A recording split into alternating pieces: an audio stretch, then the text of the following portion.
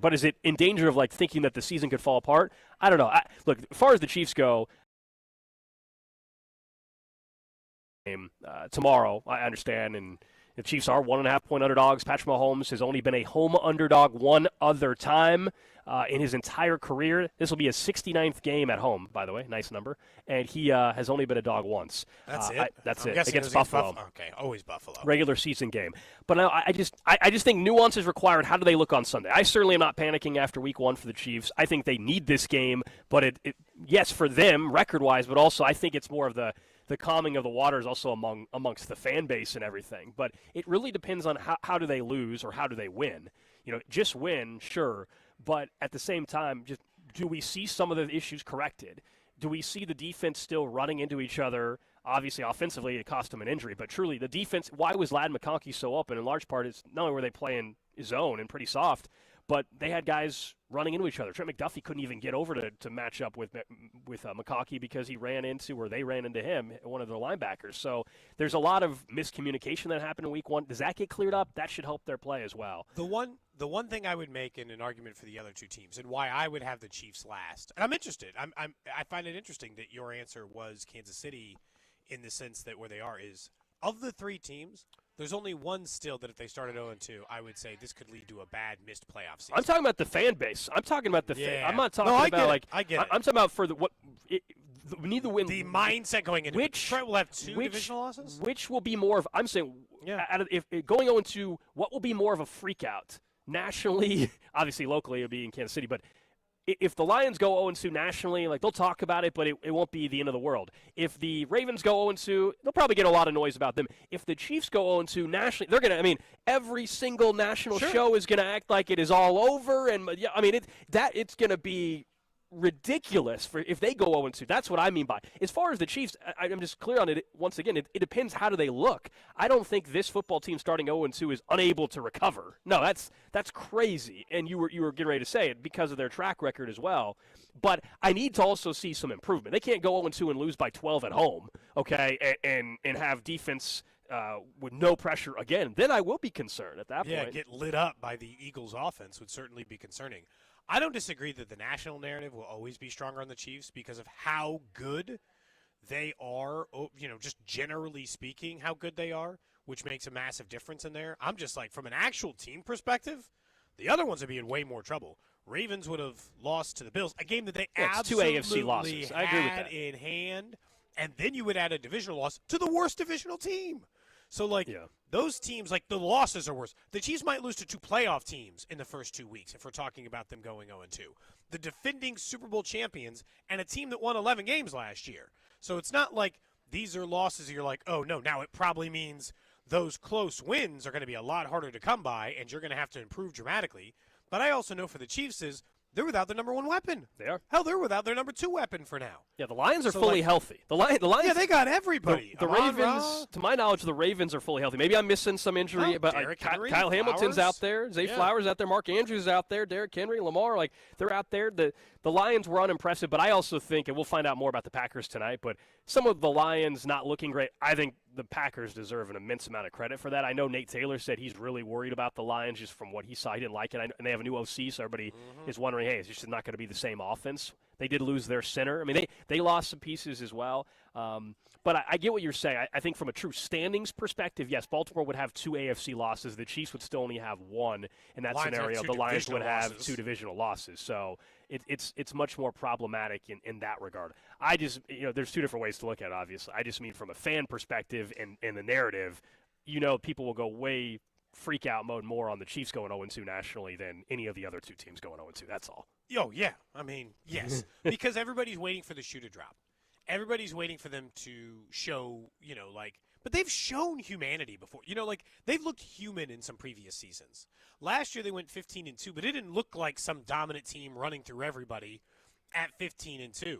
They've had 11-5 seasons, right? They've had some ones where they showed some cracks. Yeah. They always do bounce back into it. This would be the biggest crack, admittedly.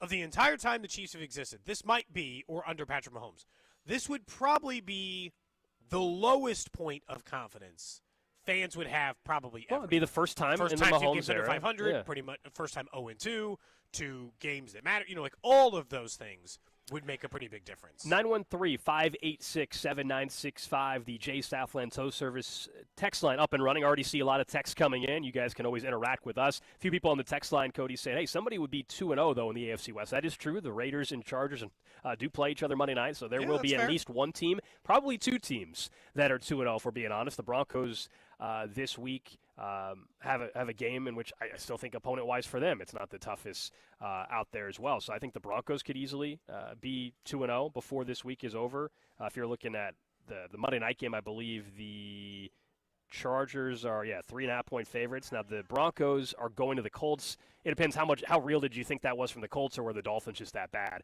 It's a tougher matchup for the Broncos than they had last week against Tennessee, but the Broncos are slight favorites in that game. So you probably have the Broncos or a Chargers team that's starting 2-0. But my thing on that is, especially if the Chiefs win, you have 2 games still against the Broncos. You have 2 games still against the Raiders. Yeah. You still have another one at home against the Chargers. Like, acting like the division, that they couldn't make up the ground in the division, to me would be pretty crazy, even if they were to drop this game. That inevitable question would still be, what is the final record of the team we think is winning the division? And I don't think it's 12 or 13 wins. I think it's 11 wins if it's not the Chiefs, right? I think it's probably that same, maybe 12. And if you tell me you start 0-2, you're like, can they still win 12 games out of 17? Yeah, they can still win. But they've got to show some sign of improvement on Sunday. I get what you're saying offensively, that they're down their 2 big weapons. I get it. It's more about the defense for me. I've said it all week. Like that's why this one would be so huge. It is, yeah. Just being 1-1 and stabilized. For sure, it would calm everybody down. It would calm everything. The team could take a little bit of a deep breath as well. But I think it's more about the defense showing something than it is even the offense. Like the offense, I think is going to be a tough watch and a frustrating one for weeks and weeks, guys. I just think that's how it's going to play out. We saw it a lot last year. They still could score, but it's not going to be as pleasing to the eyes as we all wanted it to be. Defense is where they're going to have to join the party a little bit more. And I know you're saying, well, they've been carrying this team for 2 years. I know, but they've got to come up to the pack a little bit more than what we saw against the Chargers. Going into this season, I was the opposite of the stance you were saying now, in the sense that I was like, hey, it's time for the offense to carry the torch for a little bit, let the defense off the hook for a bit, and let's lead by scoring. But now, unfortunately, I'm not sure they have that luxury, because before I thought that they had, at least Xavier Worthy and then eventually Rashee Rice as a part of the offense. And now, Gold, they're down to neither of those guys. And Hollywood Brown is their number 1 wide receiver. So the defense doesn't have to be the Super Bowl caliber defense I'm used to seeing at the end of the season. But they got to be a lot scrappier than they were in that first game, better in the red zone than they were in that first game. And you can't give up 3rd and 14s, 3rd and 10s. It's the 3rd and long stuff that kills me maybe more than any of it. Well, fine, you give up 2nd and 3 for a first down. I come to expect it. 3rd and 14, 3rd and 10. No, those got to be stops. You pay Chris Jones and George Karlaftis a lot of money for those not to be stops. And those 2 players in particular, yes, but in general, any of these key pillars of the organization, those are the guys that can't be making the mistakes when clearly you're trying to bring along some younger players, when you're trying to get Jaden Hicks to come along, and it's going to look like it's going to be a little bit more of a work in progress than any of us thought it was going to be for him. But you have to – Chris Jones can't make the mistake. He owned it. Again, we've said it multiple times this week, but that mistake just can't happen from a veteran, from an all-pro, a future Hall of Famer on a 3rd and 14. That's why Drew Tranquill got after him in the moment as well. The hope is that Steve Spagnuolo, and there is a track record here, now not usually 1 week to the next that quickly, but 2 years ago, this defense got off to a slow start, and as they got to week 8, week 9, it got much, much better. Are we going to see a big leap after a Friday night game to a Sunday afternoon game? It's going to have to be somewhat better. Otherwise, we're going to be sitting here on Monday talking about, once again, this defense really struggling to shut down a team that of course, has some pretty good playmakers on the outside in A.J. Brown and Devonta Smith. And A.J. Brown only had 1 catch against the Cowboys. Something tells me that will not be the case this go-around as the Chiefs take on the Eagles. Thinking of wide receivers, coming up at 11 o'clock, former Chiefs wide receiver Danan Hughes is going to join us. He's part of the Chiefs radio network. We'll get his perspective on now a wide receiver room down Worthy and Rice. And then at 11:30, thinking of defense, excited to have the former Chiefs safety, Super Bowl champion Tyrann Mathieu call into the show. He will be back in Kansas City this week and banging the drum on Sunday at Arrowhead to get the crowd fired up. I want to get his perspective on this defense. He's been with Spags, obviously. He knows what kind of adjustments happen. What did he see from the safeties? He was part of the YouTube pregame show last week as well. So I think we'll also ask him, hey, does he have any snaps left in him? He retired, but, he's got that football itch. Yeah. I saw that on Twitter. A lot of people are like, hey, is he banging the drum or is he also coming in for a tryout? No, his rights are still owned by the Saints, but he did retire. Yeah, he did. He's done. Now, he might say that once the season – I assumed if he had the itch, he retired in training camp. It's not like he wasn't actively playing football. I'm sure that was at least part of it to go in there, and we're outside of that window, so we'll see. We're looking at we are live on Twitter, Twitch, YouTube, Facebook. I'm interacting in the chats like I typically do over there. Obviously, you can text us at 913-586-7965. Drew has told us he cannot locate the 3D figurines of us. What, so he steal them? That he typically puts up Potentially. on the video stream. Oh, my goodness. Are people stealing the figurines now? Of us? And by the way, they know we use those for this. I swear to you, I will check cameras if they're actually missing. Now, my assumption is that they're just placed in an area that Drew did not find. And we will see. Certainly not a place that I put currently, them. Drew said, hey, guys, I found something to put on the camera for now. I had not seen what that thing was. It is a lamp. That's it, Drew? Lamp and some cleaning spray? Yeah, that's the best it's a lamp. You couldn't put up like a jersey or like a stuffed animal or something? Well, we got all kinds of stuff in the office. I had to get back in here. So a lamp? Yeah. So if you'd like to see that lamp, YouTube, Twitter, Twitch, it potentially and Facebook. could change during the break, but yeah. It's a pretty traditional style lamp, I'd say. Don't love the shade. You know, of all lamp choices, this is the one that's been living in the studio for the better part of 3 months, and I'm still not totally sure why. It's just in there. Now we got a mystery about these figurines. That's why. Where did these figurines go? Who may have misplaced them? Who may have intentionally hidden from us? Drew, are you sure you just didn't see them? I'll be honest. Typically, what I do is the box that I put them on, I slide over to the side, off to the side, all the way behind the tarp. I put the box of the figurines on top of that box, and it's there, and it always has been there. I don't put it back in our office. I just leave it right there, and it has not been touched to this point in all the remotes that you guys have done this year. It's still been in the same spot, but it was not there today. In the commercial break, we'll have you check again, I guess. It's not in its normal spot. Doesn't mean it's not there. Yeah, I'll check now one more time. Instead, everybody's just getting people standing in the back of the window, in the back of the screen. So there's still something to watch, and at the very least, it's another way to consume, listen to, and enjoy the show. We'll make sure that we interact with you over there in case you don't and are not near a radio. The Royals last night, I'll say, they had. I mean, if they were getting ready to be 5 games back, dude, it would have been done. And I already know, I said, Vern's like, hey, you've written this long. If they're still the hottest team and maybe tomorrow starts they're the hottest team in baseball part of it. Okay. Vinny came through. I'm not saying that's going to happen. I'm just saying they needed it to stay alive to not be dead. But what Vern said yesterday is still something I do agree with. Their ability to win in spite of the issues that they have had injury-wise this year. Gold, it has been, you said to Vern, it's the antithesis of the level of health they had last year. They were one of the healthiest teams in all of baseball last year, and as a result of that, we're a playoff team. They have been one of the most, if not the most, injured rotations in baseball. They're still pitching well. They've had to overcome the league's worst offense for a huge chunk of the season, and at least they're still in it. I feel better about 2026 than I was expecting at the end of the season, considering the fact that they are not currently in a playoff spot. So you had a win yesterday.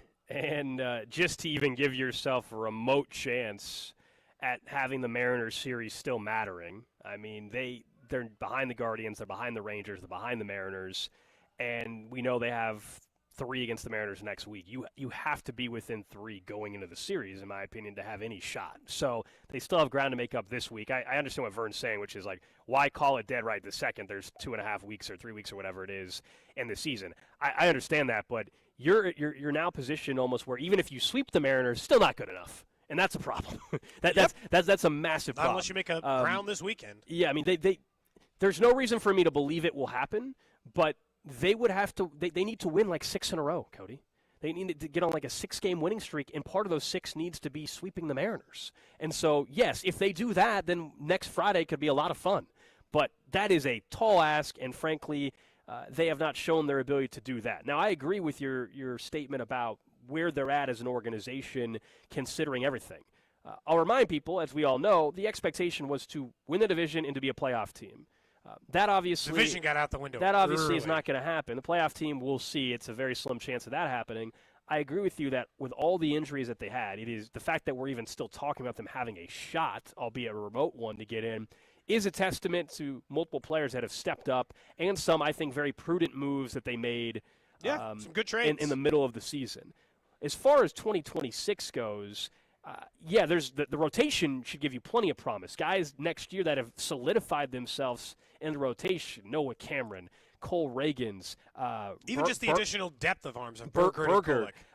They put themselves in a spot where they have an ability to go and make a trade or two to boost the outfield. Now, I think they are well aware that the outfield was their biggest problem this year, other than the injury bug hitting them.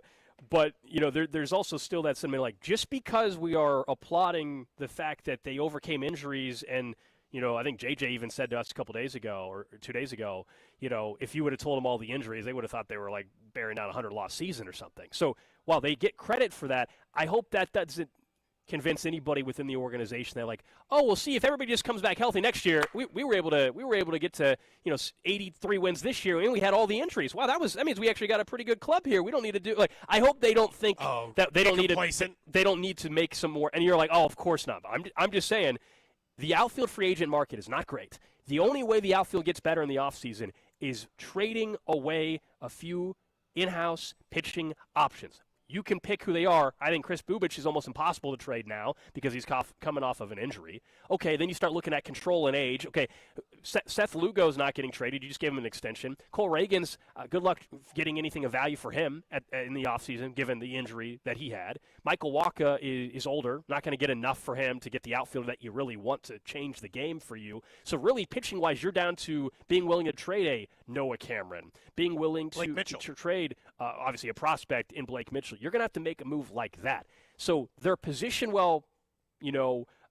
pitching-wise heading into next year, that's the best thing heading into 26 for me, is it gives them some options. But I just hope that they don't look at this and say, wow, with all the injuries, the fact that we won this many games still is really impressive, and think that doesn't mean that there weren't still major problems even without the injuries to this team. So much of the offense right now does feel like it's going to end up relying on the fact that Carter Jensen and Jack Caglione will have good sophomore years. Because right now, 5 parts of the lineup, I would argue, are already locked up. Michael Garcia, Salvador Perez, Vinny Pasquantino, Bobby Wood Jr., and Jonathan India are all a part of the everyday lineup for the Royals next year. No real question about it.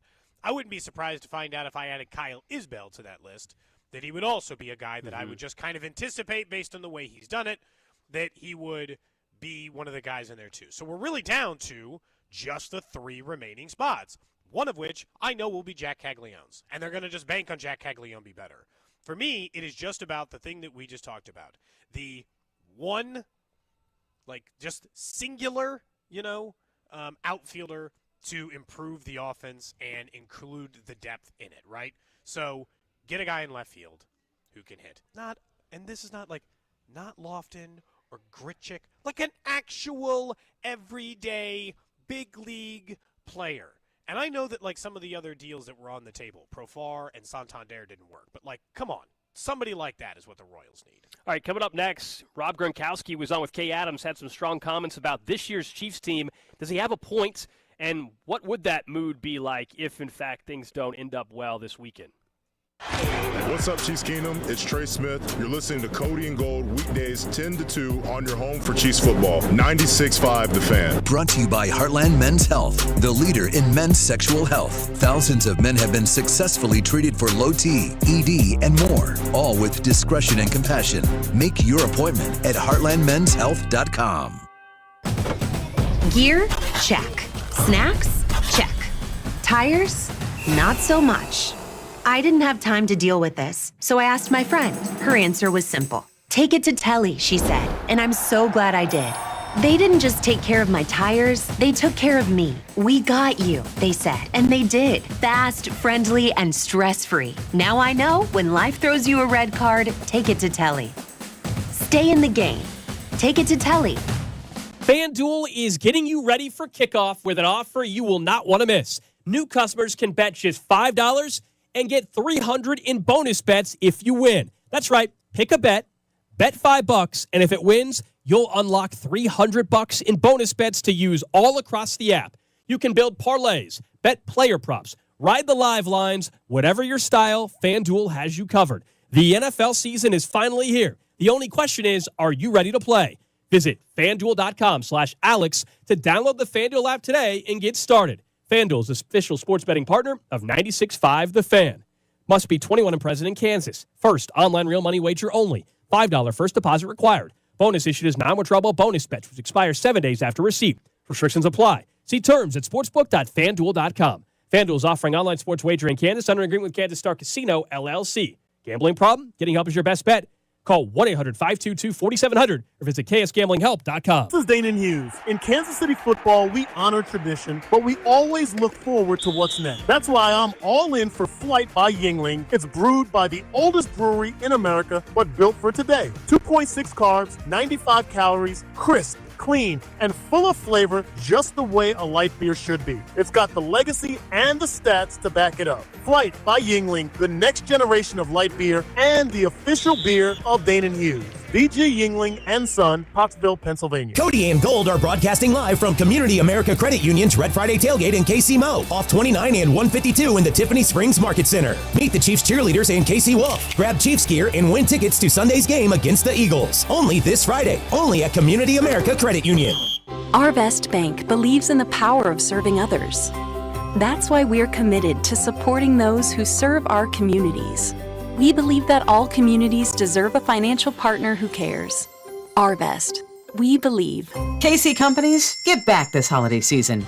Adopt a kettle with the Salvation Army. Get your team out ringing bells for a great cause. Adopt a block of shifts or full days. Go to registertoring.com and make a difference. That's registertoring.com. Men, the summer is here. Longer days, warmer nights, and romance in the air. Intimate dinners, walks on the beach, dancing in the moonlight. But if you have erectile dysfunction, you know it can ruin romance, both for you and the one you love. This is Jeff for Heartland Men's Health. And if you have ED, don't let another summer go by without getting treated. Because intimacy is one of the greatest things in life, and fear of not being able to perform should not be something you have to deal with. At Heartland Men's Health, we're ED experts. We've successfully treated tens of thousands of men. Our protocols work when others don't, and we have treatments that are effective in well over 90% of cases. You could even last up to an hour or more and perform like you haven't in years. So call us. Your initial appointment is only $99 and includes blood work, a medical consult, and if medically advised, a test dose. And if that test dose doesn't work in the office, your visit is free. Call 844-447-6600. That's 844-447-6600. Or go to heartlandmenshealth.com. Stay comfortable year-round with fast, reliable service 24/7, even weekends and holidays. Already invested in repairs? Save up to $4,500 on a new HVAC system. Schedule today at anthonyphce.com. Oh, could this vintage store be any cuter? Right? And the best part? They accept Discover. Accept Discover? In a little place like this? I don't think so, Jennifer. Oh, yeah, huh? Discover's accepted where I like to shop. Come on, baby, get with the times. Right, so we shouldn't get the parachute pants? These are making a comeback. I think. Discover is accepted at 99% of places that take credit cards nationwide. Based on the February 2025 Nielsen report. Let's go! You're still glowing, flirting, grooving. You still got it. But your immune system weakens as you age, making it harder to fight flu, pneumococcal pneumonia, RSV, and COVID-19. Vaccines are a key part of any health routine and help strengthen your immune response. Ask your doctor or pharmacist which vaccines you need. Schedule in minutes at vaxassist.com. Sponsored by Pfizer.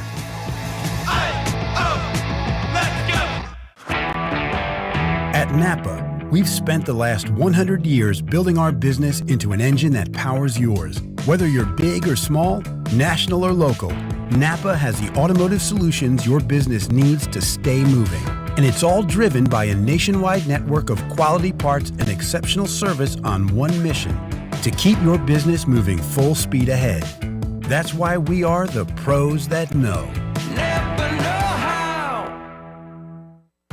This is the story of the one. As a custodial supervisor at a high school, he knows that during cold and flu season, germs spread fast. It's why he partners with Grainger to stay fully stocked on the products and supplies he needs, from tissues to disinfectants to floor scrubbers. All so that he can help students, staff, and teachers stay healthy and focused. Call 1-800-GRAINGER, click Grainger.com, or just stop by. Grainger, for the ones who get it done. Today, we're constantly taking photos and videos to remember our favorite moments. But what about those captured before the smartphone? What about the memories tucked away on aging VHS tapes, film reels, or in fading photos? These cherished memories are fading away with time, vulnerable to threats like heat, moisture, and mold. But fear not, there's a solution to safeguard your legacy. Hi, I'm Adam. And I'm Nick. Together we founded Legacy Box over a decade ago with one mission, to bring your memories into the 21st century. It's time to bid farewell to old tapes you can't watch and faded photos. Legacy Box transforms them into digital treasures, ready to share with a click. Just like magic, your shoebox of memories is now safely stored in the cloud or on a thumb drive. Over 1 million families have trusted Legacy Box, so you can rest assured your priceless moments are in good hands. Don't let your childhood fade away on old tapes. It's time to digitize those priceless moments. Fast forward into the digital age. Visit legacybox.com/value and unlock 50% off your order. That's legacybox.com/value. Brought to you by Duke's Mayonnaise. This is the Duke's Country Song. It's a song about the best mayo. It has a yellow lid, and its full name is Duke's Mayonnaise. Get Duke's Mayo in store. It's got twang. You're listening to 96.5 The Fan from the Mission Plumbing, Heating, and Cooling Studios. Don't forget, when we talk college football here on the show, coverage on 96.5 The Fan brought to you by Bud Light. Bud Light and Tanners are teaming up to make every college game day legendary. Every Saturday, rep your college team. Catch every play and enjoy $15 buckets only at Kansas area Tanners locations. Bud Light and Tanners, from the stands to the bar, your game day headquarters. I know tomorrow we'll talk a little more college football. Drew's excited for the college football slate. Clearly, the South Florida-Miami game has his attention. He told us that on the yesterday. CW network. First day we let Drew do a college football segment. He started bringing USF on the network like right after One Tree Hill airs, Drew. hey, it's the team. Hey, they might be the team to watch this weekend, actually, believe it or not. They're becoming a fan favorite. It is a top 25 matchup. Miami's looked so good, too. Yes. It definitely is. And, of course, you can get geared up for all the colleges here in the area, whether we're talking KU, K-State, Mizzou, you name it. They got it all here at Rallyhouse and, of course, for the Chiefs game on Sunday as we are broadcasting live at the Berry Woods Crossing location up here in KC North. If you haven't visited your local Rallyhouse in the KC area, what are you waiting for? Largest selection of that Chiefs team gear. You will find the fans' playground, basically, to gear up for the season.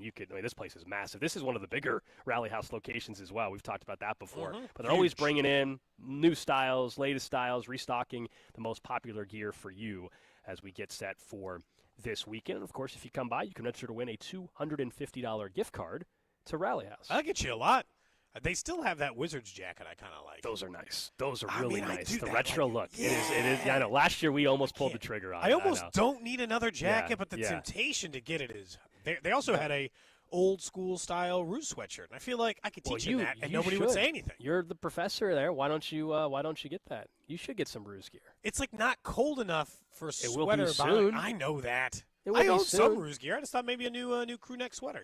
So let's get back into the Chiefs for a little bit before we get to tonight's Thursday night matchup, Packers and Commanders. I think it's an interesting game based on the narrative around the Packers and obviously what the Commanders were last year and their young quarterback, Jaden Daniels. But Rob Gronkowski was on with Kay Adams over on FanDuel TV and had this to say about the Chiefs.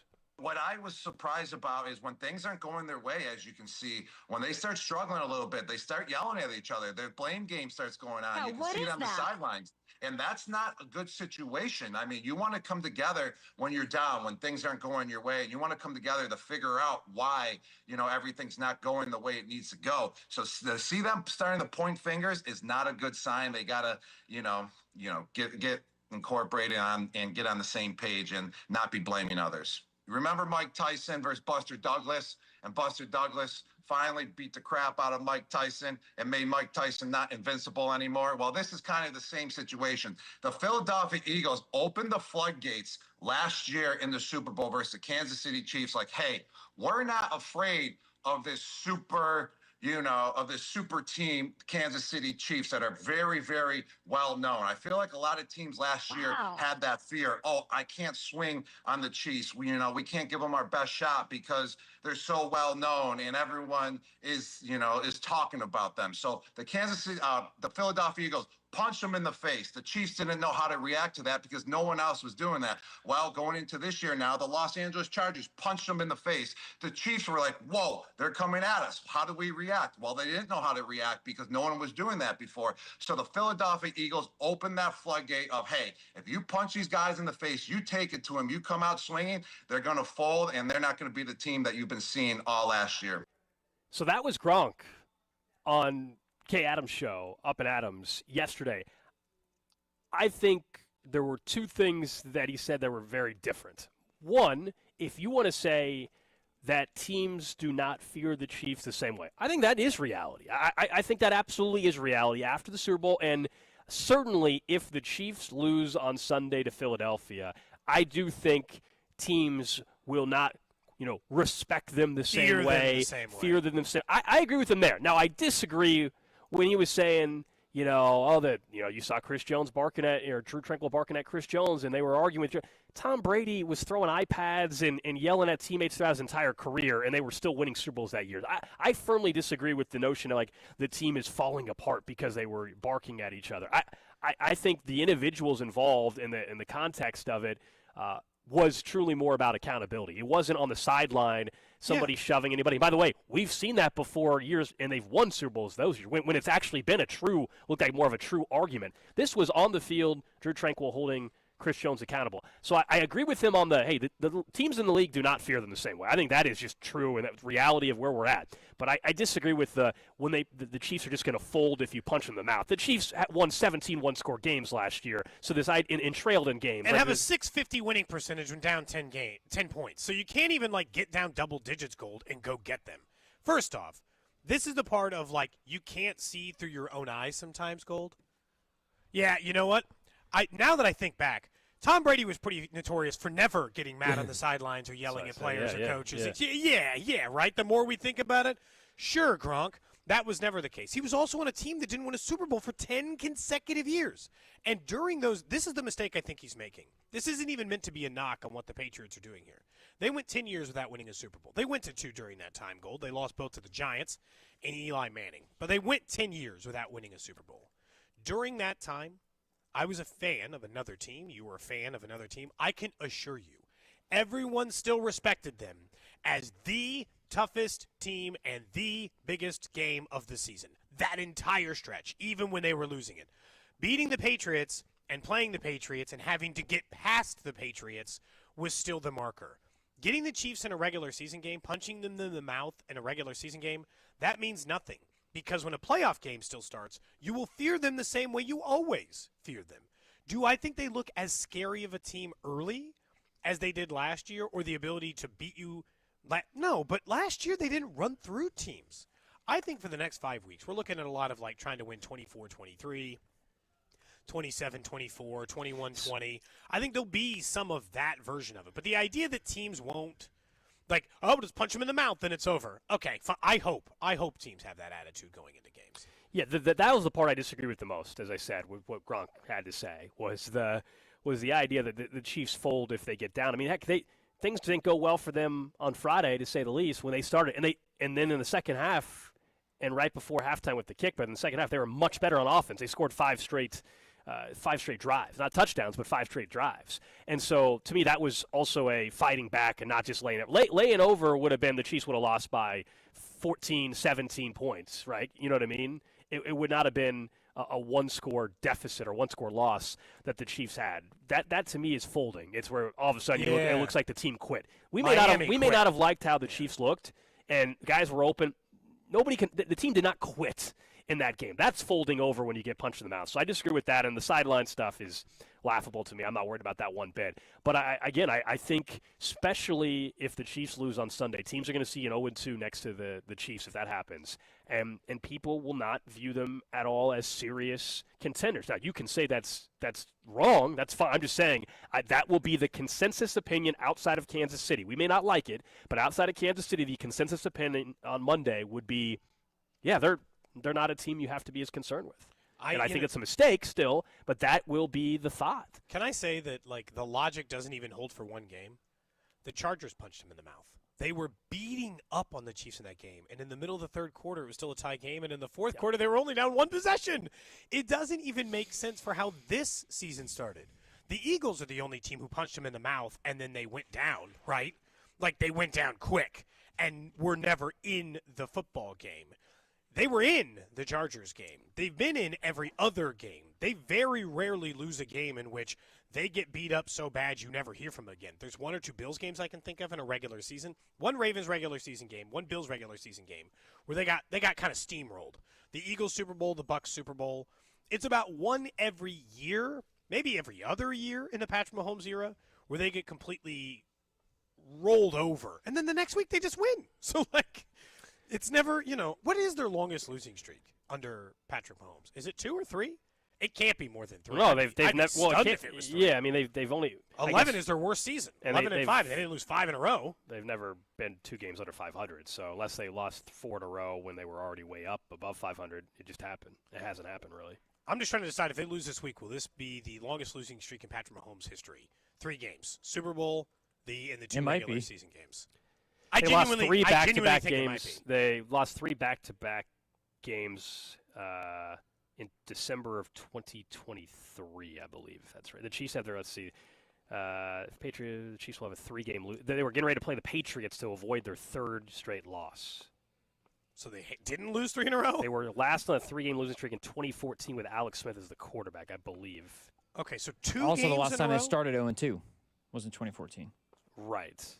So that's right. Like, that speaks to its own, right, doesn't it? I mean, if this is the... But that's why they're in uncharted territory, hence the conversations that are happening heading into this. I mean, it's it's weird. It's just the nature of always, like, the vibe of any franchise. You lose in week 1, then people can start the, well, what if you fall to 0-2 conversation? And then if you go to 0-2, it's like, well, you can't go to 0-3, and everybody starts bringing up playoff percentages of teams that start 0-3 and the chances of making a postseason. We had those conversations last year, frankly, about Cincinnati, like on this show because of Drew as well. Like that's the conversations that happen when you drop your opener. It's crazy because you've only played 1 game, and that's you don't have a chance to get another win until Sunday. It's not like you can go and play game 2 the next day and end the convo. But for a week, people will have conversations about you potentially falling to an 0-2 record. That's just the reality of it. You get to 1-1, and everything honestly just stabilizes and everything chills out. Then you get the Giants. It's such a massive game to a for winning record, and it doesn't feel bad. Massive game for narrative, and I just think in the pulse of the fan base in conversation more than it is actually like truly worried that they're not making the postseason or something crazy like that. No, I agree with that. I mean, Mitch over at Kelly's had sent me. Mitch Kelly had sent me a message. He said, no NFL quarterback, this was a stat, no NFL quarterback has recorded 38 career wins or more without losing at least 3 games in a row. Patrick Mahomes, who's won 106 career games and never had 3 straight losses. This would be the first time ever that he would lose 3 straight games. And that's including going back to a Super Bowl, not even like a regular season losing streak. And so when you start thinking about where they are, I just have a hard time, feeling like this team has unraveled because they played 1 divisional game. And I don't know, the other part is like, they're like 40-1 in the division. I know it's not that, but it's essentially that. It's like 35-6 or whatever the hell it is. They're allowed to occasionally lose a divisional game. So I agree with you. I guess the part that is different is what we don't know the answer to. Is this about to be a shift? Like I'm with you. We can cite all the stats that say, oh, they're this dominant in the division. They've done that is all true. The question and what people are because of the Super Bowl mainly, people are questioning is that era over? Is that dominance getting ready to change? And that's why this weekend is so important. I'm with you. We can keep citing the AFC West records and everything, and I tend to think that they are going to be just fine when we get further into the season. But I understand why there is a thought out there of like, yeah, you can cite me Mahomes hasn't lost 3 in a row ever. I can cite you that they've never been below 500, 2 games below 500, I should say, in the Mahomes era. All that, that's true, but are we about to see it for the first time, and therefore it's just a different era? And I think that's what's scary to some fans out there as well. The idea that it could change. Is this just about to be a shift? Not that they're going to be an 8-win team, but like, are they going to just be one of the very good teams in the league? Not the best teams in the league. That's the scary part. I tend to think that, one, they're winning Sunday. Spoiler, I know we have to do our picks tomorrow. Spoiler, I have the Chiefs winning on Sunday. I love the fact that they're an underdog. I love the fact the narrative is that it's over and all this. I do have them winning on Sunday. But if they don't, I recognize the reality of the conversation, depending on how they we'll look. be having on Monday. Yeah. So isn't this kind of going back to what you guys were talking about earlier with the division? It's going to be weird, but shouldn't Chiefs fans be rooting for the Raiders? Because if the Chargers win, they'll be 2-0 and 2-0 in the division, including up half a game on the Chiefs because they beat the Chiefs. Like I would agree. They'd be back. They'd be up a game and a half, if not more, depending on how things go Sunday. Yeah, but if the Chargers win, I'm also not going to lose my mind. You know, like Well, it goes of back to course, the same of course. thing. Yeah, sure, but I'm rooting for the Raiders. Meanwhile, tonight, for an early season matchup, doesn't get a lot better than this for a Thursday night game. You know, we get a lot of trash Thursday Night Football. Gold, you know, I am prone to straight up skip Thursday Night Football. Like, coming up tonight, Browns, Jets. I'm like, I'll be doing other things. Tonight, instead, we get Packers, Commanders. And the more I think about this game, the more I just feel like the winner of this game should be considered the favorite coming out of the NFC for the number 1 seed. Really?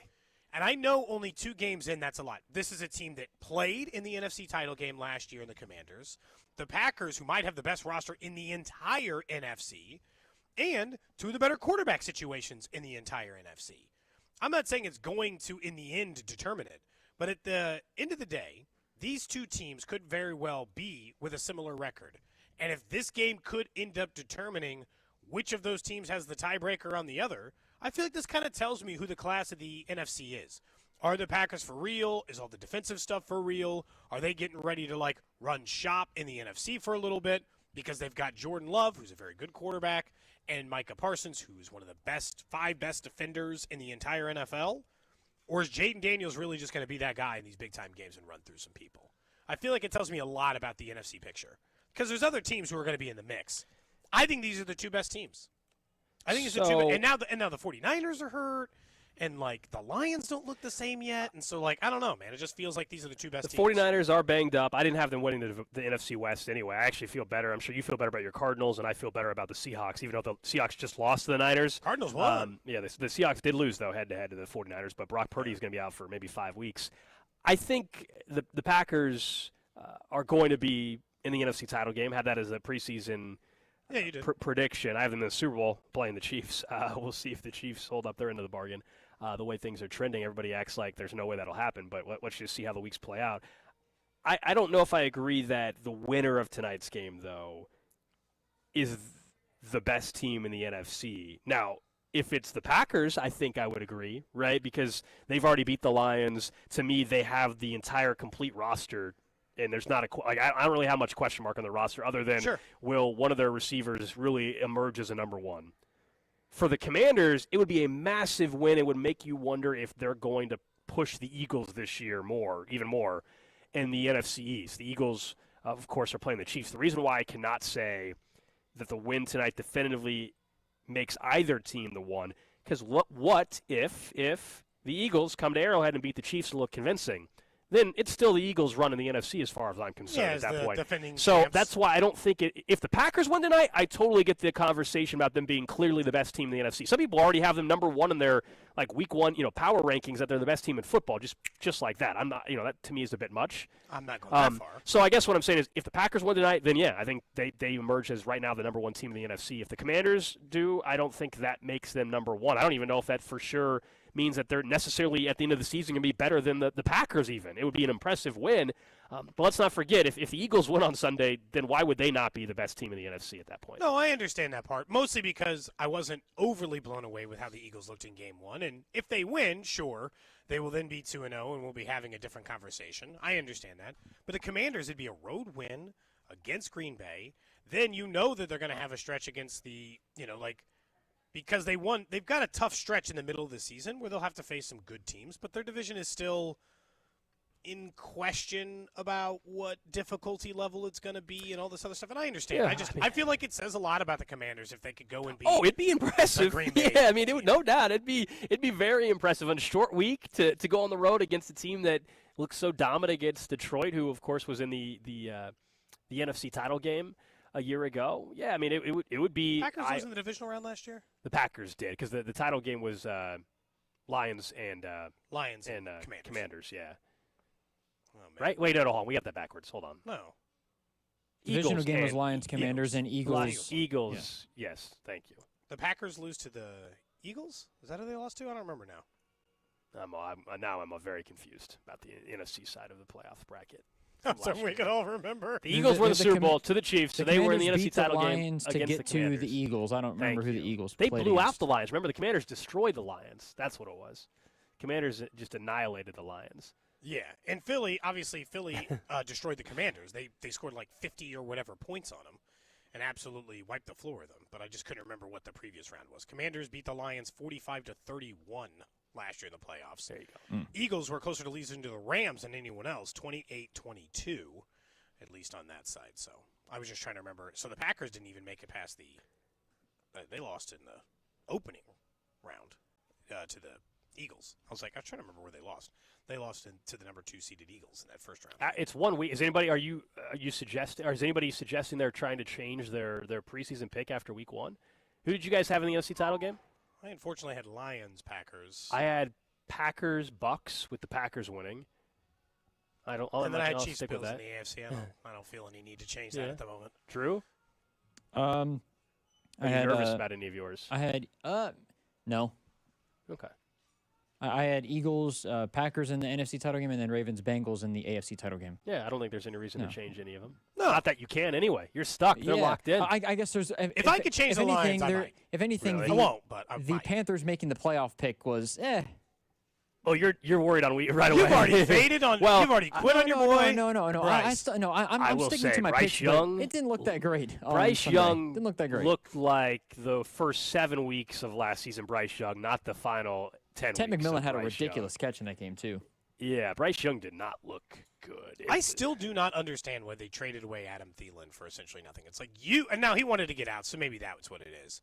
But he was the safety net for your very young quarterback who you're trying to be good this year. Maybe, just hypothetically, I would keep that guy around. But no, we know this for a fact. Week 1 is the worst week of the year to make any determination on any NFL team at all. The Lions could just as easily go drop 65 this weekend, and we have a very different conversation about where they are and who they are and everything. Week 1 is a liar. It is always a liar. Yeah. And the Saints last year, we don't even have to go that far back. The Saints last year were dropping 50 points a game, and everyone was talking about what next job their offensive coordinator was going to get. And he's now the OC in Seattle. But yes. He got fired. He quit by the end of the year. He didn't even. He wasn't even back with the Saints the following year. Ugh. Well, yeah. I mean, maybe tomorrow we can talk about of the teams that look just pitiful in week 1. Who do we actually think bounces back? I still think, and we're trying to tank for last place in our circuit contest. That Dolphins game is really tricky to me because the Dolphins look so bad against the Colts. They're home favorites against the Patriots, and everybody saw the Dolphins look like crap. And I feel like the thought would be the Patriots are clearly winning that game. That's the thought I would have too. Yeah. But watch the Dolphins go out and look really good out of nowhere. But it's not like the Patriots looked good in week 1. They lost to the Raiders at home. And Drake May looked awful. So that's what's fun about the NFL, man. Week 2 definitely maybe stabilizes some things and tells us a little bit more of the story. Don't forget Sports Talk on 96.5 The Fan, presented by Paramount Plus. Sylvester Stallone is back in the original hit series Tulsa King. This season, Dwight faces his most dangerous adversaries yet, forcing him to fight for everything he's built and to protect his empire. Stream the new season of Tulsa King on Sunday, September 21st, exclusively on Paramount Plus. Up next, former Chiefs wide receiver Danan Hughes, part of the Chiefs Radio Network, joins us. We'll ask him about how this offense can match up against Philly, not having Rice, not having Worthy, and does he think they'll be willing to run the football more on Sunday? This is Cody and Gold on your new home for Chiefs football. 96.5 The Fan. Brought to you by Heartland Men's Health, the leader in men's sexual health. Thousands of men have been successfully treated for low T, ED, and more, all with discretion and compassion. Make your appointment at heartlandmenshealth.com. I'm already making plans with friends this Friday night to sit out on my dream deck. That's because I've got this big covered patio outside we can enjoy thanks to all-weather decks. The right deck at the right price. A 24-time winner of Angie's List Super Service Award. They can build your dream deck. That is very, very important. I know you've been seeing the pictures. You've been going to your neighbor's house. You're like, man, I love their fire pit. I love the way that that's set up into the yard. I love the screen porch or the patio or the covered deck. Whether it's a wood deck, composite, doesn't matter the style or the surface, an outdoor kitchen, or even if you need stone masonry work, they can do all of that over at All Weather Decks. Check out the pictures for yourself of what their work looks like. You don't have to be afraid to be like, well, I got maybe a vision. Could it look like this? They'll schedule a free estimate with you and help you go through the process to do it. It was great. I'm like, hey, let's look at some of these projects. Gave me an itemized list. We could do this, this, this. We could do it in this style or this style. Here's what it looks like. Here's some pictures of what it could look like, and broke it down for me step by step. If you're looking for that project, go to allweatherdecks.net or give them a call, 913-206-1974. Looking for the best Chiefs gear in town? Look no further than Rallyhouse. Join Cody and Gold Thursday from 10 to 2 as they broadcast live from the Rallyhouse at Barry Woods Crossing. Shop the most outrageous selection of Chiefs merch and get entered to win a Rallyhouse gift card. Details at 965thefan.com. Flu season is here. Get your flu shot today at your local Hy-Vee pharmacy. It's easy, convenient, and no appointment is necessary. Plus, when you get your flu shot at Hy-Vee, earn a 20-cent fuel saver. That's right, a 20-cent fuel saver. Get your flu shot when it's convenient for you. Schedule online or just stop by your Hy-Vee pharmacy. No appointment necessary. Help your family stay healthy. Get your flu shot and get a 20-cent fuel saver only at Hy-Vee. See store for details. Some restrictions apply. It's football season, and I can't wait for the games. And now I have even more reason to cheer on the Chiefs. I just head to Hy-Vee the day after any game and score savings at the pump with my Hy-Vee Perks card. Win or lose, I earn a fuel saver discount equal to the Chiefs score based on the amount I spend. If the Chiefs score 35 points, I save 35 cents per gallon when I spend $35 on groceries. The more we score, the more I save only at Hy-Vee. Some exclusions apply. See store for details. Doug. Limu and I always tell you to customize your car insurance and save hundreds with Liberty Mutual. But now, we want you to feel it. Cue the emu music, Limu. Save yourself money today. Increase your wealth. Customize and save, we say. That may have been too much feeling. Only pay for what you need at libertymutual.com. Liberty, liberty, liberty, liberty. Savings vary. Underwritten by Liberty Mutual Insurance Company and affiliates. Excludes Massachusetts. Thank you, KC, for voting Century Roofing the best roofing company in the Metro in the Stars 2025 KC Favorites competition. After 35 years, we're giving back to you by extending our free material upgrade sale through the end of the year. Get a free upgrade to impact-resistant shingles with any roof replacement for better protection and possible insurance savings. Trust the best, Century Roofing. Visit CenturyRoofingKC.com for your free estimate today. Century Roofing. Trust the pillars of strength. Century Roofing, we've got you covered, KC. Man, if your stream isn't as strong as it used to be, or you're taking more breaks to the bathroom than the last 2 minutes of a televised football game, there's another timeout. We'll be back after this. it's time to get checked. An enlarged prostate, or BPH, could be the cause. And Kansas City Urology Care is here to help. Fast answers, trusted care. Don't wait. Come see Kansas City's largest, most experienced, and most advanced urology team. Visit kcuc.com today. At KCUC, you see the best in KC. You could be on the 50 at GEHA Field for the official coin toss at a Chiefs home game this season. Enter to win at Chiefs.com/GEHA. GEHA is the proud partner of the Kansas City Chiefs. This October, the whole family can ride along for the wildest weekend in Kansas City. PBR Outlaw Days, October 3rd through the 5th at T-Mobile Center. Cheer on your Kansas City Outlaws as they battle the world's best on the dirt, under the lights. KansasCityOutlaws.com. Get your tickets now at PBR.com. Kansas City Outlaws. All grit and no quit. As a mom, comforting my family is what I do best. Vicks Vapor Stick provides soothing, non-medicated Vicks Vapors in an easy-to-apply stick, and it dries fast, so there's no mess. I use it to comfort myself and my family. Thanks, Mom. Vicks Vapo Stick, soothing comfort for the whole family. And try Vicks Vapo Shower Max for steamy Vicks Vapors when you need more comfort for yourself. Use as directed. Too many tools, too much stress, and way too many bills. Odoo replaces it all. One connected platform for every part of your business, so you can work faster, smarter, and for less. Odoo, the only software you'll ever need. Try it free today at odoo.com. That's ODOO.com.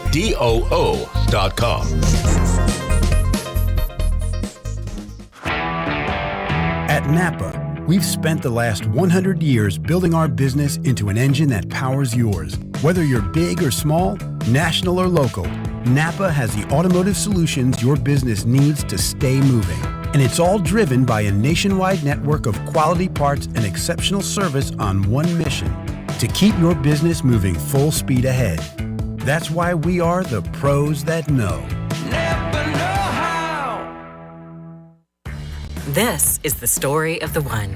As a custodial supervisor at a high school, he knows that during cold and flu season, germs spread fast. It's why he partners with Grainger to stay fully stocked on the products and supplies he needs, from tissues to disinfectants to floor scrubbers. All so that he can help students, staff, and teachers stay healthy and focused. Call 1-800-GRAINGER, click Grainger.com, or just stop by. Grainger, for the ones who get it done. Hey, it's Trey Smith. The Chiefs Radio Network pregame show starts 3 hours before kickoff right here on your home for Chiefs football. 96.5 The Fan. KFNC FM and AM, HD1 and HD2 Kansas City, an Odyssey sports station. 11 o'clock hour here on Cody and Gold. Alex Gold, Cody Tapp. We are up in KC North at Rallyhouse, Barry Woods Crossing location. A great spot to get geared up for this weekend's game out at Arrowhead. They have, honestly, like the most outrageous Chiefs selection you're going to find in town. It's kind of crazy. This is a huge location. I mean, everywhere you look, there's tons Chiefs of stuff. gear. There's a ton of Northwest Missouri State stuff. Yeah, it doesn't really matter they got everything. School or team. But, of course, maybe it's a new season. You need some new gear. You need a new jersey. Pretty soon you'll want that new Chiefs hoodie as well. They've got everything here at Rallyhouse. You could also go to rallyhouse.com, but why not stop in at the Barry Woods Crossing location today? We're here till 2. We're registering you to win a $250 gift card as well. So it's a great time to hop on by and say hello.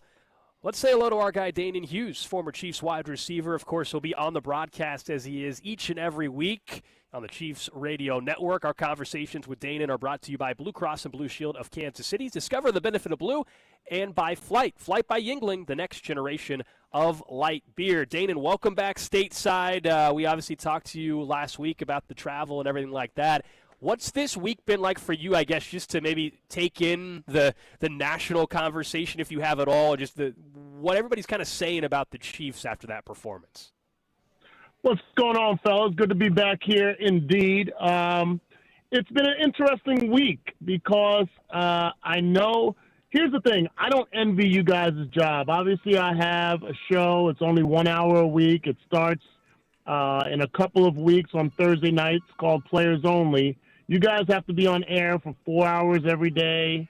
Television, 24-hour cycle. Like, I don't envy the jobs you guys have.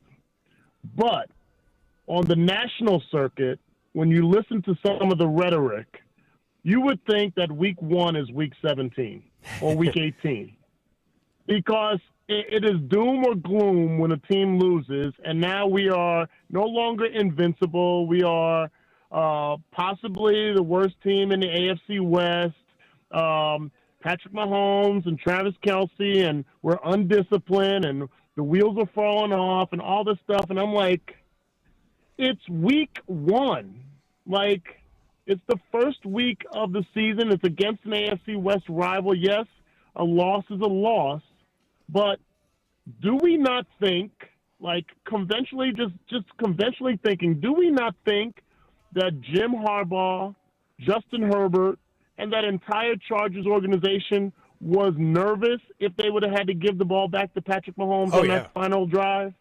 Like, do we not think that when he made the throw, the little drop, Seth Curry touch pass to Juju Smith-Schuster in the middle of the field, and then the touchdown throw to Travis Kelce, and then the big throw getting knocked out of bounds to Hollywood Brown, that, oh, there goes that man. That's the guy we don't want to give the ball to. Of course they were nervous. And, of course, every other team that will face us will be nervous if we are within one score in the fourth quarter.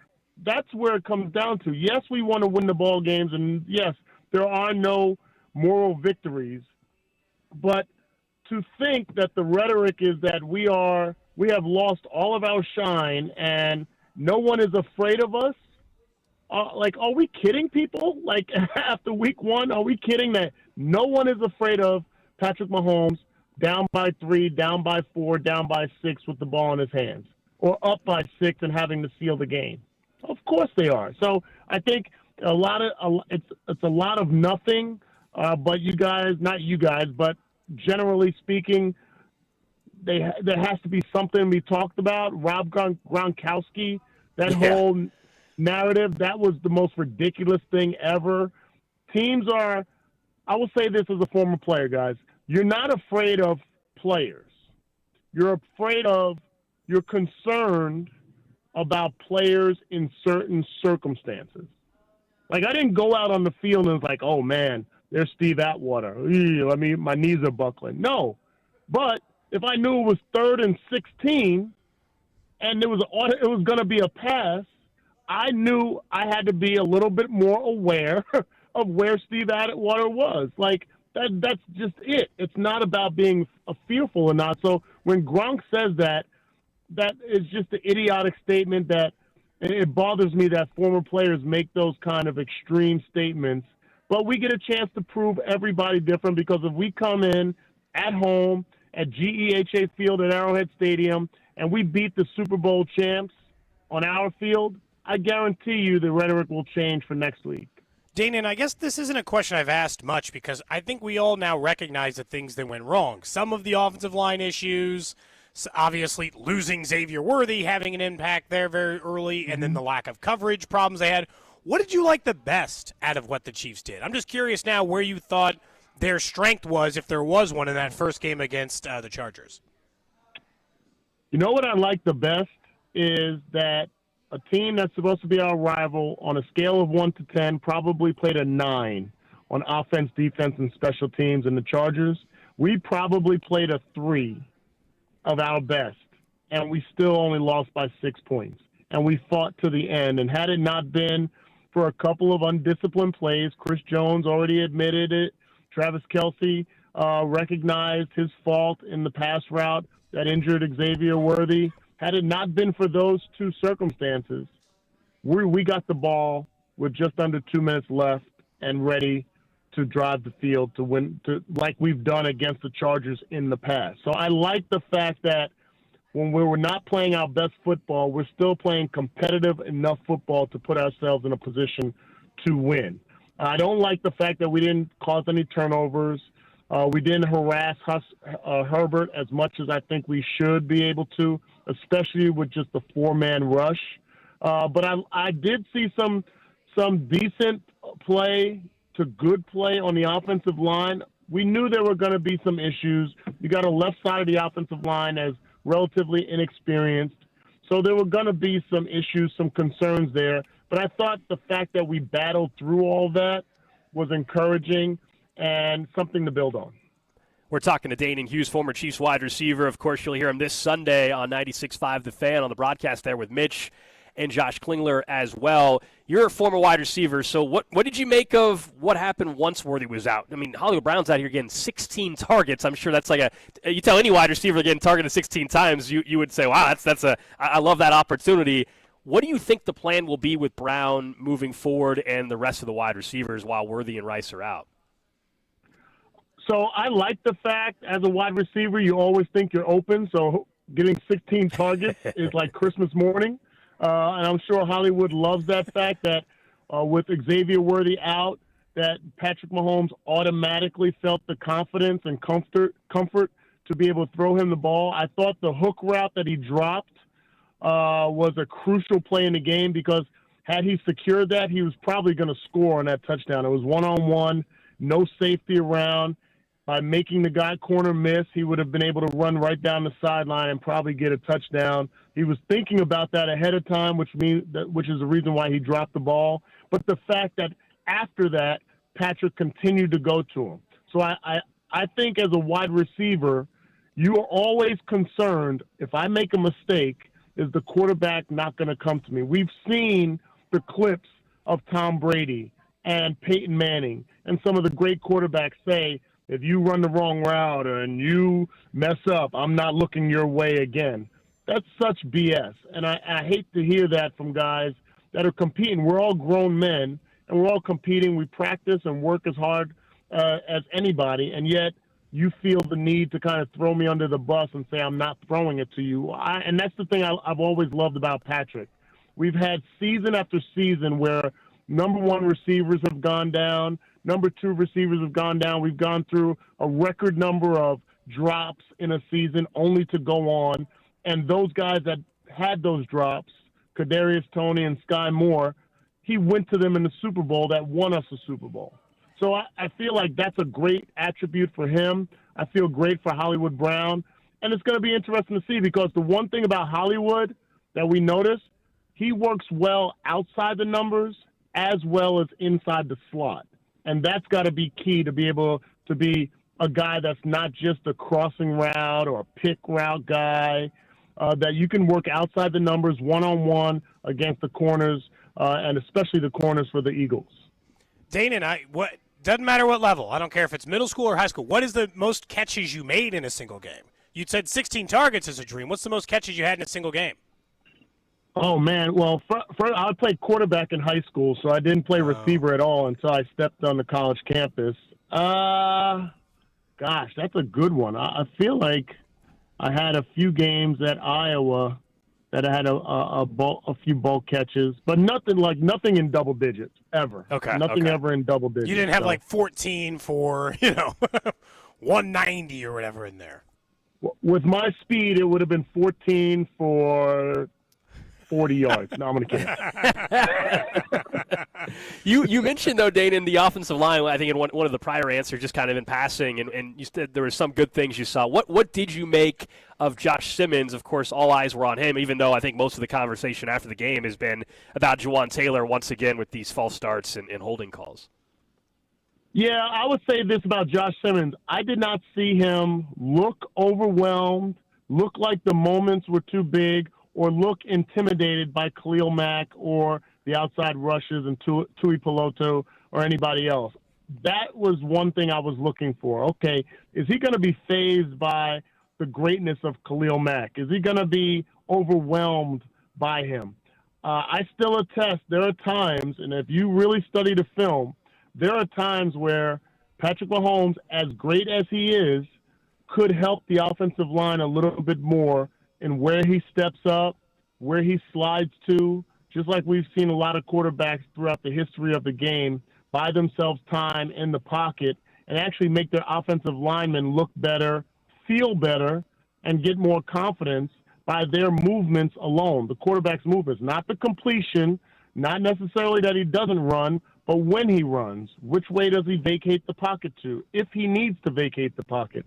So I felt like, going back to, I got off on a tangent there about Patrick, but with Josh Simmons, what I felt like every time they broke the huddle, got to the line of scrimmage, ball was snapped, he did not look like a rookie. Were there some mistakes? Yes. Were there some times where he could have been better? There was a corner blitz that came off the left side that he didn't get to. Patrick had to vacate the pocket quicker. That was actually the touchdown pass to Travis Kelce. I'm going to break that down on KSHB for Big Play Danan this week. That worked out well, but that was one situation where he did not slide out to the blitzer and left them open to rush the quarterback. Those are growing pains that we're going to have to deal with a rookie left tackle. How much does the, I think on paper at the very least, mismatch of Jalen Carter and Kingsley Suamataia worry you? Big man got to step up. Like, I don't believe in mismatches per se. I mean, we've seen Chris Jones. Like, there have been times where our defensive line, think about the Bengals in the AFC Championship. Think about the Bengals when I think in the divisional round game, they gave up 9 sacks to, I want to say, the Tennessee Titans. And then we played them in the AFC Championship, and we could not get to them. And that's when they beat us. So I don't really put a lot of stock into player versus player. I think it's all circumstance versus circumstance. Obviously, Jalen Carter is going to have some fire breathing out his nose because he had to I guess we want to call it suspended for a game. I still got a lot of beef with that whole thing. But he's going to come out with fire breathing, and we got to step up. And this is going to be a big matchup for Kingsley to show that he is more than deserving to be that left guard and to have the confidence of Patrick. Because what I don't want to see is the ball snapped, Patrick drop, plant his right foot, and then look for where Jalen Carter is. He needs to be continuing to scan the field, because I believe that was the Achilles heel of the Super Bowl, is that there are times where you can see that Patrick was concerned about the rush, took his eye off of his progression, was thinking about moving out of the pocket before the pocket was even set, and that can't happen this weekend. We can't get in a situation where there's some concern with Patrick or his movements show you that there's some concern. But, like, if I'm Kingsley and I'm a player in that locker room, this is my opportunity. This is my opportunity to shine. And, I had a few starts at wide receiver throughout my career, and I remember sitting on my stool in my locker thinking, they pegged me as a 5 receiver, only special teams guy. This is my chance. This is my chance. That's what he has to be thinking. You ever have a teammate get spit on, or ever see a teammate spit on anybody when you're playing football? I never saw it happen. I know it does happen, and it has happened. I can tell you this. If it would have happened to me, the game would have been over for me. It's the most disrespectful thing you could do to someone. Bro, let me tell you, like, I'm getting antsy here. My hands are shaking just a bit by talking about it. I can't even fathom the idea of somebody spitting on me in life. Never mind in football, where I'm actually able to be violent. Like, right. On the football field where it's legal to be violent, like, they would have had to have security pull me off the field. And I don't care if it was Jalen Carter and he's 200 pounds more than me. He would have had to beat me down. He would have had to beat me unconscious on that field, because I would be swinging everybody's helmet, not just mine, everybody's helmet that I can get a hold of, and go get my baseball bat from the Milwaukee Brewers and meet him in the parking lot. There is no way in the world that should happen. And I feel like it's disgusting by the NFL that you make the excuse. And I would say this for all the fans and everybody on X, I would say this if they were not playing the Chiefs. There's no way you can justify the fact that he did not play a snap in the game to say that it's equivalent to a one-game suspension. That would be, if I was a punter and I don't punt in the first half and I spit on somebody, you tell me I'm suspended for the second half. That's equivalent to the whole game because I didn't play a snap. That's ridiculous. And if you want to set the tone, when you hear a bunch of former players say that it happens, and you want to set the tone about changing it, you make this the reference point and the perfect example, because it was on national TV, caught on camera, against the quarterback, and all the implications involving it. And they dropped the ball on that. But I can't say enough how disgusting that is. Danan Hughes, former Chiefs wide receiver, will be listening on Sunday afternoon out at Arrowhead. Thanks, man. All right, bro. There you go. Danan Hughes. Our conversations with Danan brought to you by Blue Cross and Blue Shield of Kansas City. Discover the benefit of blue, and brought to you also by Flight by Yingling, the next generation of light beer. He's on your side on the punishment there. We don't need to rehash the whole conversation again, but obviously we just know that there's one vote for Danan Hughes on this side of the argument. Yeah, I believe him, though. I saw his tweet on the part where, like, there's a lot of Dak restrained himself. There's a lot of players. If Jalen Carter would have spit on a lot of other players on that team, it's a brawl for the Cowboys. And if it causes a brawl, let me tell you right now, he does get the game. I agree. With that. Yeah, I agree. I think if it was a bigger scene, the fact that Dak just kind of was like and pointed like, "Hey, did you see this?" Spit on and there wasn't a shove, and a lineman didn't come in and shove and started punt. Oh, it could have been what Danan was describing. Fortunately, it was not. All right, let's get to the trash. Trash of the day. Two options for you guys, and then I'm very excited here in about 10 minutes we are going to be joined by Tyrann Mathieu, Super Bowl champion, former Chief safety. He is back in Kansas City this Sunday, banging the drum. Going to be good to hear from him. We'll ask him about the defense. But 2 options for you guys, trash of the day. Either a prisoner in Arizona or mosquitoes, beer, blood, and sex. I mean, if you're what? Beer, blood, and sex has to be the winner, doesn't it, Drew? I don't even care about the mosquitoes part of it. Okay, all right, so we're going with that one.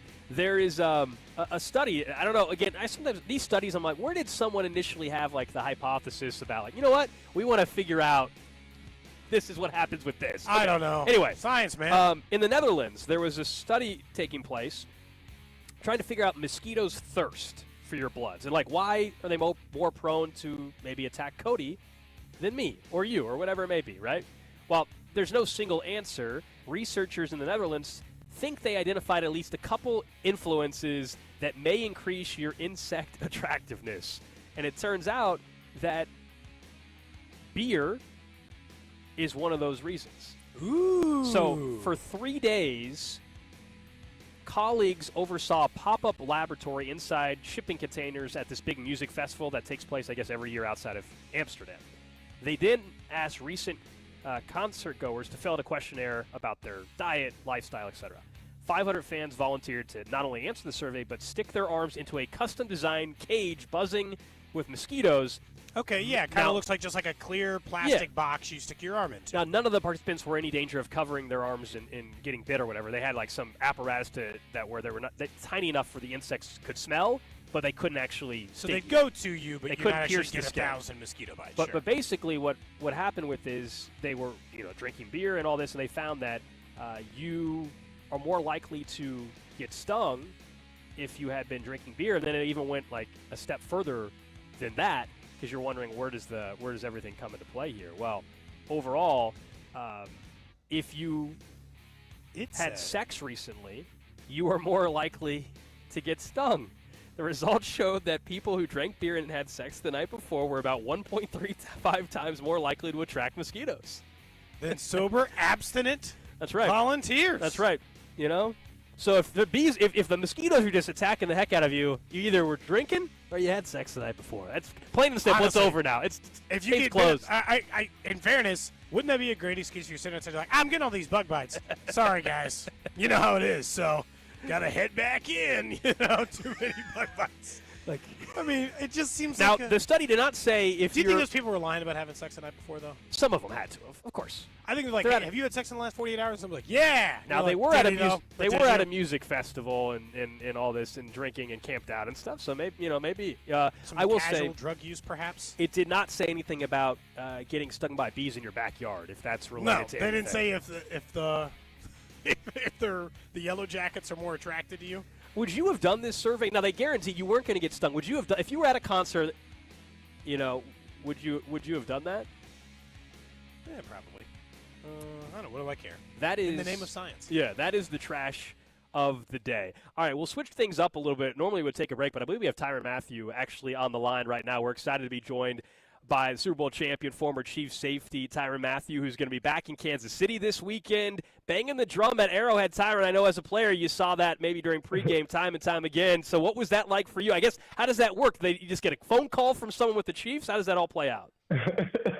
Well, being the Chiefs, I've really always had a pretty good relationship. You know what I mean? And, really since I left too. And, I think that's obviously starts with Clark and, Mark and, definitely Coach Reed and Brett Veach. So, and even Spags. So, I've been in communication with these guys, for the last couple of years. I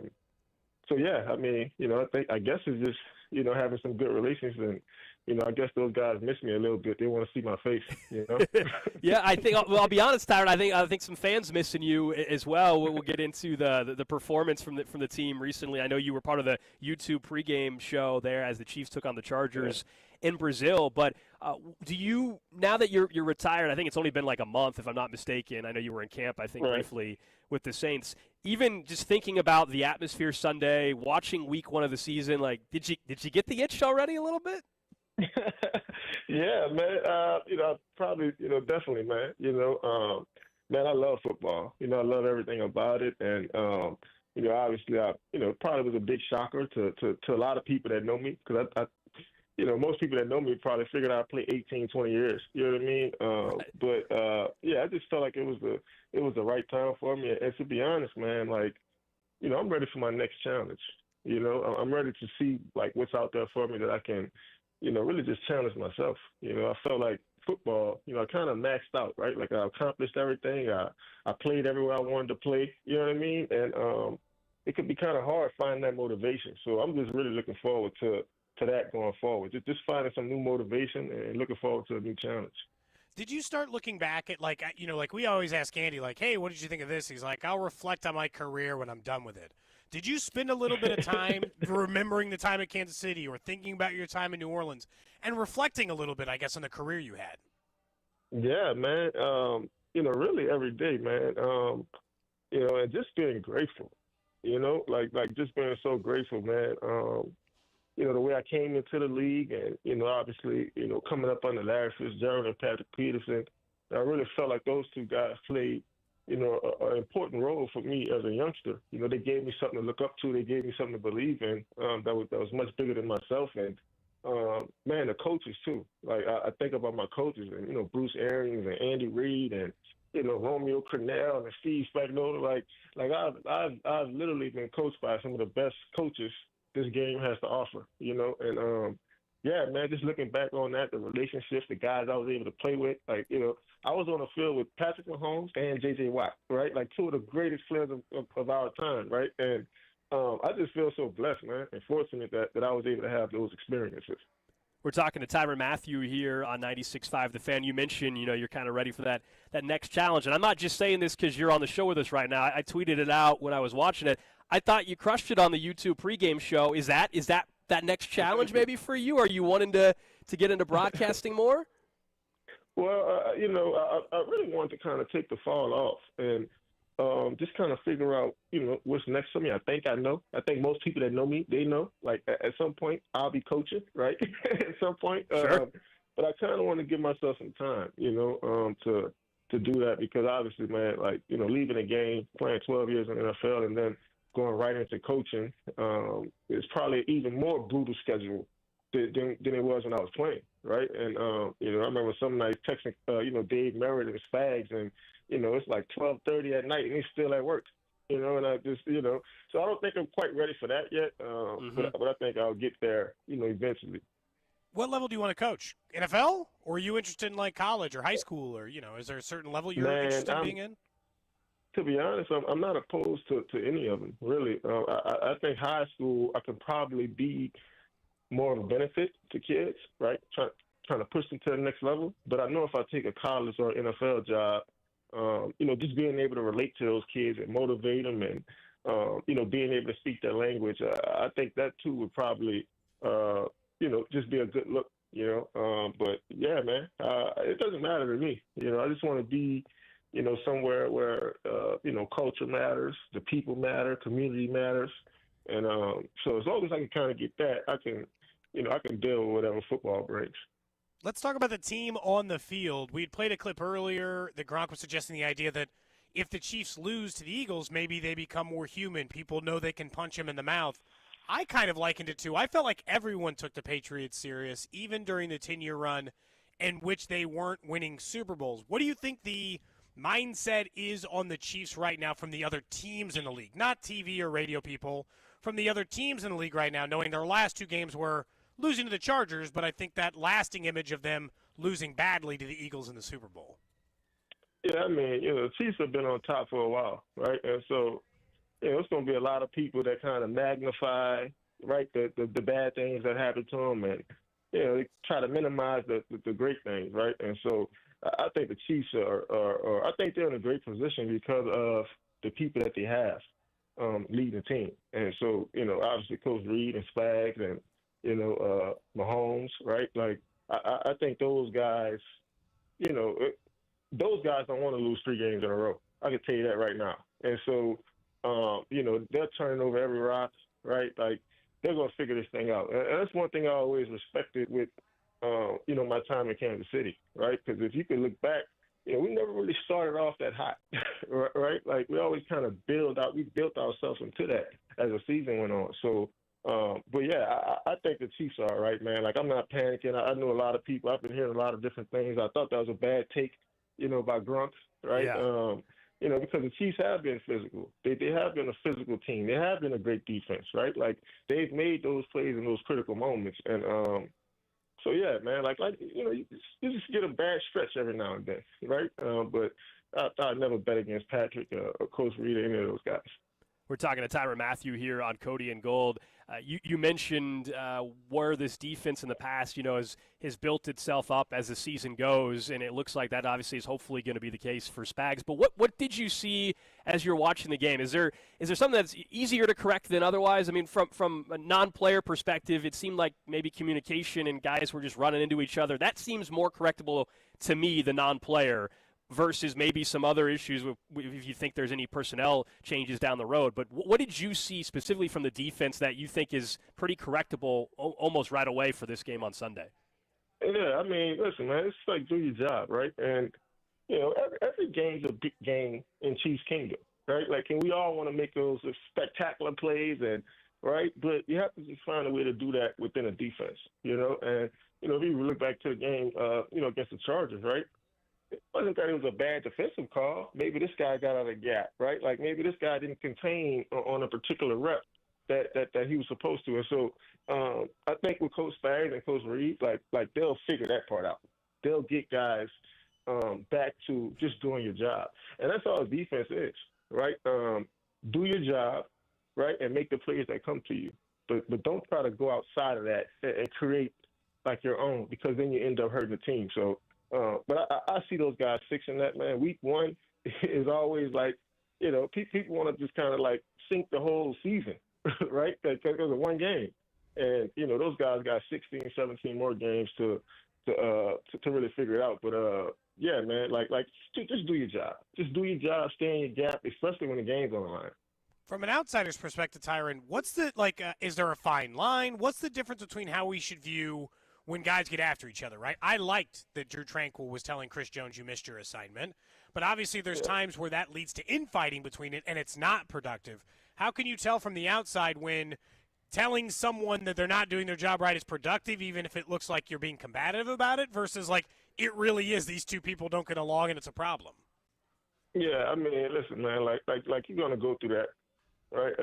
As captain, as leader, you got to have tough conversations, right? Like, you got to be able to call people out. You got to be able to hold people accountable, but you got to do it in a way that it is beneficial, right? Like, I don't want to call you out and then you tank on me, right? Like, I want to call you out and then you raise your level of intensity.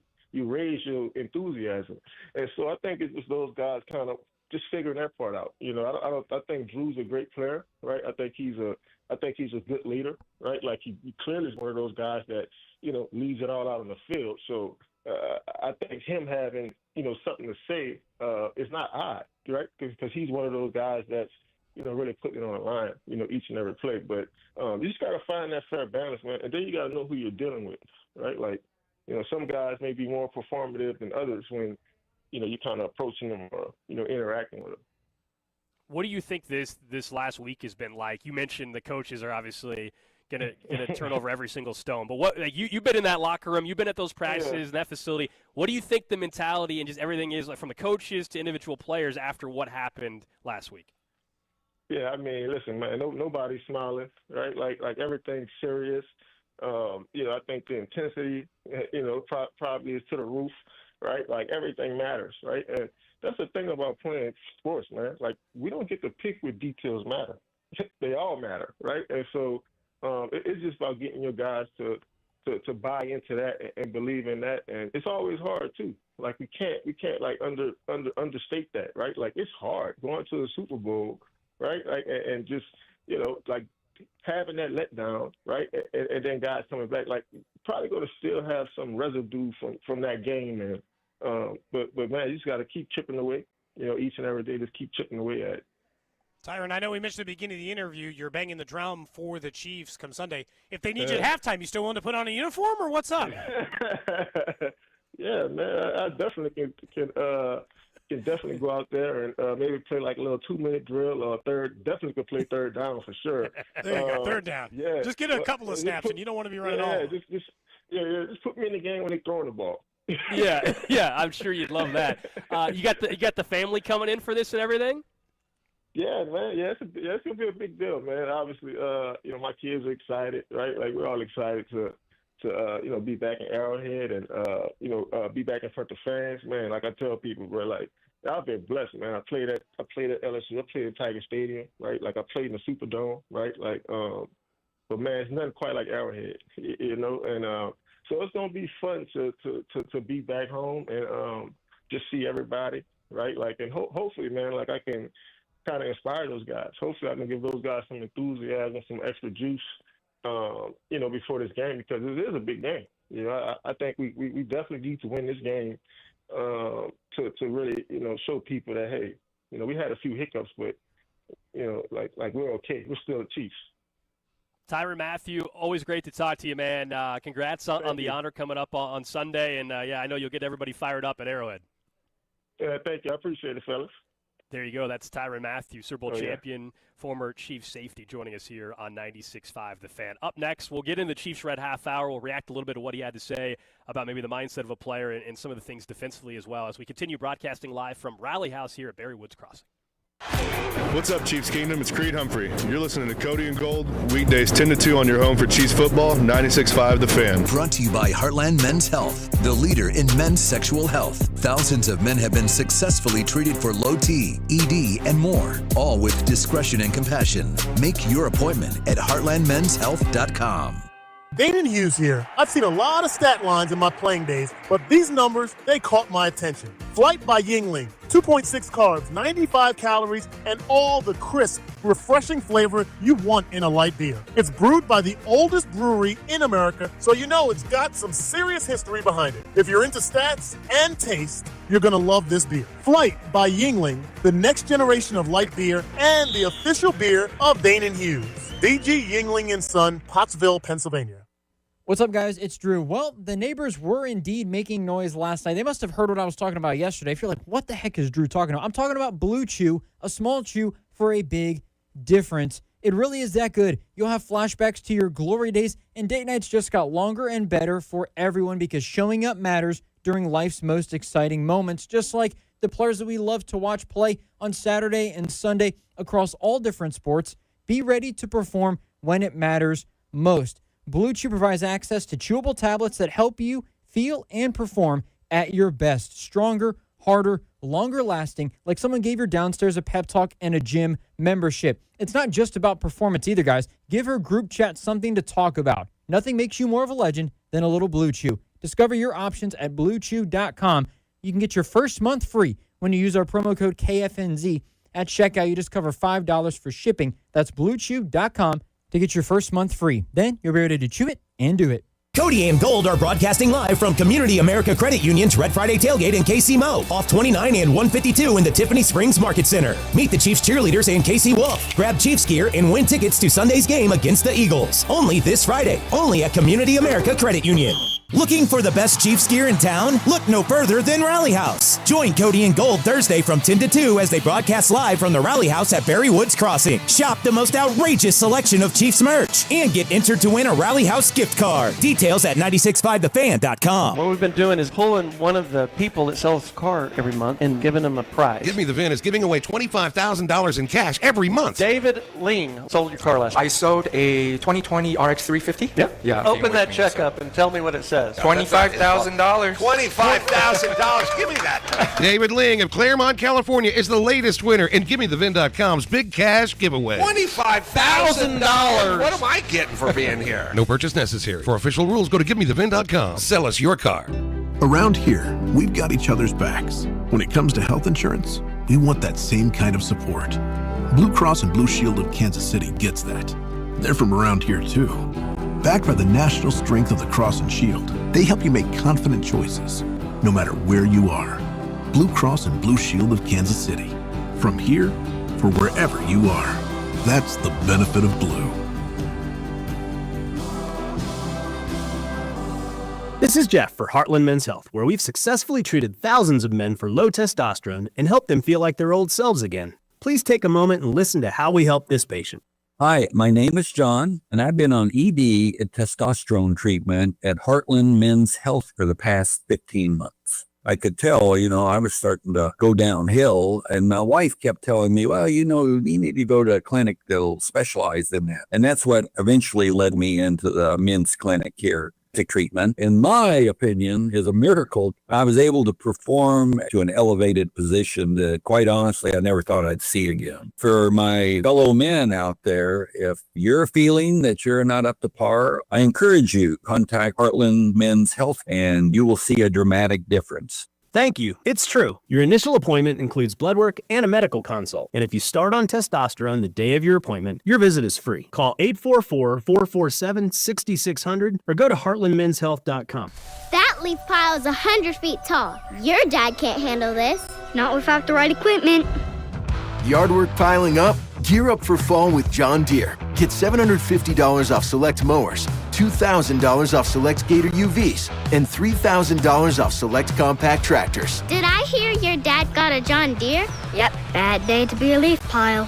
Gear up for fall at an authorized John Deere dealer, now through September 30th. Learn more at johndeere.com/gearupforfall. Having unexpected car trouble or just in a car accident? You need Jay's Southland Tow Service. They have over 20 years of experience servicing the KC Metro. They specialize in light, medium, and heavy duty, as well as commercial transport and construction equipment. Keep this number handy, 816-779-4869 or southlandtow.com. Use the tow service trusted by most local police departments, Jay's Southland Tow Service. There's nothing they can't do, so be in the know and use Jay's Southland Tow. Hi there, I'm Charlie. And I'm Carter. Our dad is Rex with Rex Buys KC. If you're thinking about selling a home in Kansas City and don't know where to start, our dad can help. Sometimes life throws curveballs, like moving for a new job, dealing with a divorce, or inheriting a house you weren't expecting. Dad doesn't just make offers, he talks with people to help them understand all of their options. No pressure, and it doesn't cost anything to talk with his team. He's a local home buyer who really knows Kansas City.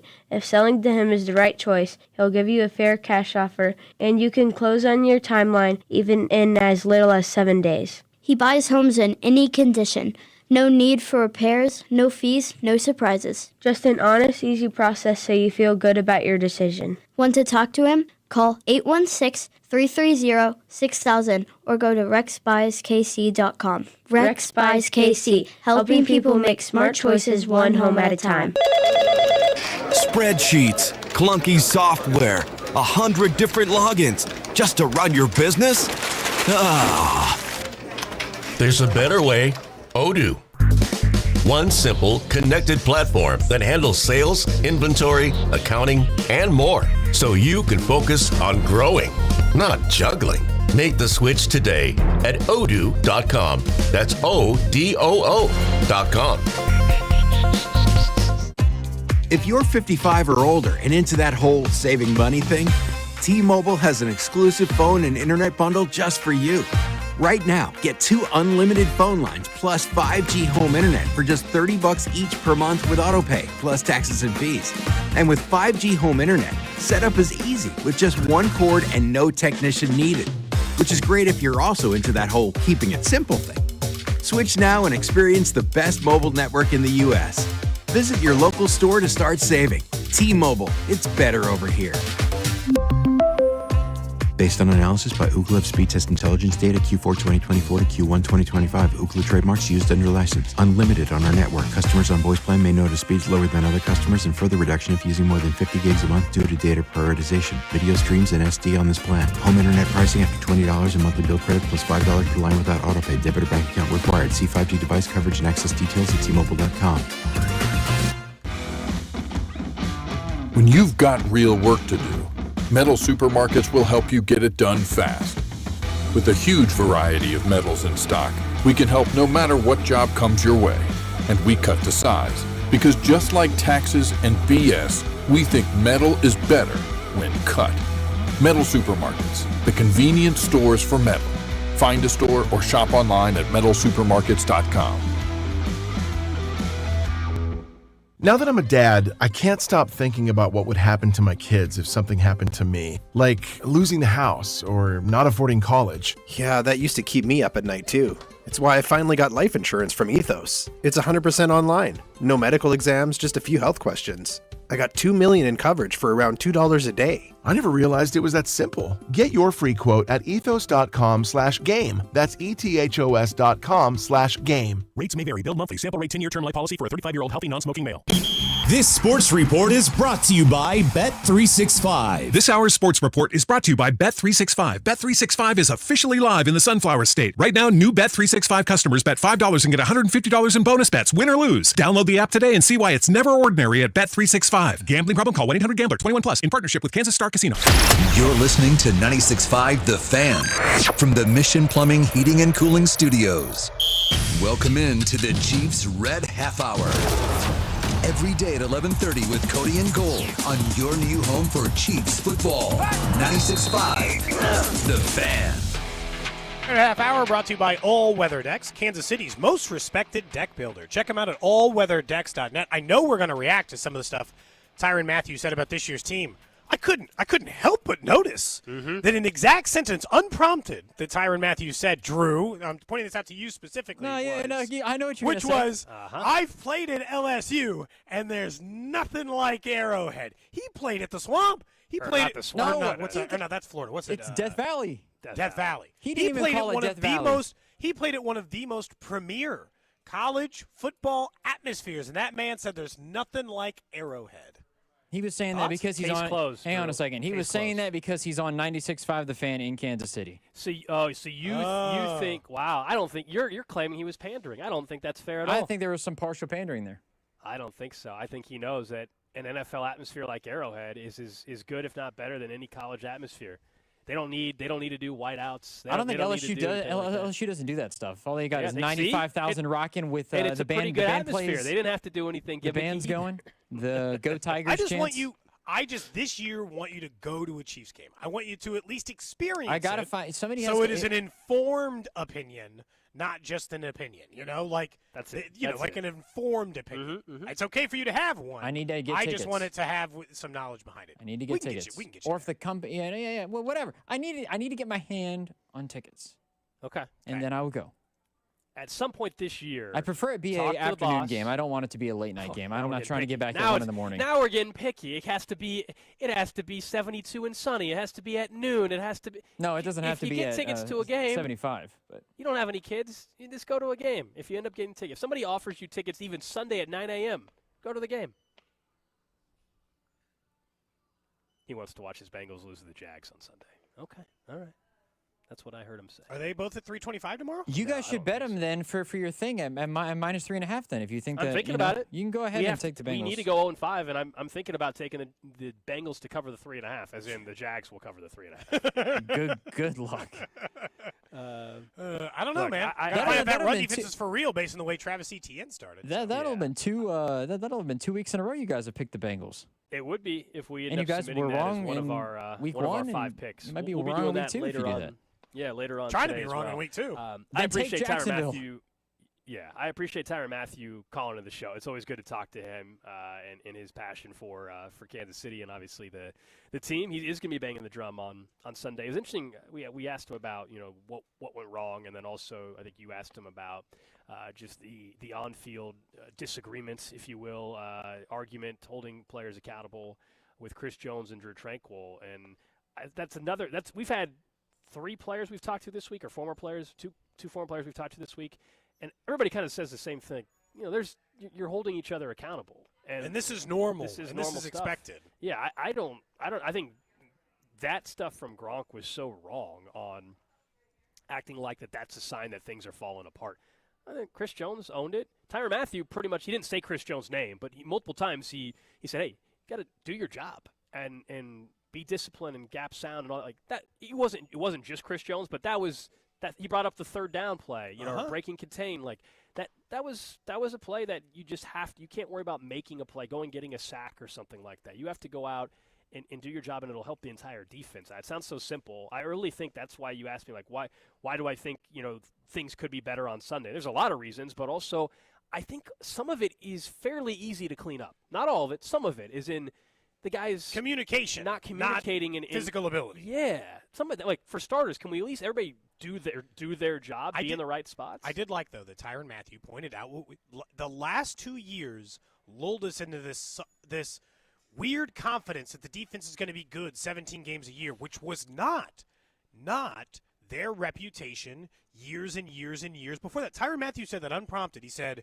we used to be a bit of a slow starter. Took us some time. Took us a little while to get going. We weren't the same defense at the end of the season as we were at the beginning of the season. Week 8 or 9 used to be pretty common, and my plan was that the offense could carry him if the defense needed a little bit more time to get rolling and started in the early part. And unfortunately now, Gold, they're going to need to play some grind-out games, and the defense can't have a lot of we have some growing pains. I mean, that's fine if you have some, because then maybe the full offense and the full defense can make them the best team in football by the end of the year. But in the win category, the defense is going to have to just be better these next few weeks. That's the difference from 3 years ago, though, when yes, the defense would take till week 8 or 9 to get going. Is at that point the offense was still playing at a very, very high level, and we know the offense has limitations already because of Rice and Worthy not being available. Not to mention just the unknown still that exists with a few spots on the offensive line. So I think that's the trickier part about waiting for the defense to come along. It has to come along a little quicker. And the offense, to me, is going more than anything. We're going to be back in this conversation. They didn't turn over the ball in week 1, thank goodness. Otherwise, they would have had no. They might have lost by a lot. Yeah. That the margin for, we're back to this whole margin of your drives that you have. Not only can you not have a big holding penalty on Jawan Taylor, but you cannot have that big turnover or just the bad luck. It wasn't long ago we were talking about a pass off the hands of a receiver that batted up in the air and led to an interception. Kind of like the Ravens had bad luck in their game, right? Where that ball gets knocked around and still ends up in Keon Coleman's hands. Yeah, the margin of error is very, very slim. But I have no doubt the atmosphere and emotion stuff won't be a problem. And, yeah, I'm sure one thing I liked, and I'll be curious after the game to ask somebody in the locker room, especially if they win and the defense improves at all, Tyrann is going to bang the drum, and that'll get the fans. He says he'd like to be a motivation. That'll get the fans fired up. But did you hear it the same way? It kind of sounded like he's expecting this, I don't know, speak to the team, speak to some players maybe before the game or something? Yeah, sounds like he's planning on being like the rah-rah, you got it guy. So look, he played with some of those guys. Not many of them anymore, but with some of those guys. But he definitely still knows quite a few people on staff. And the people in the league know him. Merritt and Spags. He was very close with Steve Spagnuolo. They came in together at the same time in 2019, I think it was. So, yeah, we'll see how Sunday plays out. But appreciate Tyrann giving us some time on the show. Someone says 913-586-7965. I'm trying not to get blocked by Drew. Drew would get food poisoning, not be able to go to the game. No, did you see did you see what that person said? They're not trying to get blocked. What they called me before? Well, yeah, I wasn't gonna read that. You want me to read that? I mean, they called you a little, you know what? But I'm not gonna. Whoa, that's all y'all got. I'm not gonna do that. You guys are straight haters, man. You guys are calling me haters I think Arrowhead is the best environment in the NFL, and then you want to call me something after that. You guys got to relax. I just want you to see it for real. We didn't call you that. I'm not talking about. I'm talking to the listeners in this. He's talking to the listeners. I'm talking to the listeners directly. He's talking to the text line. I'm talking to them directly in this. Yeah. I constantly say great things about the Chiefs on a regular basis, but then when one thing comes up, it's we got it. You guys are trying to come in my rack. People are very passionate about their stadium. People are very and it's a great stadium. Yes. Their environment, and we're going to go to break here. So every market you work in, like Cody, you've grown up here and you've only done radio. Weirdly enough, I've only stayed here. I obviously grew up here, but I've done radio in some other markets. When you go, there are usually like 3 or 4 things that automatically will flip people on you in a hurry. Like when I was in Boise, Kellen Moore, God, okay, you in Boise, you don't like Kellen Moore. You better be careful. Watch your mouth. Yeah. You're talking about Kellen Moore. And so every market has that. Sure. In Kansas City, saying anything about their stadium needing to not or the environment needing to change something that's not good already, that's going to get people on the wrong side. You start trashing Kansas City barbecue. Nobody is listening to what I've said when I've said this take. There's nothing they need to change. You can add something. But that is adding is changing sometimes. No. He's saying it's great as it is, but there's no. You can also add a fun thing to something that's already great, and it becomes a more memorable experience. But yeah, we're just saying. that's I fine. think you just have to go at least once before to me you can really have that stance. I And then- promise I'll then have the same if stance. you go there It's gonna be the and same. you're like, then I'll be curious. I'll believe the opinion even more. Okay. If you actually go out there. Someone asking about the set of sheets. Oh, yeah, how was yesterday. that? Did How I were get they? them? We're way late for a break. Way late, but Give us a sheet update. Coming back. That's quite the tease. sheet update. Yeah. Sure. Plus, we'll get to what's trending next. You're on Cody and Gold. This is Cody and Gold on your new home for Royals baseball. 96.5 The Fan. Brought to you by Heartland Men's Health, the leader in men's sexual health. Thousands of men have been successfully treated for low T, ED, and more, all with discretion and compassion. Make your appointment at heartlandmenshealth.com. You're looking at your roof and you're trying to decide, is it older? Do I need to repair it? Does it need replacement? You can find that out thanks to Century Roofing, a roofing company in Kansas City who's handled over 30,000 roofs. They're locally owned and operated, which makes them easy to get a hold of. And I'll tell you right now, a couple weeks, there'll be some hail, it'll hit your roof, and someone will come knocking on your door like, I'll take care of it. No, trust a local company who's continued to do it in the area for as long as they've done it. 30 years. In Kansas City, 35 years in Kansas City as it sits right now. Voted best of Johnson County 4 years in a row. The Kansas City Star, the readers over there recently voted them the best roofing company in Kansas City. You want a local company you can trust that will handle those needs. They've got all the experience to know if you need to work with the insurance company, whether it warrants filing a claim, whether you need a roof replacement or just roof repairs. All of those things are available at Century Roofing thanks to their expertise and years of experience in the market. I continue to tell you, they're some of the nicest people to work with and easy to get in touch with when you have those needs. So schedule your free estimate today from KC-based and female-owned Century Roofing. Trust the pillars of strength. Go to centuryroofingkc.com and tell them that Cody sent you. Hi, I'm Dustin, your friend and jeweler at Shane Company. As director of diamond sourcing, it's my job to make sure every single diamond is worthy of a Shane Company engagement ring. Our team travels the world to see diamonds in person and handpick each one. That type of dedication only comes from working for a company that's been a family business since 1929. No matter your budget, your diamond is guaranteed to be the most beautiful because a friend wants you to pick from only the best.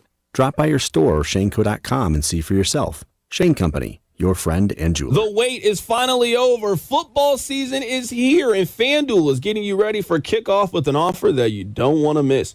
New customers, you can bet just $5 and get $300 in bonus bets if you win. That's right. Pick a bet, any bet. Bet $5, and if it wins, you'll unlock $300 in bonus bets to use all across the app. Use it how you want. Build your favorite parlays, bet player props, ride the live lines, whatever your style is. Remember, FanDuel has you covered. Be sure to check out FanDuel.com/KFNZ. Use that promo code to download the FanDuel app today and get started.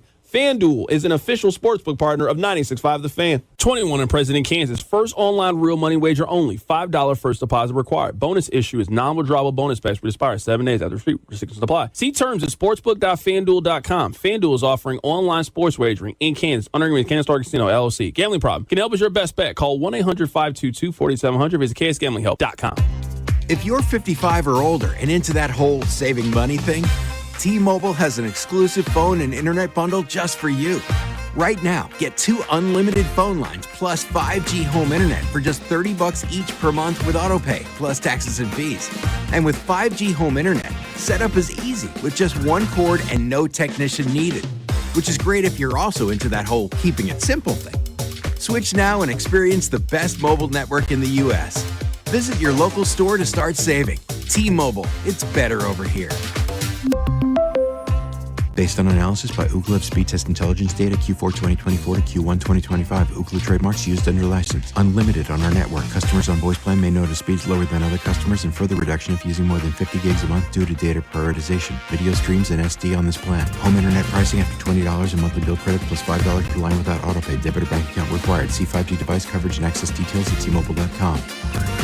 Man, if your stream isn't as strong as it used to be, or you're taking more breaks to the bathroom than the last 2 minutes of a televised football game, There's another timeout. We'll be back after this. it's time to get checked. An enlarged prostate, or BPH, could be the cause. And Kansas City Urology Care is here to help. Fast answers, trusted care. Don't wait. Come see Kansas City's largest, most experienced, and most advanced urology team. Visit kcuc.com today. At KCUC, you see the best in KC.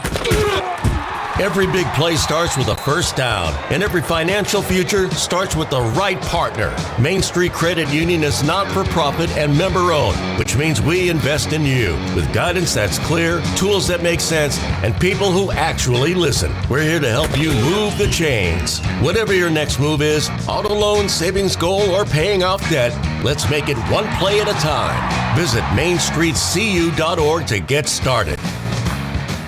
This is the story of the one. As a maintenance supervisor at a manufacturing facility, he knows keeping the line up and running is a top priority. That's why he chooses Grainger. Because when a drive belt gets damaged, Grainger makes it easy to find the exact specs for the replacement product he needs. And next day delivery helps ensure he'll have everything in place and running like clockwork. Call 1-800-GRAINGER, click Grainger.com, or just stop by. Grainger, for the ones who get it done. You like saving money, right? We all do. That's why Allstate just lowered the price of car insurance. Not, but wait, there's a catch. Lower. Actually lower. So if you're shopping around or just want to see how much you could save, check Allstate first for a new lower auto rate that could save you hundreds. You're in good hands with Allstate. Not available in every state. Only applicable for new auto insurance business. Rates will vary by several factors, including how you purchase the policy. Potential savings vary. Allstate North American Insurance Company and Affiliates, Northbrook, Illinois. When you've got real work to do, metal supermarkets will help you get it done fast. With a huge variety of metals in stock, we can help no matter what job comes your way. And we cut to size, because just like taxes and BS, we think metal is better when cut. Metal supermarkets, the convenient stores for metal. Find a store or shop online at metalsupermarkets.com.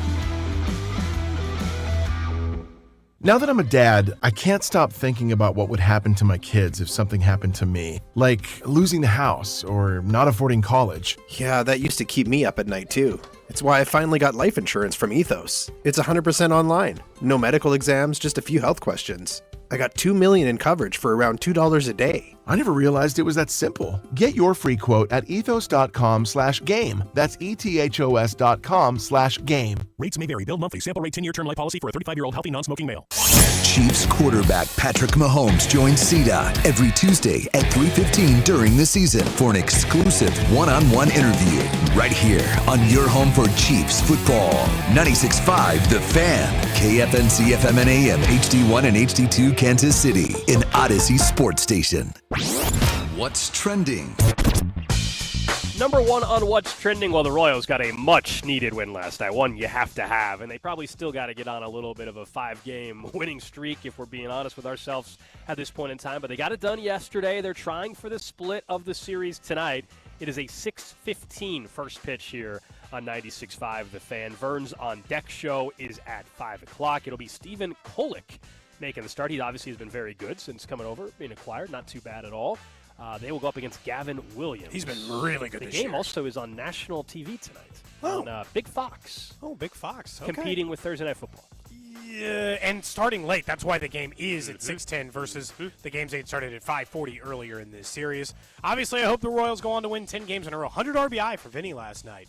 Not a small accomplishment considering the fact he would have been a 100 RBI guy last year had he stayed healthy. So, I mean, Vinny, for whatever it's worth, is still an RBI machine for this team. It's like the one thing on offense you can count on, generally speaking.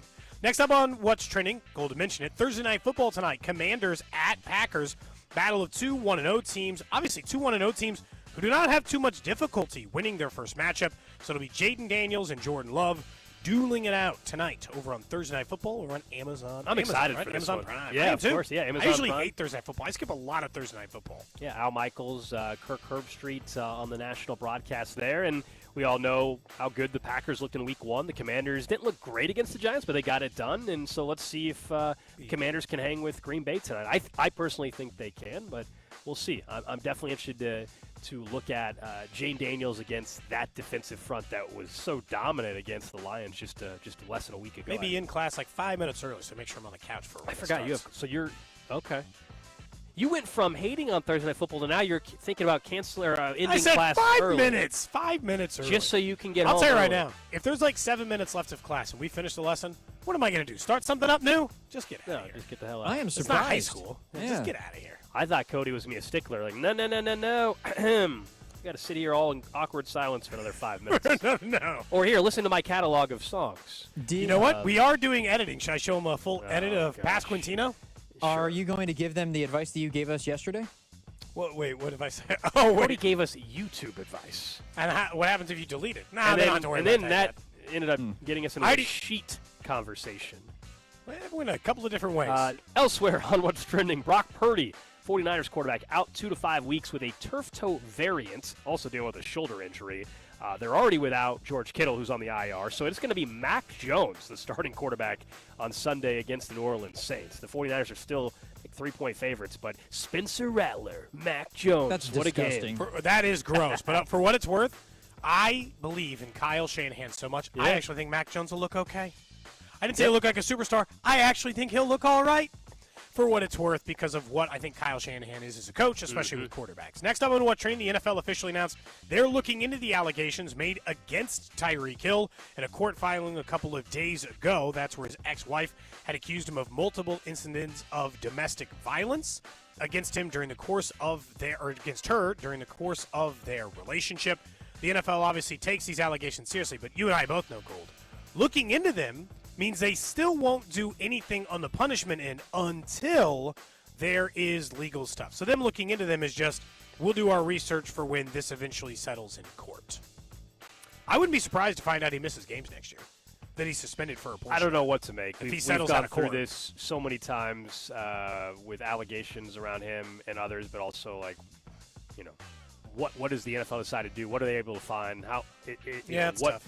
What actually is true? What's not true? With him, it's been very, very complicated over his entire NFL career.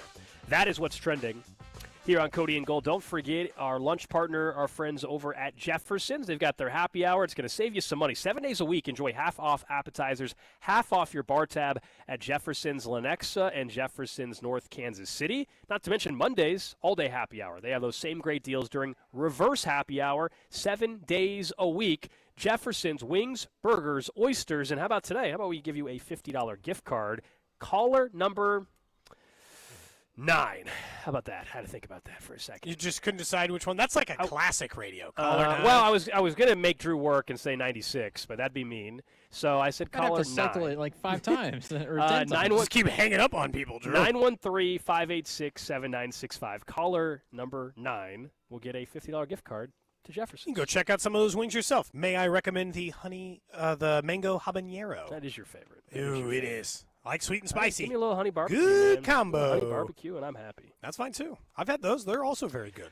1 hour from now, or just under an hour now, I guess, Paul Charchian going to join us. We'll get some fancy football advice. Yes, I was chopped from our unofficial Cody and Gold that's guillotine. tough. Week 1. Yeah, not good. I'm alive in another one, but I did put a pretty hefty bid in on Justin Jefferson. you're taking everybody from my team. Okay. Just the one. Yep. You don't want anybody else that I could be be, for the right price, I could be talked into Calvin Ridley. I was big into him going into the year, so I don't think I should abandon him yet. Yeah. Yeah, best of luck to the listeners to knock out Cody and Drew the rest of the way. Now you're rooting against us. I wasn't rooting against you in week 1. I was surprised. You won it last year. That's, of course, how it works. Of course. You survived 16 straight weeks last year. Couldn't make it 17, unfortunately, as you get knocked out there. No, wasn't great. We'll get to all 32 here in about 8 minutes or so. But don't forget, we're live at Rallyhouse, hanging out till 2 o'clock, the Berrywoods Crossing location, registering you to win a $250 gift card. You know where to go to get geared up for the Chiefs game on Sunday, whether you're talking your tailgate, whether you just want to get that new crisp jersey, that new, I'll say T-shirt, because it's going to be a little warm on Sunday afternoon at Arrowhead. Yeah, it's going to be warm this weekend. Summer's back. Fake fall's gone. We are here until at least it continues. But, yeah, why not come in and register for a chance at $250 in Rallyhouse gift card? Obviously, if you're willing to come see us at the Berry Roads Crossing here until 2 o'clock, we'll take your registers. Let's talk a little bit about the Royals, though, who did survive last night. Come from behind victory. Vinny came through. Nick Lofton came through. They get the 4-3 win, chance for the split tonight against Cleveland. Look, I know some of you are going to say, the season's done. And I'm kind of on Vern's side a little bit. That's like, you made it this long. It's now September 11th, and the Royals are still in the playoff hunt. They can still technically make the playoffs. I know it's a long shot now. It's probably 5%, 7%. They got to win 5 of the next 6 in a row, whatever it's got to be, in order to actually make the playoffs or stay in the playoff hunt. But what he said yesterday in our segment still hold to me, which was when he talked about the Royals, where they are this year considering the injuries makes me feel better about 2026. And I know that could be a trap because how they played last year made me feel better about 2025. And then all the injuries happened and they ran into trouble because I do truly still think that considering where the pitching is, knowing that they've had one of the best bullpens in baseball, one of the best starting staffs in baseball without all their starters, that they have the ammunition in the starting stuff to do what the one thing they have to do, add a bat. And I know that you're like, well, this is the worst offense in baseball. Is adding a bat enough? I'm still in the market of I'm going to have to bank on Carter Jensen and Jack Caglione for part of next year. I'm sorry.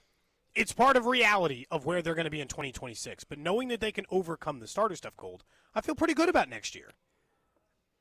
I do if you believe they're going to use their strength of pitching depth to get that bat. To go get the bat. Because, yeah, it is incredible that they're still, quote-unquote, in it, despite having every single member of their starting rotation from opening day on the IL at one point, and like 4 of them on the IL as we speak today still.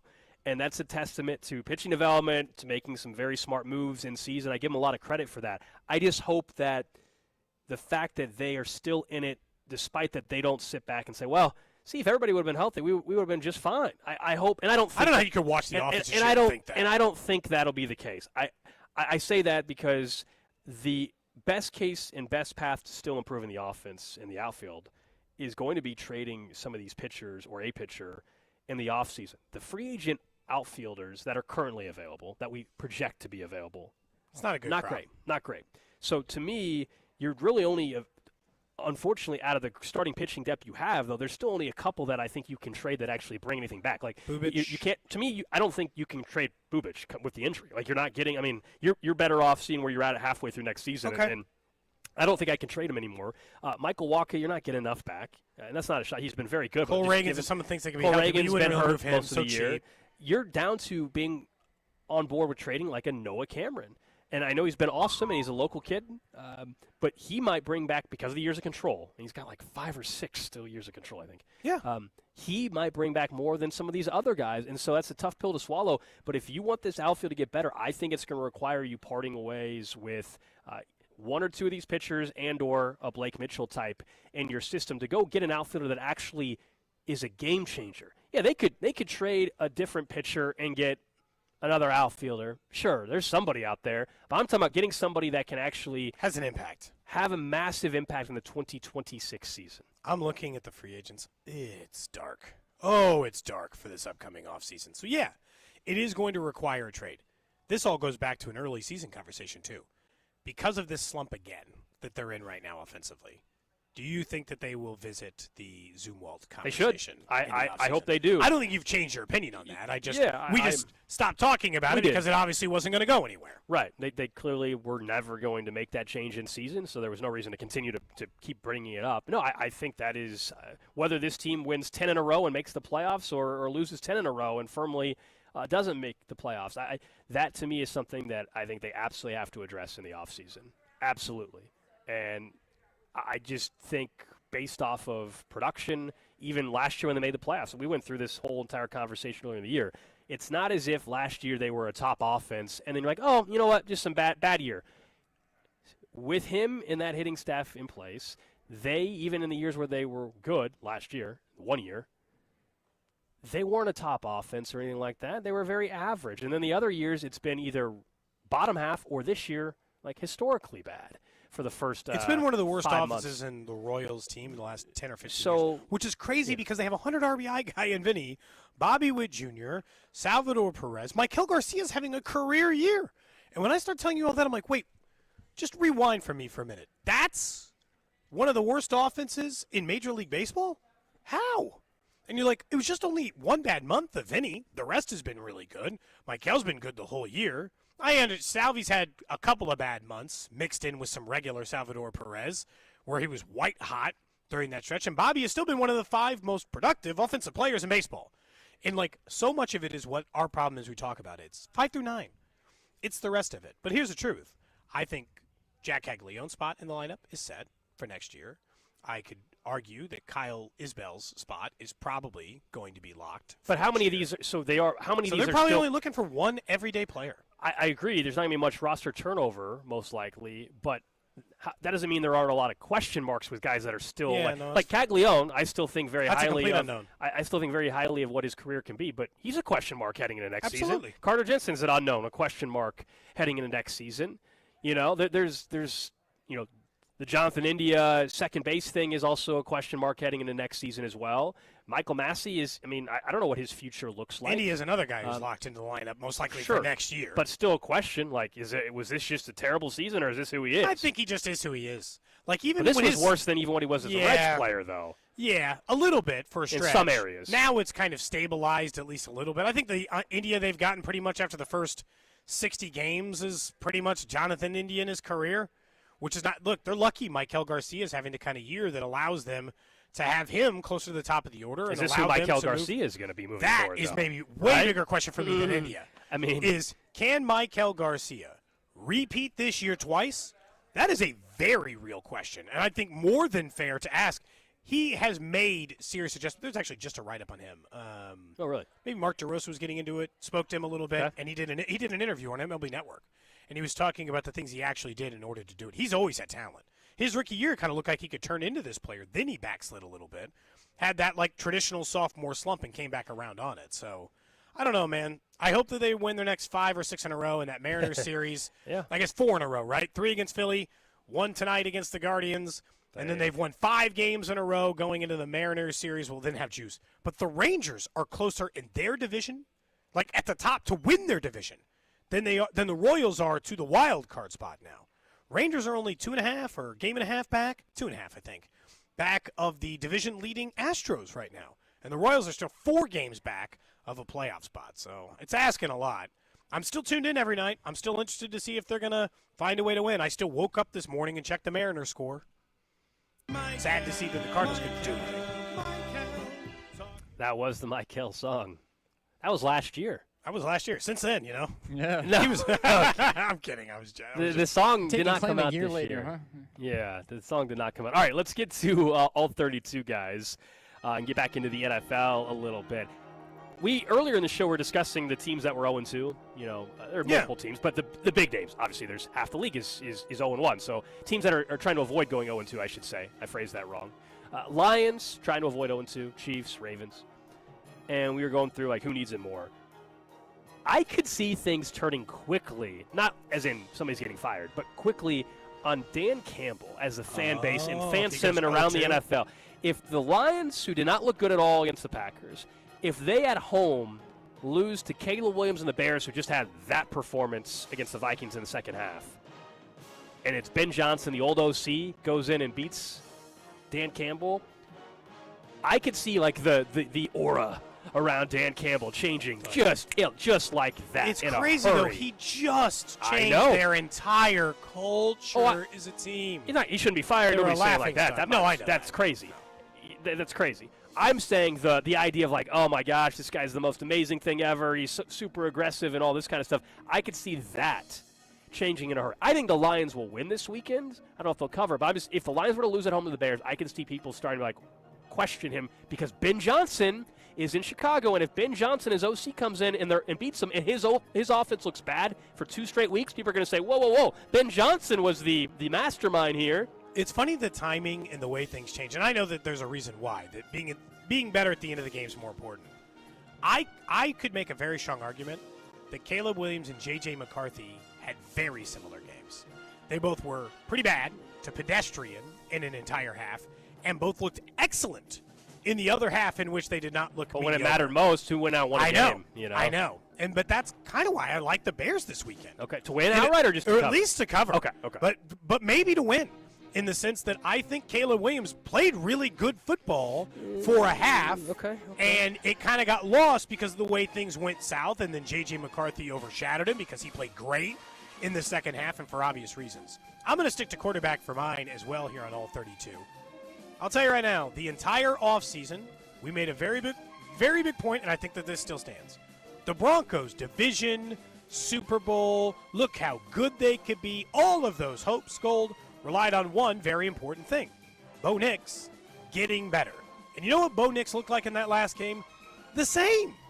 So mediocre. Impossibly average. The same as, the 8th to 16th best quarterbacks always fall into this range of, yeah, you all are about the same. Sure, you can have a great game, play well, do all this other stuff. You're not a needle mover enough for me to move you into the conversation unless every other part of their stuff. Bo Nix looks the same. And look, it's one game, but he does not look like he got better in the offseason. It is one game. I don't think they should be worried about him, but I will say about the ceiling stuff for him. You know, this is why, as a Chiefs fan, if you're looking at the quarterbacks in your division, Bo Nix is probably going to be a starter for 10 years in this league at least. His ceiling's not high enough to ever be in the same realm as Mahomes, Burrow, Jackson, and Allen, and they're in a chance to win a Super Bowl, in my opinion. So his floor is very high, and what we saw last year, though, might be the high water mark, and that means they're going to win 10 and 11 games a lot. Especially when he has a great defense, they're going to be a problem. But as once a he gets paid, the threat defense for a Super will be Bowl, harder. and I'm not even basing that off of last week. That's just my stance on Bo Nix in general. But yeah, they weren't impressive against Tennessee. He didn't look like a guy who got better in the offseason, I'll say. Drew? So for mine, I'm going to go back to the NFC North side of thing, or the old NFC North, now AFC East. Aaron Glenn. We talked about Dan Campbell and losing Aaron Glenn. It feels like, I don't know if you guys watched any of the game on Sunday. It was one of the. It was the only local one actually that was on here on CBS in Kansas City.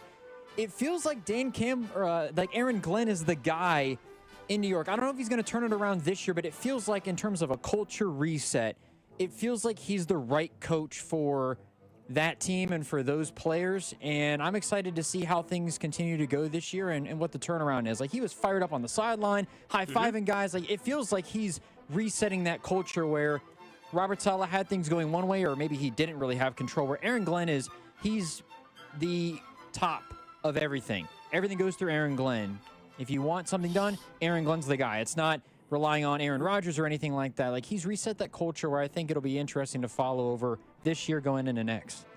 Definitely no question who's in charge. I agree with you. You know, that looked great. Aaron Glenn, it is his show. He's running this team. He also, I saw a few friends that are Jets fans, and they were saying they were happy that the kid that fumbled that punt return or whatever that helped Pittsburgh end up winning. Yeah, he got cut. Xavier Gibson or whatever. Yeah, they held him accountable. They moved on from him. Like, fans loved seeing that. Not that you want someone to lose their job, but no, there are consequences for you not doing your job, and that wasn't the accountability that they saw maybe from the prior regime. So I'm with you. I still don't think they're going to be good this year, and Justin Fields, that might end up being his best game he plays all year. Yeah, right. That we already saw it maybe. But in terms of accountability, in terms of hey, I know what I'm doing. I'm in charge. I look like we are a competent operation on Sundays. That, to me, is what Aaron Glenn has shown already, yes. Sure felt like they missed him to Detroit, probably more than anything. We're going to find out this week on Detroit, Aaron Glenn, Ben Johnson, and if Dan Campbell can't get that thing revved up again. Yeah, we'll see. I mean, they were such a one good week. Last year. 1 week. Week one is a liar.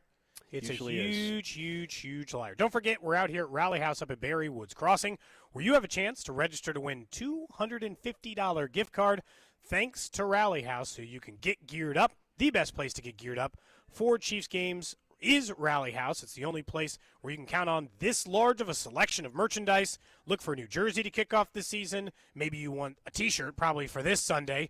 Rallyhouse has it, even custom jerseys as well, either at the shop where we are now or online at rallyhousekc.com. Up next, if you missed it, Gronk was speaking to Kay Adams. We'll tell you what he had to say about this year's Chiefs team. A lot of people disagree, including Tyrann Mathieu and Danan Hughes, who joined us earlier today. Plus, I guess, yes, I'll give you an update on the sheets from yesterday. This is Cody and Gold on your new home for K-State Athletics. 96.5, The Fan. Brought to you by Heartland Men's Health, the leader in men's sexual health. Thousands of men have been successfully treated for low T, ED, and more, all with discretion and compassion. Make your appointment at heartlandmenshealth.com. Football is back over at Underdog, one of the best places to make selections all football season long. Obviously, tonight you can catch a little football action. We were just talking about how easy it is to make the selections. I live on the Missouri side. I can sit on the Missouri side and make those selections over at Underdog, where I have a chance to win up to 5,000 times my cash simply by choosing higher or lower on those player stats. I happen to like higher than Daniel's rushing yardage this tonight. Alex had pointed out earlier in the show that he's covered that number a lot in the regular season, and you have another chance to do that, again, on the Missouri side, all thanks to Underdog. When I tell you it's easy, I really do mean it's easy. You just download the app. You can play with as little as $1, and like I said, win up to 5,000 times your cash. Download the app today. Sign up with promo code TAPP, T-A-P-P, to score $50 in bonus funds when you play your first $5. That's promo code TAPP, T-A-P-P. Must be 18 plus and present in Missouri. Terms apply. See assets.underdogfantasy.com/web/play and get terms _DFS_.html for details. Concerned with your play? Call 1-800-GAMBLER or visit www.ncpgambling.org. Inside the Huddle is brought to you by Blue Cross and Blue Shield of Kansas City. Discover the benefit of blue. Around here, we've got each other's backs. When it comes to health insurance, we want that same kind of support. Blue Cross and Blue Shield of Kansas City gets that. They're from around here, too. Backed by the national strength of the Cross and Shield, they help you make confident choices, no matter where you are. Blue Cross and Blue Shield of Kansas City. From here, for wherever you are. That's the benefit of blue.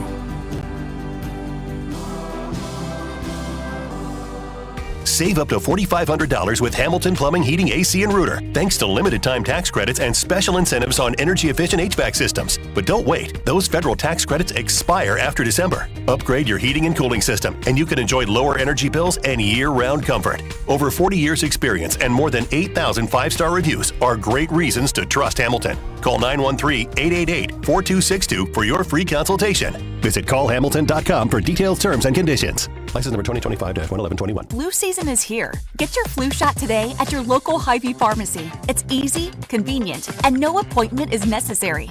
Plus, when you get your flu shot at Hy-Vee, earn a 20-cent fuel saver. That's right, a 20-cent fuel saver. Get your flu shot when it's convenient for you. Schedule online or just stop by your Hy-Vee pharmacy. No appointment necessary. Help your family stay healthy. Get your flu shot and get a 20-cent fuel saver only at Hy-Vee. See store for details. Some restrictions apply. It's football season, and I can't wait for the games. And now I have even more reason to cheer on the Chiefs. I just head to Hy-Vee the day after any game and score savings at the pump with my Hy-Vee Perks card. Win or lose, I earn a fuel saver discount equal to the Chiefs score based on the amount I spend. If the Chiefs score 35 points, I save 35 cents per gallon when I spend $35 on groceries. The more we score, the more I save only at Hy-Vee. Some exclusions apply. See store for details.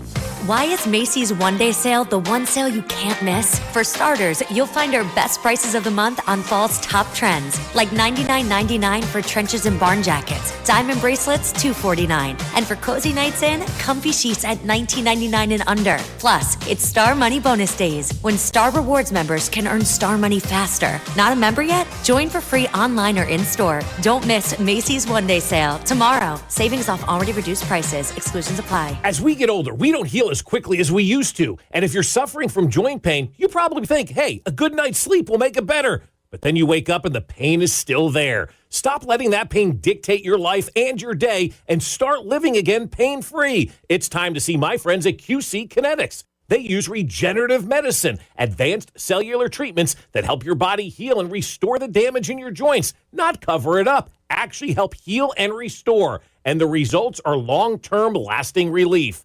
QC Kinetics uses no surgery, no drugs, no long-term recovery. Just a smarter, natural way to get your freedom back. So grab your MRIs and your x-rays and get in touch with my friends over at QC Kinetics. They'll make sure you're a good candidate and your first consultation is free. So call now, 816-412-6299. That's 816-412-6299. Off 435 in State Line and in Gladstone. Appointments on Saturday with QC Kinetics. Life insurance. Why are you putting it off? Can't afford it? Too much hassle? Think you don't need it? There's lots of excuses for putting off life insurance. But if you weren't there, who would pay the mortgage and other bills? With Ethos, you could be covered in 10 minutes and boom, family protected. Ethos, fast and easy online term life insurance. Up to $2 million in coverage with no medical exam. Some policies as low as $1 a day. Answer a few health questions and get your free quote at ethos.com/radio. That's ethos.com/radio.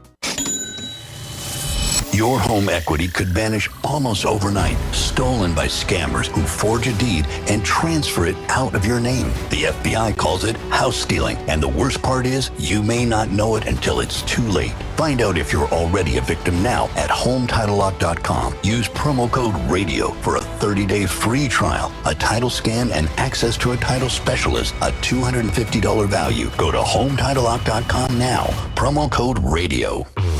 Hey, want to hear something great? Right now at Wendy's, you can get 2 of the #1 selling bacon cheeseburger in all fast food, the JBC, plus medium fries and a medium soft drink for just $8. Want to hear something else great? Double the burger means double the bacon. Now that's a game changer. 2 of the #1 bacon cheeseburgers with fries and a drink for just $8. Gotta be Wendy's. Limited time only. U.S. price and participation may vary. Request $8 JBC meal deal to obtain discount. Individual items at regular price.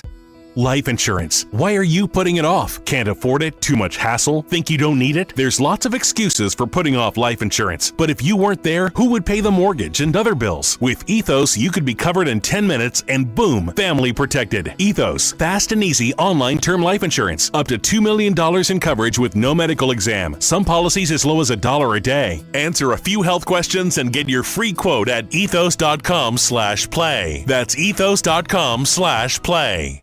It's time. Time for the pro to get everything for the job delivered. Large orders of lumber, doors, windows, paint, plumbing, anything the job needs, all from one partner. Get it today with same-day delivery. Get it tomorrow with next-day delivery on 50,000 plus products. Or get it on your timeline with scheduled delivery on everything from framing to flooring. It's time to get your whole job, all your jobs delivered. Ask about all our new delivery options at the Pro Desk. The Home Depot Pro, it's about time.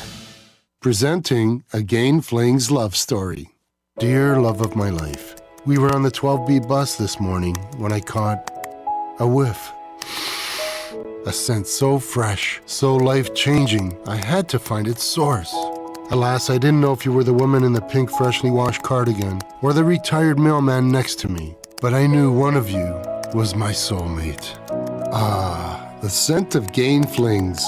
Try Gain Flings with OxyBoost and Febreze. Chiefs coverage sponsored by Renner Garage Door. RENNER forward and back. Hey, it's almost Andy Reid. Renner Garage Door has proudly served our community for decades. The best styles, technology, and family values. That's Renner. Get your free repair or replacement quote today. Forward and back. RENNER. RENNER.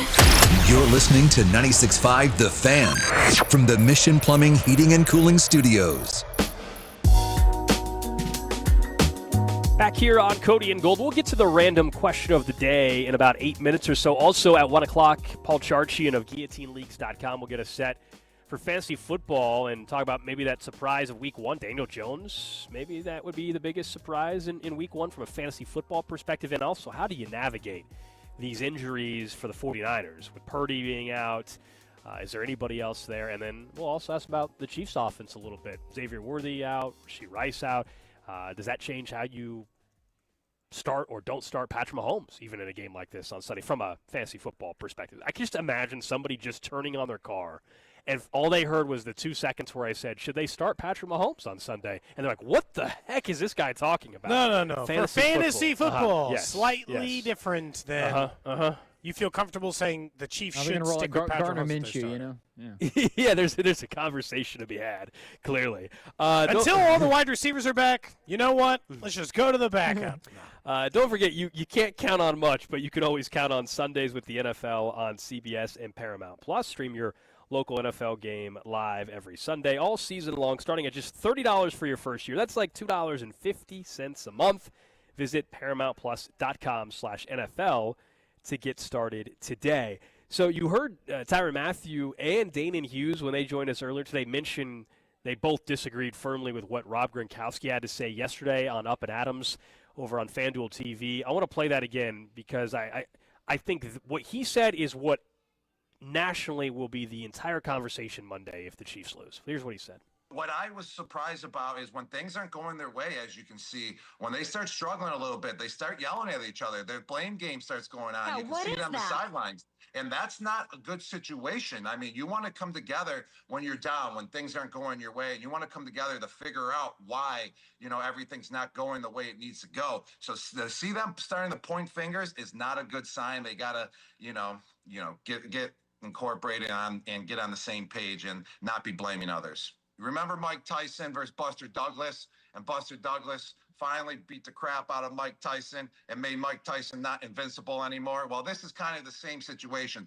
The Philadelphia Eagles opened the floodgates last year in the Super Bowl versus the Kansas City Chiefs. Like, hey, we're not afraid of this super team, Kansas City Chiefs, that are very, very well known. I feel like a lot of teams last year had that fear. Oh, I can't swing on the Chiefs. We can't give them our best shot because they're so well known and everyone is talking about them. So the Philadelphia Eagles punched them in the face. The Chiefs didn't know how to react to that because no one else was doing that. Well, going into this year now, the Los Angeles Chargers punched them in the face. The Chiefs were like, whoa, they're coming at us. How do we react? Well, they didn't know how to react because no one was doing that before. So the Philadelphia Eagles opened that floodgate of, hey, if you punch these guys in the face, you take it to them, you come out swinging, they're going to fold, and they're not going to be the team that you've been seeing all last year.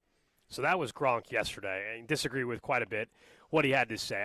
I think the Chiefs actually bounced back after getting punched in the mouth by the Chargers. I think that's exactly what they did. It's why they had a chance to still win in the second half. The fact that they scored on 5 of their final drives, so the last 5 drives of that game, I disagree entirely. Now, I think the notion of being afraid of the Chiefs are the boogeyman of the league kind of thing. I think if they were to lose on Sunday, I do agree that would happen if they lose on Sunday. That's how maybe the narrative would be and teams would view them. But the arguing stuff, come on, Gronk. You were part of a team that numerous times when you were winning and when you were losing, that Tom Brady or him himself, there would be plenty of arguments on the sideline. This one, I told you, I'm not even as concerned about as other stuff that would have happened on the Chiefs sideline years ago. This was on the field right after a play that ended the game, essentially. Drew Tranquill was barking at Chris Jones because Chris didn't do his job, and Chris acknowledged it after. There wasn't shoving. There wasn't a wide receiver complaining to Andy Reid like Malik Neighbors was complaining to Brian Daboll about not getting the ball. That's the kind of stuff that's more problematic. I think Gronk is way off base on that. The only part I agree with is that teams, if they start 0-2, will not view them the same way. Yeah, I think that's accurate. It's just, I think it's been an unfair way that we've looked at this, or that the league looks at this across the board, and it's just inaccurate. I just don't think that this is the way that this thing often happens, and they're looking at it wrong. That's the truth. I just think that they're looking at it wrong. We'll figure out which way it goes from there, but still, I think the Chiefs are more than capable of beating the Eagles this week, and then the whole narrative shifts anyway. We'll talk more about this at 1 o'clock. We actually had some miscommunication on our part here. We apologize. So let's actually have some fantasy football discussion now, Drew. I believe Charch is over on the hotline for us as well, or chiming in on our line. Okay, let me know when we have him, but we had a little miscommunication there on our part of timing. We'll talk some fantasy football with him, and then we can talk more about Gronk. The text line, as you can imagine, not happy with Gronk's comments, and I get it. Like, it doesn't make any sense. It's just disingenuous. That's a huge part of it, Gold. It's just it's not accurate, and we will get back to those thoughts, obviously, after we get to talk a little fantasy football with Paul Charchi in here in just a few minutes over at GuillotineLeagues.com. How do you think he's gonna feel, Gold? Did he finds out that you got knocked out? Oh, he's gonna give me a hard time. No, I am alive in another one still. Okay, all right. The one that I drafted, Rashee Rice, prior to the suspension. I'm still alive. I thought that was the one that was gonna knock me out. Yeah, when I said you shouldn't have drafted Rashee, in my head, that must have been the team that got eliminated for you, Gold. Mm-hmm. I looked at it wrong, and, sometimes that happens, at least on the other end. So we'll keep talking a little bit about the Chiefs for now, and then we'll get Paul Charchi on in just a couple of minutes over at GuillotineLeagues.com. But, Gold, look, I just do not, and I do not agree with the idea that somehow everybody's figured out the Chiefs in this. And you remember, right? You remember what it was like to be a fan during the Patriots era? Do you at any point remember people just being like, well, I don't take the Patriots serious anymore? Because what? They lost a couple of games in a row, lost an early playoff game, didn't win a Super Bowl for a decade. No, people still took them incredibly seriously, and it was a completely different conversation going in there. And so when it looks like that, I just do not understand this idea that somehow they figured it all out and we're moving towards that. It doesn't make any sense to me. Unless you think I'm missing something. No, I told you. I mean, Gronk. I think this is also just Gronk being Gronk and trying to also continue to get some attention. But let's talk a little fantasy football with our guy Paul Charchian over at GuillotineLeagues.com. He joins us each and every Thursday throughout the football season, and he's brought to you by Twin Peaks Eats, Drinks, Scenic Views. Charch, the guys are giving me a hard time because after winning our listener guillotine last year, I was chopped in week number 1. Oh, no. Yep. No. And he didn't even take any of the really troubled players. Yeah. Wow. Hey, look, So I had you can't Jefferson blame on. Xavier Worthy for this. No, I had Jefferson. I had Tua. I had Kenneth Walker. Those are the two killers. And then Tyreek Hill as well. Charch, asking for a friend, what was the appropriate amount to bid on Justin Jefferson in week 1 of the Guillotine League? Because I bid heavy. I just philosophically, you got $1,000 to last you all year. I do not bid more than about $200 on anybody because there's so much season left and I'm going to need that money later. And so that's about my cap, and Justin Jefferson would be about at the cap. J.J. McCarthy looked pretty good once he settled in on Monday night, set a bunch of first start NFL records, all-time records. And, Jefferson still feels very safe. So, yeah, I'd have bid right around that $200 cap. So what did you bid? Oh, I was in the closer to 300 range, which is way more than I normally bid to, but it's Justin Jefferson. I figured that's the kind of player I'll be bidding on at the end of this season if I'm still alive anyway, so I kind of want him on my team now. Yeah, and so then you get to start him for the next, dozen weeks before you might have another crack at getting him. So I can understand that. It's all about need. If you didn't need him now, then that's a lot of money to spend. But if you had Xavier Worthy, then that's the kind of move you've got to make. And because you can't go to war. Our benches are so thin this time of year with 17 teams left in the league. Everybody's backups suck. So you lose like Xavier Worthy. You need somebody who can step in. Charge, that's exactly why I only have one guillotine league left, and I drafted Rashee Rice before the suspension, and so I can't believe I made it out of week 1, so I had to spend $290 on A.J. Brown. I couldn't help myself. Oh, boy. And I know, I didn't here's want to the do catch with A.J. Brown. Not to totally derail this conversation, but A.J. Brown, that offense is so good for the Eagles, and touchdowns can come through 6 different guys. Plays can come through 6 different guys. Last week on Thursday, he had a 1-catch, 8-yard performance. Right. And it was at the very end of the game.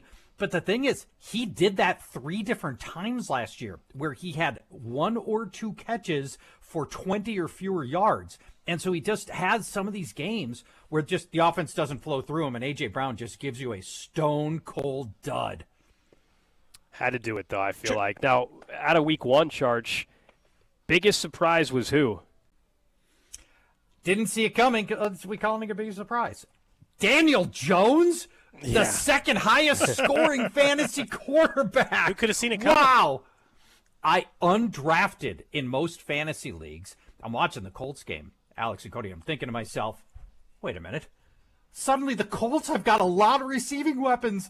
They've got Michael Pittman and Josh Downs and downfield bombs to Alec Pierce and to Donnie Mitchell. And then there's Tyler Warren. In his first ever NFL game, they're using Tyler Warren, tight end, like in his prime Tony Gonzalez. 9 targets, 52 air yards to Tyler Warren.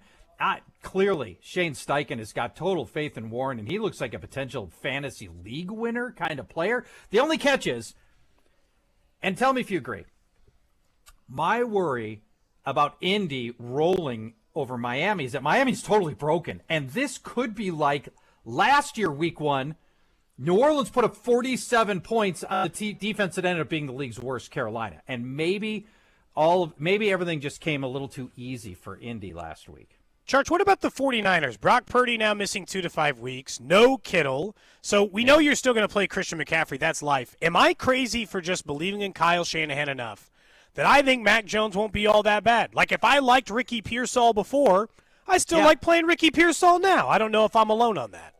I'm still starting Ricky Pearsall, but it ends there. That's it. Okay. Juwan Jennings dinged up. He's got a shoulder. He came in with a quad. I just, you know what, or a calf. I think, so Jennings, I'm out on Jennings. Pearsall's the one guy. Sophomore first rounder, had a nice game Sunday, 108 yards. Get this on Pearsall.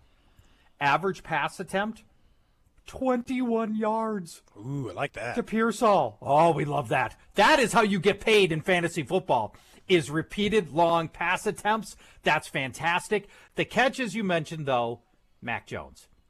So it's the Saints coming up, and so you're going to feel like, hey, it's the Saints. This is going to be a great opportunity. Even Mac Jones can succeed. But let me note this.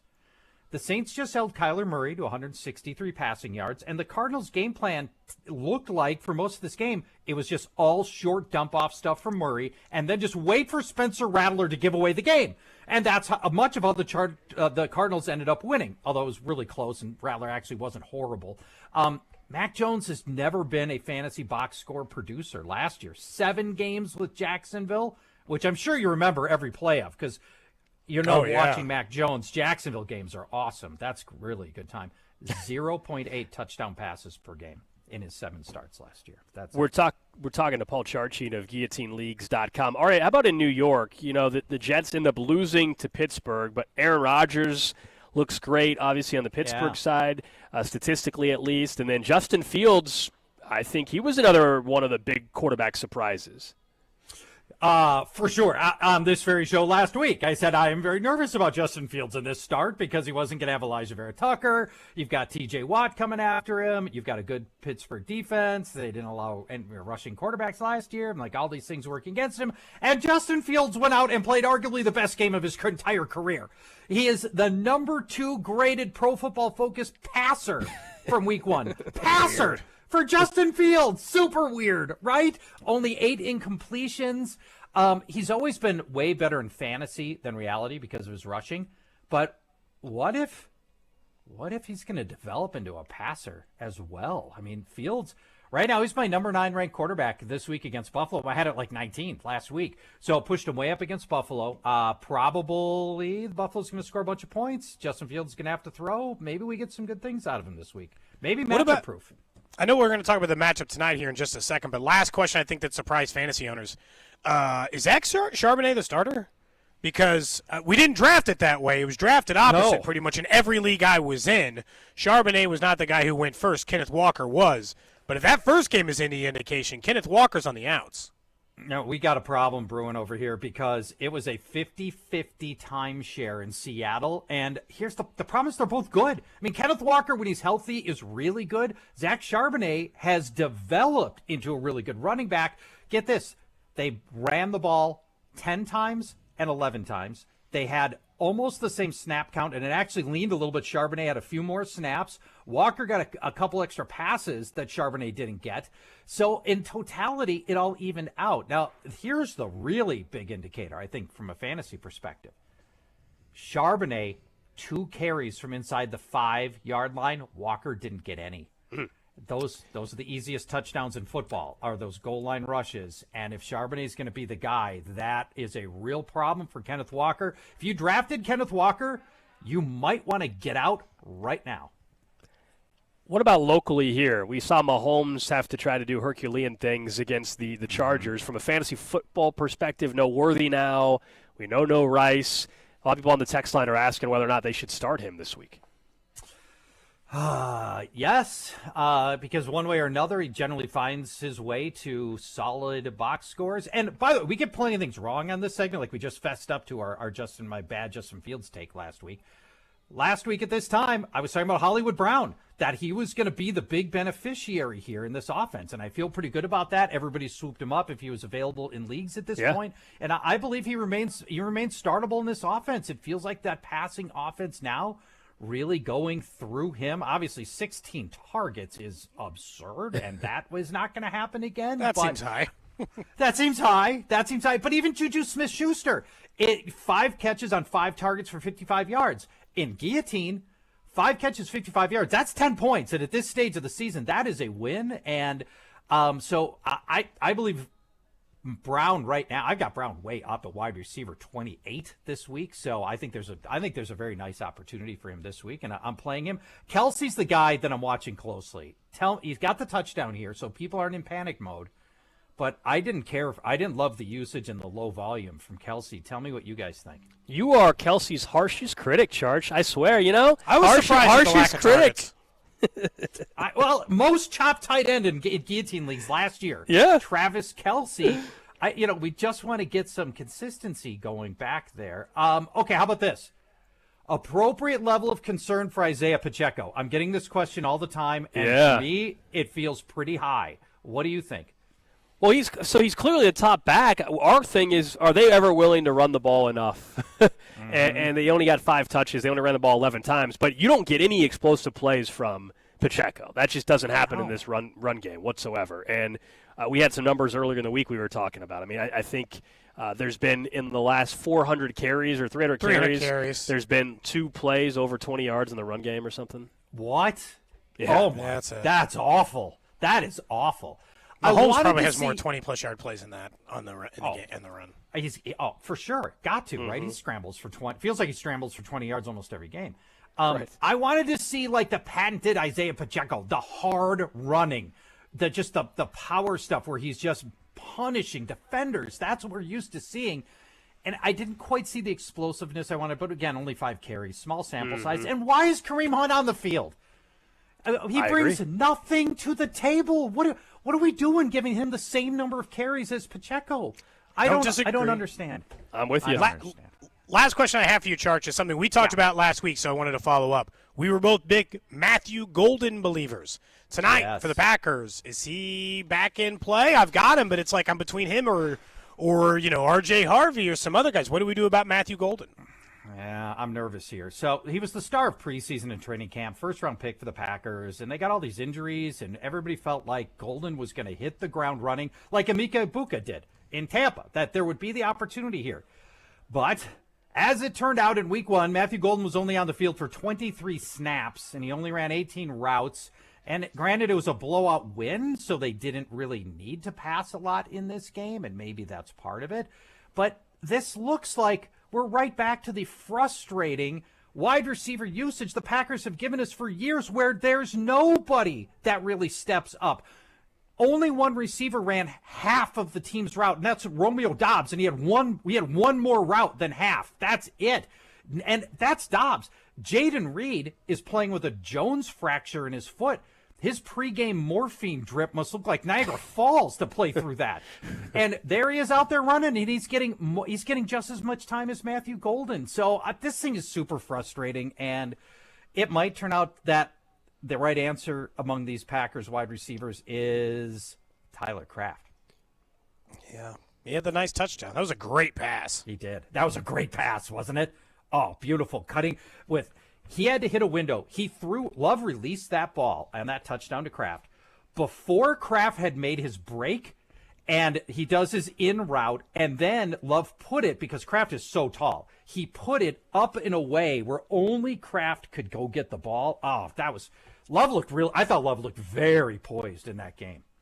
Charch, appreciate it as always, man. We'll check with you next Thursday at 12:30. Apologies on that. Thanks, man. No problem. Talk to you then. Bye-bye. There you go. Charch joins us thanks to Twin Peaks Eats, Drinks, Scenic Views. Yeah, the fantasy football end on Pacheco. If you have didn't look good in week 1. No, the question is more that will they give him enough carries? Like I don't think it was like, oh my gosh, you watched him and there's just nothing there. It's just, does he get enough carries now, I guess, and moving the vision forward. issues still exists, but you knew that when you drafted him. No, I know. You knew that when you drafted him as far as fantasy football-wise for the Kansas City Chiefs. We'll do a random question next hour. Obviously, we move some things around real quick. More people have texted in, and I teased it way too many times this hour, and it's not that big of a deal. Yes, I did get the sheets that I ordered after you guys shamed me into ordering multiple sets of sheets. Yeah! I did talk to some other people, both friends and family, and some of them also only have 2 sheet sets. Not 3 or 4. Oh, but 2.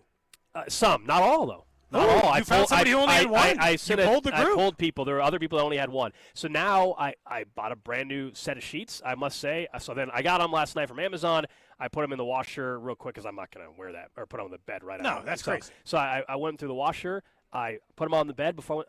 Very comfortable. Good nice sheet. Little bamboo. Yeah, very comfortable. But you're telling me basically I need to go and now order a second set of That's those. correct. Silk. Or you could use your old set as your backup for now. That's But okay. now I feel like I want to have I want to have the same sheet. Oh, I see. You can have two different kinds of sheets. You gotta get a silk sheet set. Drew, the silk. Drew's talking about sliding off his bed.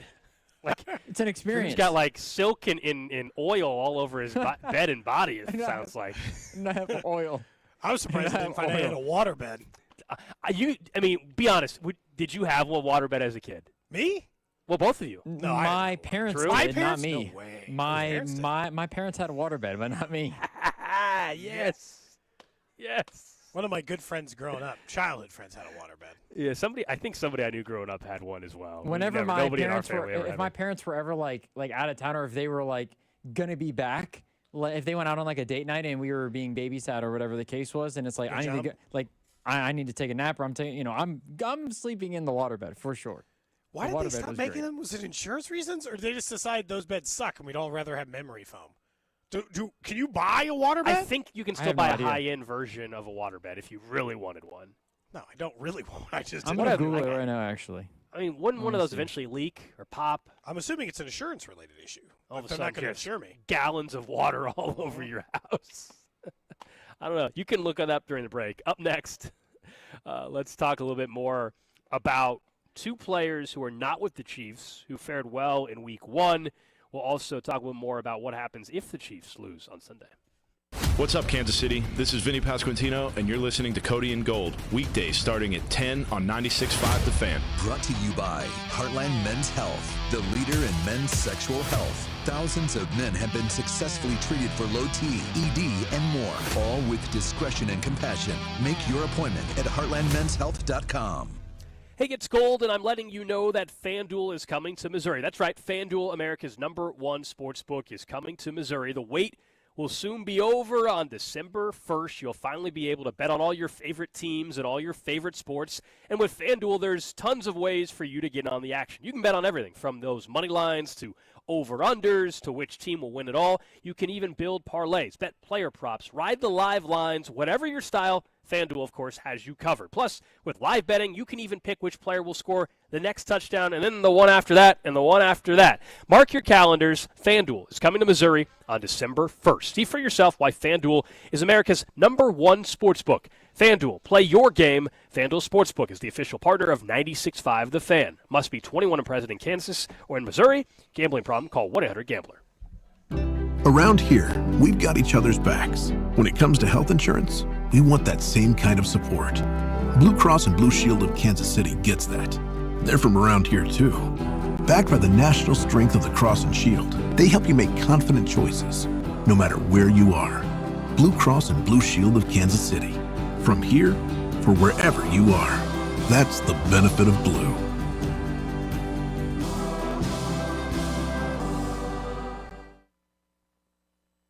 Credit Union's Red Friday tailgate in KC Mo, off 29 and 152 in the Tiffany Springs Market Center. Meet the Chiefs cheerleaders and KC Wolf. Grab Chiefs gear and win tickets to Sunday's game against the Eagles. Only this Friday, only at Community America Credit Union. This is the story of the one. As a custodial supervisor at a high school, he knows that during cold and flu season, germs spread fast.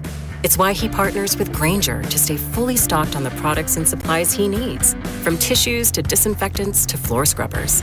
All so that he can help students, staff, and teachers stay healthy and focused. Call 1-800-GRAINGER, click Grainger.com, or just stop by. Grainger, for the ones who get it done. Man, if your stream isn't as strong as it used to be, or you're taking more breaks to the bathroom than the last 2 minutes of a televised football game, There's another timeout. We'll be back after this. it's time to get checked. An enlarged prostate or BPH could be the cause, and Kansas City Urology Care is here to help. Fast answers, trusted care. Don't wait. Come see Kansas City's largest, most experienced, and most advanced urology team. Visit kcuc.com today. At KCUC, you see the best in KC. Kids are back in school, so schedule your project today that was put on hold this summer with Powell Exteriors KC Easy Financing and pay no interest until 2027. Whether a custom deck, patio, siding to windows, or roofing, they do it all, and they have a 10-year workmanship warranty. Take advantage of this fall weather and get your home improvement projects knocked out. Go to PowellExteriorsKC.com to schedule your free estimate now. The power of KC is Powell Exteriors KC, Kansas City's exterior experts. I'm Mitch Holtis, voice of the Kansas City Chiefs. Choosing the best doctor for your eyes is one of the most important medical decisions you'll ever make. Whether you're considering blade-free LASIK, all laser cataract surgery, and premium lens implants, or want a world-renowned doctor to help with your glaucoma, macular degeneration, dry eyes, or diabetes, trust my doctor, Dr. Steven Silverstein. Call Silverstein Eye Centers to make an appointment, 816-358-3600. Experience the best eye care in Kansas City. Gear? Check. Snacks? Check. Tires? Not so much. I didn't have time to deal with this, so I asked my friend. Her answer was simple. Take it to Telly, she said, and I'm so glad I did. They didn't just take care of my tires, they took care of me. We got you, they said, and they did. Fast, friendly, and stress-free. Now I know when life throws you a red card, take it to Telly. Stay in the game. Take it to Telly. Today, we're constantly taking photos and videos to remember our favorite moments. But what about those captured before the smartphone? What about the memories tucked away on aging VHS tapes, film reels, or in fading photos? These cherished memories are fading away with time, vulnerable to threats like heat, moisture, and mold. But fear not, there's a solution to safeguard your legacy. Hi, I'm Adam. And I'm Nick. Together we founded Legacy Box over a decade ago with one mission, to bring your memories into the 21st century. It's time to bid farewell to old tapes you can't watch and faded photos. Legacy Box transforms them into digital treasures, ready to share with a click. Just like magic, your shoebox of memories is now safely stored in the cloud or on a thumb drive. Over 1 million families have trusted Legacy Box, so you can rest assured your priceless moments are in good hands. Don't let your childhood fade away on old tapes. It's time to digitize those priceless moments. Fast forward into the digital age. Visit legacybox.com/value and unlock 50% off your order. That's legacybox.com/value. Hey, want to hear something great? Right now at Wendy's, you can get 2 of the #1 selling bacon cheeseburger in all fast food, the JBC, plus medium fries and a medium soft drink for just $8. Want to hear something else great? Double the burger means double the bacon. Now that's a game changer. 2 of the #1 bacon cheeseburgers with fries and a drink for just $8. Gotta be Wendy's. Limited time only. U.S. price and participation may vary. Request $8 JBC meal deal to obtain discount. Individual items at regular price. Life insurance. Why are you putting it off? Can't afford it? Too much hassle? Think you don't need it? There's lots of excuses for putting off life insurance. But if you weren't there, who would pay the mortgage and other bills? With Ethos, you could be covered in 10 minutes and boom, family protected. Ethos, fast and easy online term life insurance. Up to $2 million in coverage with no medical exam. Some policies as low as $1 a day. Answer a few health questions and get your free quote at ethos.com/play. That's ethos.com/play. Inside the Huddle is brought to you by Blue Cross and Blue Shield of Kansas City. Discover the benefit of blue. Listen to the Chiefs and Eagles on Sunday with pregame starting at noon. Kickoff at 3:25 with Mitch, Danan, and Kling. Right here on your home for Chiefs football. 96.5 The Fan. KFNC FM and AM. HD1 and HD2 Kansas City. An Odyssey Sports Station.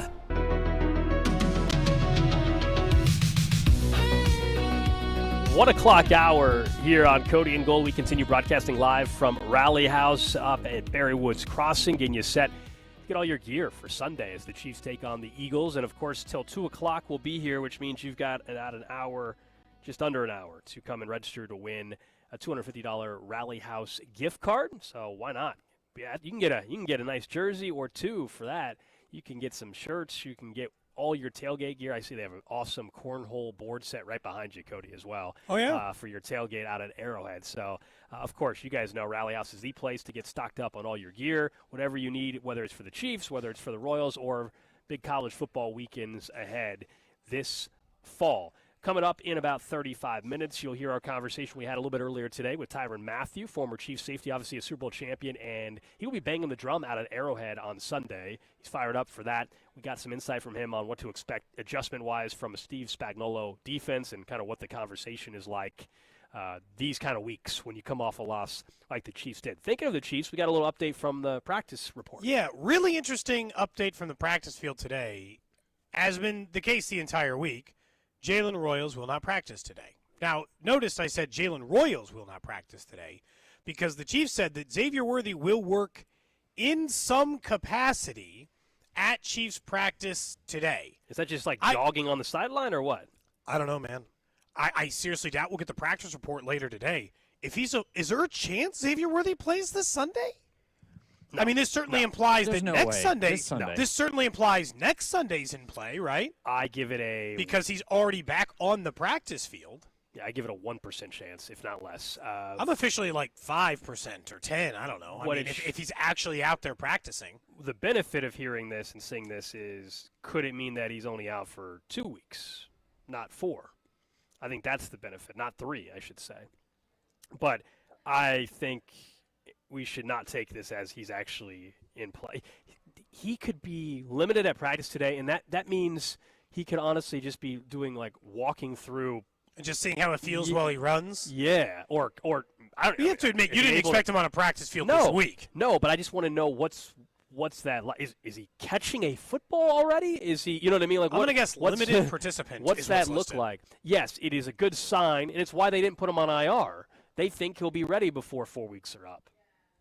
I was surprised to see it. That's all. Multiple people who were covering the Chiefs today said I'm that guessing he's walking Xavier through. Worthy is going to be on the practice field in some capacity today for the Chiefs. You might be right.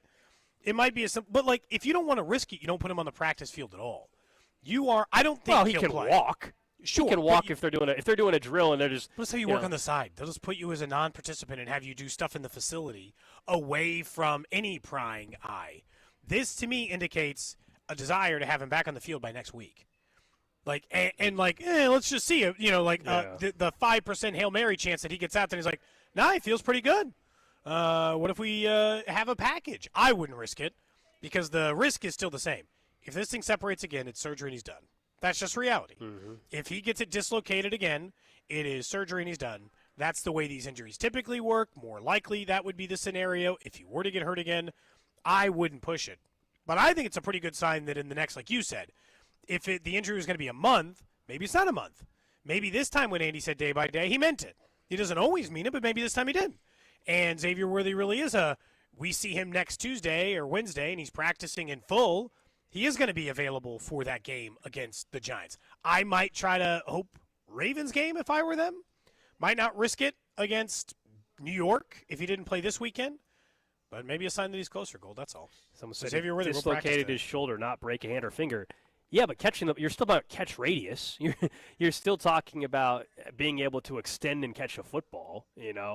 So there's yes, he did not break a hand, but a dislocated shoulder, even from a practice perspective, could still present some problems. This makes me think there's like a 10% chance he's playing Sunday. You just bumped it up 5% more in the last. I'm up to 10%. Like 2 minutes ago, it was.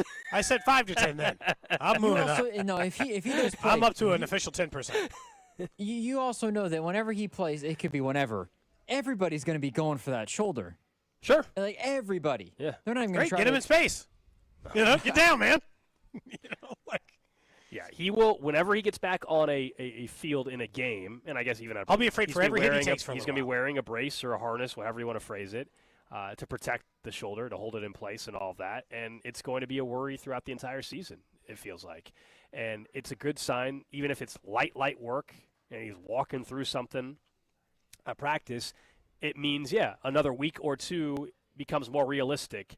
And I think the fact that he did not end up on IR yesterday was the sign that they think it's clearly less than 4 weeks. But I'll maintain this. There is always still the possibility he goes through practices. He goes through all this, and then eventually they're like, he can't do what we need him to do, or he doesn't feel right, and he needs surgery still or something like that. that's worst case scenario stuff, but it still is in play. But I do like seeing that he's at least out there. It's tricky because we do not, limited participant can mean so many things. We do not know exactly what they're having him do. And practice report comes out later today. We'll get a sense. Sure, but the media was only able to watch 5 minutes or 10 minutes of this practice, right? Like they're not going to see anything, is my guess. Will they get to see the entire thing? No. But if they're also saying he's going to practice, I would guess he's out on the field for the media available portion that you can see. But maybe not. It could be certainly different than that. I'm not ruling out. I'm just saying it's a good sign no matter what. We can take it that way for starters. No matter what, him practicing today is a very, very, very, very, very good sign for the timeline of his injury. Does it mean he's playing this week? No, I just said there's a 90% chance in my head he's not. I just went up to 10% on the positive. Are you willing to move from your 1%? No. Drew, what's your percentage? What, he plays this Sunday? That he plays this Sunday? 0. He's not Zero? playing. He's not playing. You don't even want the 1% like Gold? He will not play. Is 1%.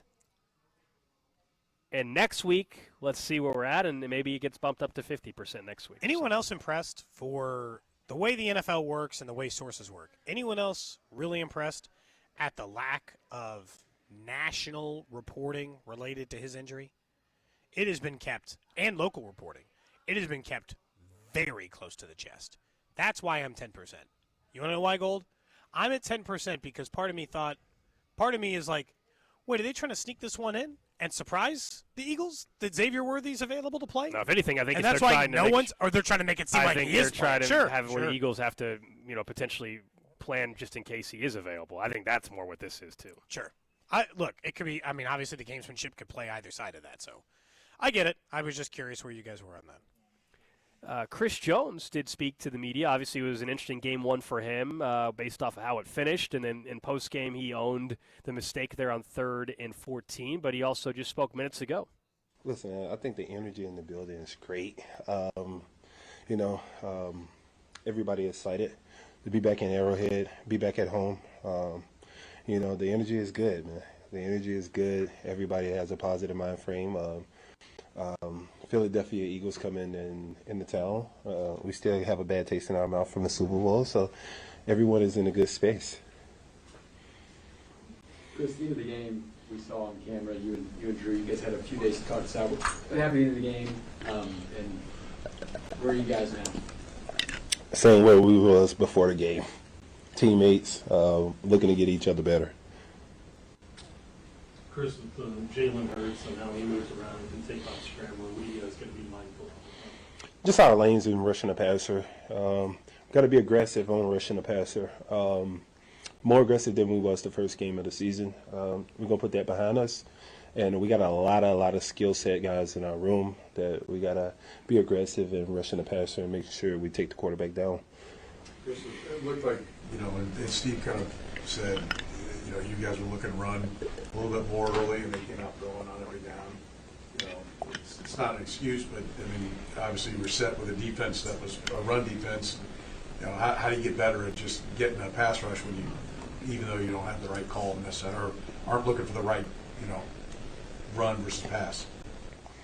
Well, Spags might not like this answer, but we're going to play the run on the way to the quarterback, man. We'll meet at the quarterback, and the run, we'll make sure we stop it on the way to it. What's the challenge with this Eagles offensive line? Obviously, they're really well coached, but what stands out about them, and what's the challenge going to be? That's a well-coached group, very cohesive group. Got some big bodies. They got a lot of talent over there. Lane Johnson, the left tackle, there's some of the better tackles in the league, and Leonard Dickerson, he's a stout guy. And the center, who Jason Kelsey picked, it kind of mirrors the Jason Kelsey game. So they have a very good front. The right guard, who came from Alabama, is very, very huge, athletic. So it offers a challenge, offers a good challenge to us as a D-line to get after it. And, we love to compete against, this type of talent. So gives us a challenge to compete against a better offensive line and, get after it. Chris, Ashton looks to play well in his limited snaps. I guess how far have you seen him come in the short time he's been here? He's coming along. He's still young, so we can't put too much responsibility on Ashton, but in everything we've asked of him, he's done well, and I think he'll continue to get better throughout the year. Chris, you guys have played as the defending champions for the previous 2 years. Now that you're playing the defending champion, can you feel the sort of energy that maybe you guys have been matched up against for the past couple of years? Listen, it's a very fortunate situation to make it to the Super Bowl. Unfortunately, we didn't win. It gives us a little more of an edge that we didn't win, that we get to have an opportunity to play these guys again, against a heck of a team, starting with Jalen Hurts and those outside receivers of his. And, this is a heck of a team. Saquon, you can go on and on about the talent that these guys have on their offense. So, for us, offers the challenge to play them again and also get some payback. Get some payback. That would be nice on Sunday out at Arrowhead. And it's weird. It's turned into if the Chiefs would have beat the Chargers, it would have been all about, just go get payback. This game is about payback Sunday, but more importantly, it's just about getting right and getting things on track. Getting a win. Yeah. Anyway. But yes, you're right. Balancing some of the stuff that went wrong in that first game. Look, Chris Jones, he's like, Spags don't like it, but I'll stop the run on the way to the quarterback. That goes to part of where one of the biggest issues in the game was when we settled in a week before the season. We said, all right, you know what? Offensive line is no longer our number one question on the team. What is it? My answer to that was defensive line. Because I'm like, can you get pressure with 4 without having to send a blitz? I don't want to have to go back into where they were last year. And every time they were trying to get pressure, it's a linebacker coming. Drew Tranquil's got a 2-sack game. I don't have a sack from Chris Jones. I want the front 4 to occasionally get pressure without the needing of assistance. I will say, I saw a couple stats this week that did not make me feel great about it. I don't know. Scheme? Is that the right way to do it? Because obviously they got an eye for talent. Drew, you had mentioned one. Mike Pennell led the NFL in run stops for anybody who played over 20 steps. I'm like, boy, you know what? They didn't have a hard time against the run, but, that's a stat that sent out. Chargers didn't run the ball, yeah. Do you guys know which NFL player led the NFL in pressures last week? And, yeah, sure, guess some, the normal one's Gold. You're probably going to say, T.J. Watt. Or some of the guys you would expect. Myles Garrett. Myles Garrett. Totally normal guesses, guys. No. The way you're framing this means that there's somebody that used to play for the Chiefs as well. It's currently a Philadelphia Eagle. He'll come to town this week. Beautiful. The guy who led the NFL in pressures last week was Josh Uche. No. Do you remember Josh Uche? I know the name. He got brought in here when the Chiefs didn't have a pass rush. Random pass rusher could not get on the field. Couldn't get on the field over Felix Anudike-Uzomah. And he led the NFL in pressure rate last week. And I'm like, what is it about this team and pressure with 4 that seems to be such a mystery to them? So this is a question probably for for Spags or a coach. Sure, one day, Tyrann. I would love to actually. Tyrann Mathieu would have been another good player to ask. He was on the show earlier.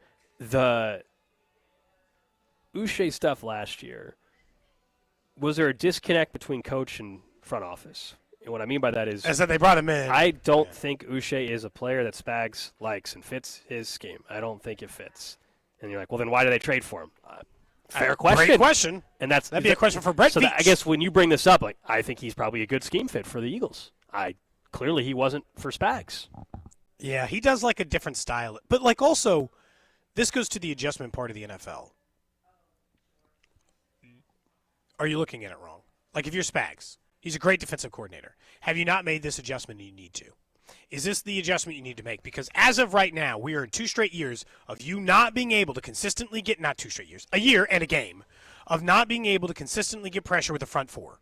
You target the guys, you help them choose Gelati or Omar Norman lot. You obviously brought back Mike Dana. You told him to bring in Noddy. Chris Jones is obviously, but you're still not getting pressure with those 4. It requires your genius of exotic blitzes in order to do it. At some point, the way you're using these guys in your scheme, is there a way to get more out of, in a pressure perspective, the guys you have on your roster? Or are you targeting not the right kind of defensive lineman for what you do defensively? Somebody mentions, and this is something I saw as well, and I don't know if this has to do with Spags and his like for the player getting in front and getting in the way, but I saw a lot of stuff about Nick Bolton again. It's like, man, Spags likes Nick Bolton too much. Oh, where he loves I think he's ignoring or he's looking past what we kind of saw and noticed last year, where the same thing kind of happened where Will Dissly is getting some plays made, or they got Bolton also covering Johnston or whatever, like coming across them, whatever the case is. Nick Bolton is that something also that might be hurting, just not beyond the defensive line, where Spags likes Nick Bolton enough where they brought him back, but it ignores the fact that he can't cover very well, and that got exposed last season.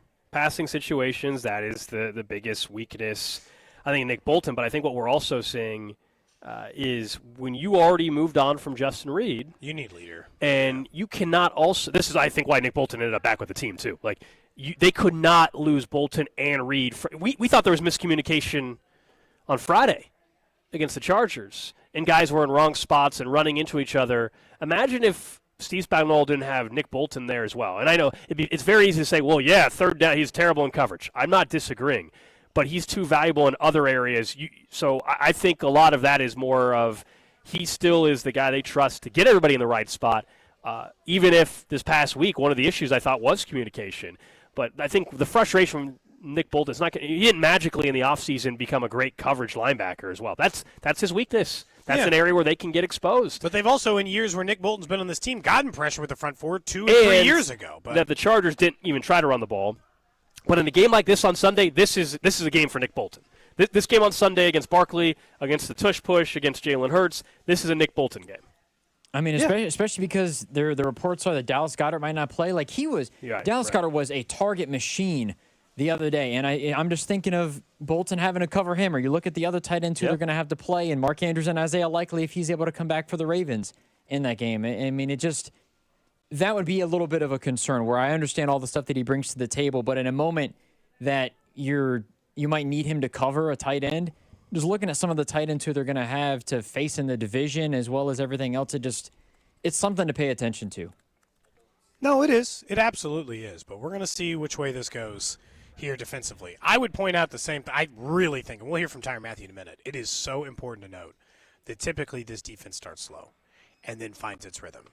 You and I have just said that, unfortunately, with the offense, they don't have quite that wiggle room with Xavier offense. Worthy and Rashee Rice and an offensive line that's trying to learn, and there's just so much going on. It's easier said than done, and we'll just make it work. It doesn't, it can't exactly work that way. So we'll see which way it goes. Because again, that's a difficult thing and a difficult ask for the defense. This feels like such a huge swing game, like you said, emotionally. It's like, from a narrative perspective, they go out and beat the Eagles, a team that kicked their ass in the Super Bowl after losing their first game without Xavier Worthy, let's say. Yeah, everyone's going to be like, oh, okay. They're still pretty good, that team. The same way I talked before the season that if they would have started out, 2-0, it would have shut everybody up and done all these things. The reverse is potentially going to happen. If you go out and you start 0-2, it will only reinforce what the national narrative was after getting your butt kicked in the Super Bowl. But yeah, if you win on Sunday, everybody takes a deep breath from the fan base, national media says, wow, that was a pretty impressive win against Philly. In fact, it'll flip. If the Eagles, who did not look great against the Cowboys last week, in a win, they did win, that's all that matters to a certain extent. If they lose the Chiefs after the Chiefs look terrible against the Chargers, then the Eagles all of a sudden, what you were saying earlier about how you view the Packers or the Commanders, then all of a sudden people are saying, are the Eagles a top 2 team in the NFC anymore? Yeah, they're it's amazing how team. quickly things shift based on one game. There's a difference between what we think the fans need, feel, and the vibes, and what the team is. If the team starts 0-2, look, it's obviously not great. It puts you in a really bad spot from a division, from a seeding perspective. But I don't think we suddenly should think that this team is only winning 9 games. Unless they get their ass kicked. And then but it's the nuance of it. Yeah, it's the nuance of it. Do they win? They lose 30-7. Or do they lose? Yeah, do they lose on a last-second Jake Elliott 64-yard field goal when the Mahomes and the offense look good or the defense look good? And that sucks. But it's okay.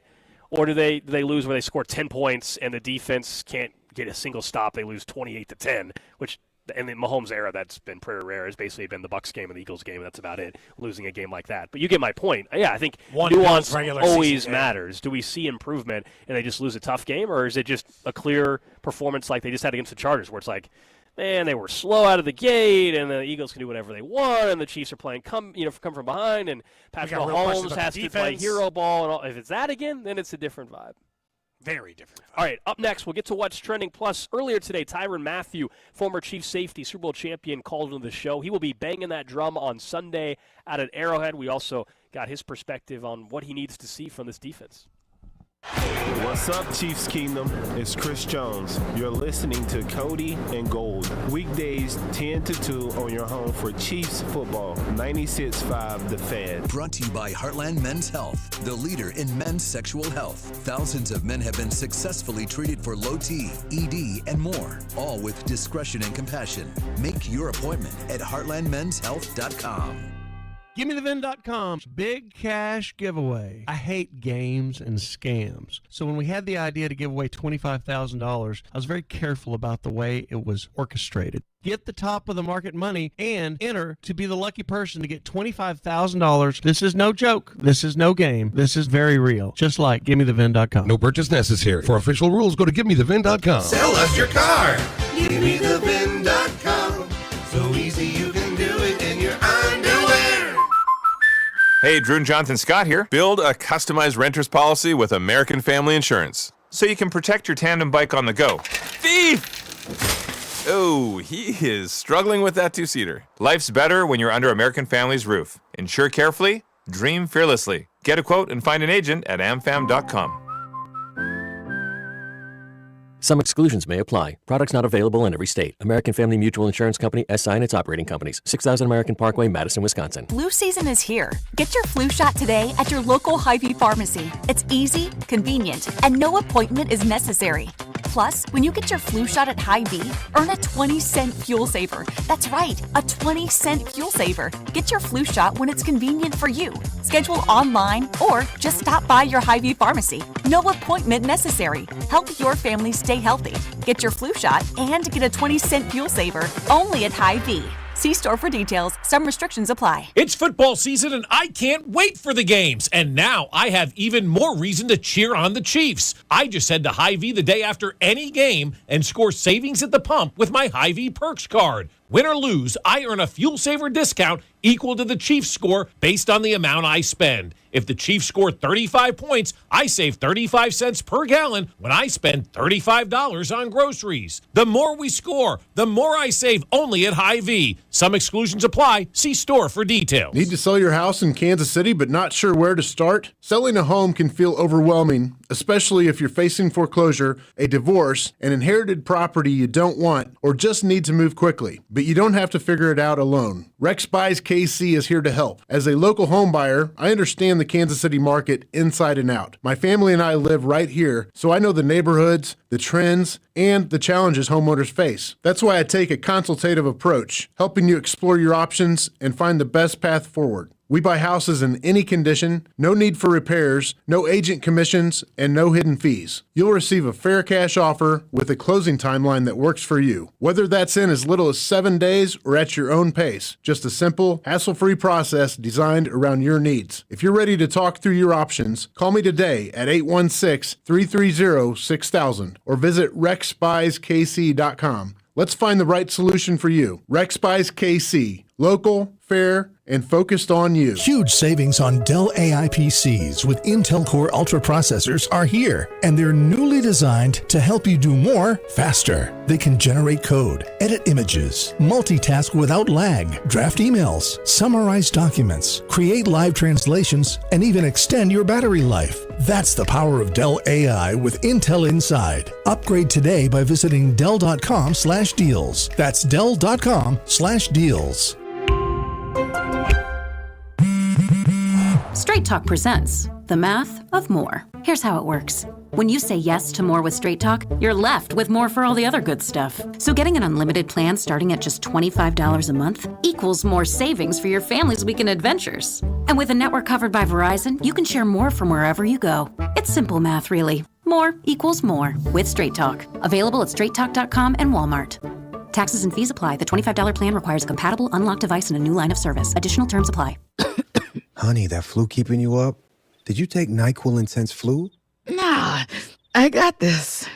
Okay, I don't got this. Yeah, you need NyQuil Intense Flu. Undo your flu with NyQuil Intense Flu. NyQuil Intense Flu provides powerful relief of your flu symptoms so you can sleep. You do got this. NyQuil Intense Flu. The nighttime sniffling, aching fever. Best sleep with the flu medicine. Use as directed. Keep out of reach of children. Ready to kick off the fun? Chumba Casino is your go-to game plan during halftime or overtime. From spinning slots to instant scratch-style cards, it's like running the perfect play, all from home. New players score a free welcome bonus and daily logins with a shot at some serious prizes every time you play. Get in the game and visit ChumbaCasino.com today. Let's Chumba. Sponsored by VGW Group. No purchase necessary. See terms at ChumbaCasino.com. Must be over 21 and present in a state where it's legal to play. Now that I'm a dad, I can't stop thinking about what would happen to my kids if something happened to me. Like losing the house or not affording college. Yeah, that used to keep me up at night too. It's why I finally got life insurance from Ethos. It's 100% online. No medical exams, just a few health questions. I got $2 million in coverage for around $2 a day. I never realized it was that simple. Get your free quote at ethos.com/game. That's ethos.com/game. Rates may vary. Bill monthly. Sample rate 10-year term life policy for a 35-year-old healthy non-smoking male. Chiefs coverage brought to you by Metal by the Foot, your metal project superstore. Who is the area's only dealer for Fronius professional welding equipment? Metal by the Foot, located in KC and Topeka. Online at metalbythefoot.com. When you need a piece of metal, remember, metal doesn't have to cost an arm or a leg, just the foot. You're listening to 96.5 The Fan from the Mission Plumbing, Heating, and Cooling Studios. What's trending?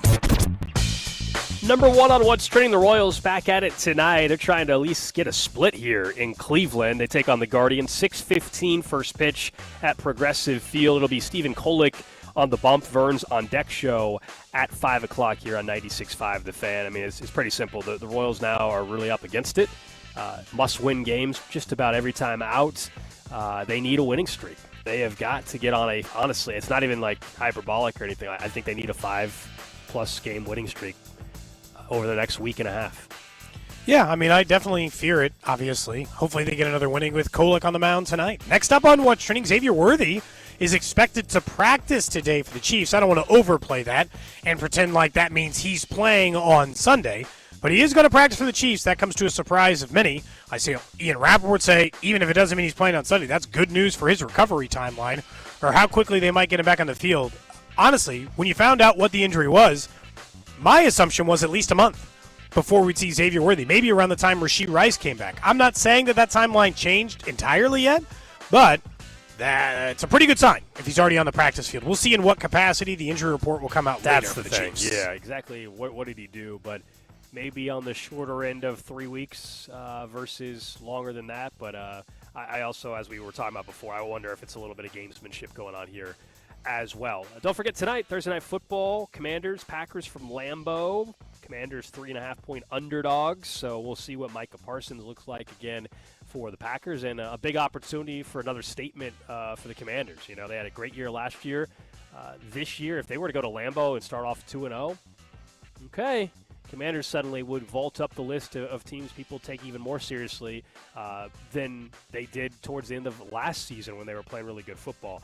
But that's a big one. Total for the game sitting at 48.5 over at FanDuel. Next up on What's Trending, a couple of injury updates in the NFL. Brock Purdy is now expected to miss 2 to 5 weeks with what they're calling a turf toe variant. I don't know what that means. He was originally, obviously, going to be sidelined this weekend for a shoulder injury, but it turns out he's got other ailments as well. That obviously comes on the bad news that they put George Kittle on the injured reserve as well. So we'll see what happens with the 49ers this week, because they've got an easy opponent, but Mac Jones will make the start. And Ed Oliver was added to the Bills injury list kind of surprisingly today for Buffalo. He did not practice today and was seen in the locker room in a walking boot. No update on what his injury is yet either. That's what's trending here on Cody Gold. Don't forget we're live out at Rallyhouse Berry Woods Crossing. If you're in the area, You have till 2 o'clock to register to win a $250 gift card. But if you're heading out to Arrowhead this weekend, or you got a tailgate going on or a party going on this weekend, you need to get stocked up, figure out your tailgate gear, grab some new shirts before the start of the season. Some people like to get that just before the season, just to get that new jersey, get that new shirt before the season starts. They even have a shirt just for Sunday's game here for the Chiefs and the Eagles as well. Then come on by to Rallyhouse, any of their locations in the area, KC, up in North KC, Lenexa, Plaza, P&L, Independence, Overland Park, and, of course, at rallyhouse.com. Earlier today, Tyrann Mathieu, the former Chiefs safety, the Super Bowl champ, who will be banging the drum on Sunday at Arrowhead, joined us, and we started our conversation just asking him, like, how do you get chosen? Do you get a call from Andy? Do you get a call from someone in the front office? How's that all work? Well, being the Chiefs, I've really always had a pretty good relationship. You know what I mean? And really since I left too, and I think that's obviously starts with Clark and Mark and definitely Coach Reed and Brett Veach. So and even Spags. So I've been in communication with these guys, for the last couple of years. So yeah, I guess it's just having some good relations and. I guess those guys miss me a little bit. They want to see my face, Yeah, I think. Well, I'll be honest, Tyrann. I think some fans missing you as well. We'll get into the performance from the team recently. I know you were part of the YouTube pregame show there as the Chiefs took on the Chargers in Brazil. But do you, now that you're retired? I think it's only been like a month, if I'm not mistaken. I know you were in camp, I think, briefly with the Saints. Even just thinking about the atmosphere Sunday, watching Week 1 of the season, like, did you get the itch already a little bit? Yeah, man. Probably, definitely, man. Man, I love football. I love everything about it, and obviously, I probably was a big shocker to a lot of people that know me because I most people that know me probably figured I'd play 18, 20 years. You know what I mean? But I just felt like it was the right time for me. And to be honest, man, like, I'm ready for my next challenge. I'm ready to see like what's out there for me that I can. Really just challenge myself. I felt like football, I kind of maxed out, right? Like I accomplished everything. I played everywhere I wanted to play, you know what I mean? And it could be kind of hard finding that motivation. So I'm just really looking forward to that going forward. Just finding some new motivation and looking forward to a new challenge. Did you start looking back at, like we always ask Andy, like, hey, what did you think of this? He's like, I'll reflect on my career when I'm done with it. Did you spend a little bit of time remembering the time at Kansas City or thinking about your time in New Orleans and reflecting a little bit, I guess, on the career you had? Yeah, man. Really every day, man. And just being grateful, like just being so grateful, man. The way I came into the league and, obviously, coming up under Larry Fitzgerald and Patrick Peterson, I really felt like those two guys played an important role for me as a youngster. They gave me something to look up to. They gave me something to believe in that was much bigger than myself. And, man, the coaches, too. Like, I think about my coaches and, Bruce Arians and Andy Reid and, Romeo Crennel and Steve Spagnuolo. Like I've literally been coached by some of the best coaches this game has to offer, and yeah, man, just looking back on that, the relationships, the guys I was able to play with, like, I was on the field with Patrick Mahomes and J.J. Watt, right? Like two of the greatest players of our time, right? And I just feel so blessed, man, and fortunate that I was able to have those experiences. We're talking to Tyrann Mathieu here on 96.5 The Fan. You mentioned, you're kind of ready for that next challenge. And I'm not just saying this because you're on the show with us right now. I tweeted it out when I was watching it. I thought you crushed it on the YouTube pregame show. Is that next challenge maybe for you? Are you wanting to get into broadcasting more? Well, I really wanted to kind of take the fall off and just kind of figure out, what's next for me. I think I know. I think most people that know me, they know. Like at some point, I'll be coaching, right? At some point. Sure. But I kind of want to give myself some time, to do that because obviously, man, like, leaving a game, playing 12 years in the NFL and then going right into coaching is probably even more brutal schedule than it was when I was playing, right? And, I remember some nights texting, Dave Merritt and Spags, and, it's like 12:30 at night, and he's still at work, and I just, so I don't think I'm quite ready for that yet, but I think I'll get there, eventually. What level do you want to coach? NFL? Or are you interested in, like, college or high school? Or, is there a certain level you're interested in being in? to be honest, I'm not opposed to any of them, really. I think high school, I could probably be more of a benefit to kids, right? Trying to push them to the next level. But I know if I take a college or NFL job, just being able to relate to those kids and motivate them and, being able to speak their language, I think that too would probably, just be a good look, But yeah, man, it doesn't matter to me. I just want to be, somewhere where, culture matters, the people matter, community matters. And so as long as I can kind of get that, I can deal with whatever football brings. Let's talk about the team on the field. We'd played a clip earlier that Gronk was suggesting the idea that if the Chiefs lose to the Eagles, maybe they become more human. People know they can punch him in the mouth. I kind of likened it to, I felt like everyone took the Patriots serious, even during the 10-year run in which they weren't winning Super Bowls. What do you think the mindset is on the Chiefs right now from the other teams in the league? Not TV or radio people, from the other teams in the league right now, knowing their last two games were losing to the Chargers, but I think that lasting image of them losing badly to the Eagles in the Super Bowl. Yeah, I mean, the Chiefs have been on top for a while, right? And so, it's going to be a lot of people that kind of magnify, right, the bad things that happen to them and, they try to minimize the great things, right? And so I think the Chiefs I think they're in a great position because of the people that they have leading the team. And so, obviously Coach Reed and Spags and, Mahomes, right? Like, I think those guys, those guys don't want to lose 3 games in a row. I can tell you that right now. And so, they're turning over every rock, right? Like, they're going to figure this thing out. And that's one thing I always respected with, my time in Kansas City, right? Because if you could look back, we never really started off that hot, right? Like, we always kind of we built ourselves into that as the season went on. So, but yeah, I think the Chiefs are all right, man. Like, I'm not panicking. I know a lot of people. I've been hearing a lot of different things. I thought that was a bad take, by Gronk, right? Yeah. Because the Chiefs have been physical. They have been a physical team. They have been a great defense, right? Like, they've made those plays in those critical moments. And so, yeah, man, you just get a bad stretch every now and then, right? But I'd never bet against Patrick or Coach Reed or any of those guys.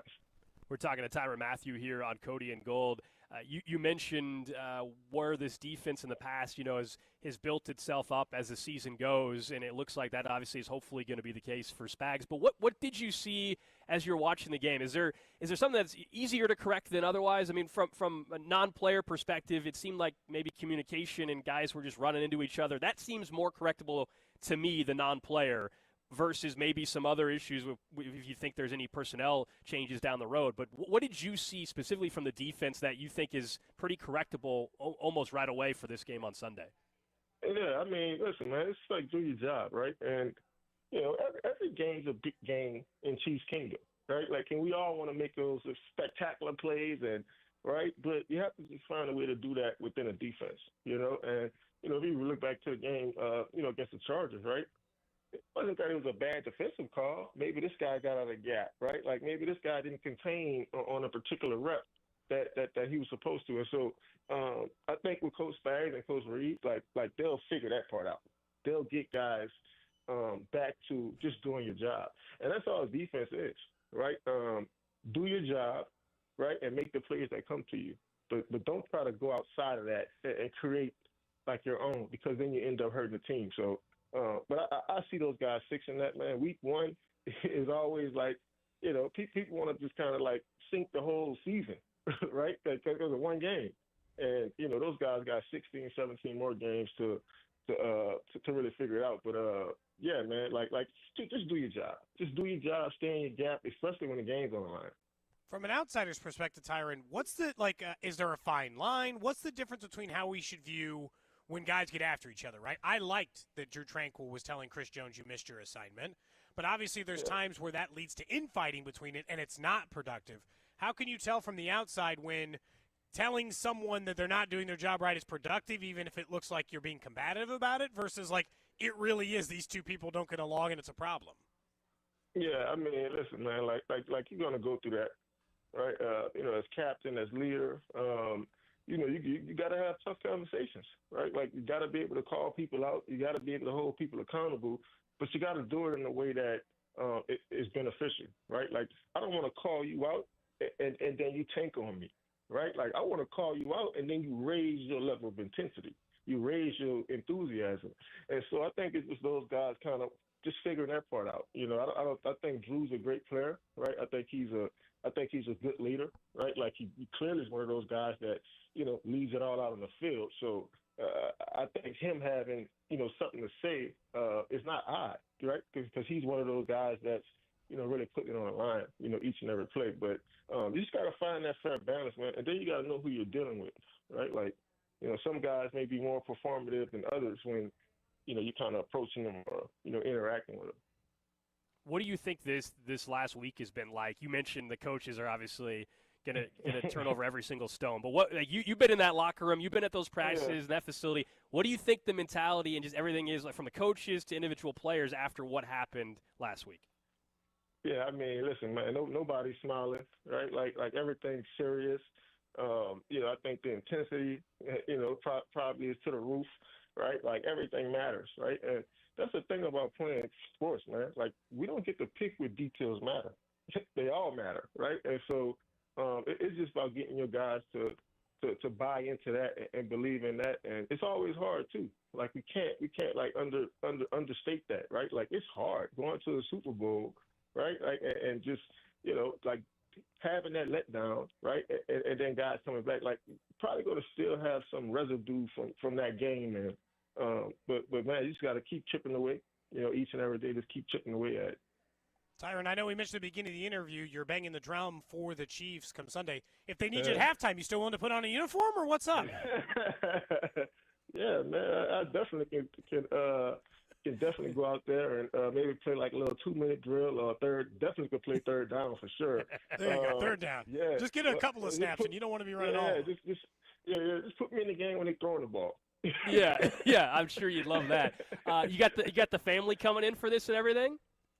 Yeah, man. Yeah, it's gonna be a big deal, man. Obviously, you know, my kids are excited, right? Like, we're all excited to you know, be back in Arrowhead and you know, be back in front of fans, man. Like I tell people, bro, like, I've been blessed, man. I played at LSU, I played at Tiger Stadium, right? Like, I played in the Superdome, right? Like, but man, it's nothing quite like Arrowhead, you know. And so it's gonna be fun to be back home and just see everybody, right? Like, and hopefully, man, like, I can kind of inspire those guys. Hopefully I can give those guys some enthusiasm, some extra juice, you know, before this game, because it is a big game. You know, I think we definitely need to win this game to really, you know, show people that, hey, you know, we had a few hiccups, but, you know, like we're okay. We're still the Chiefs.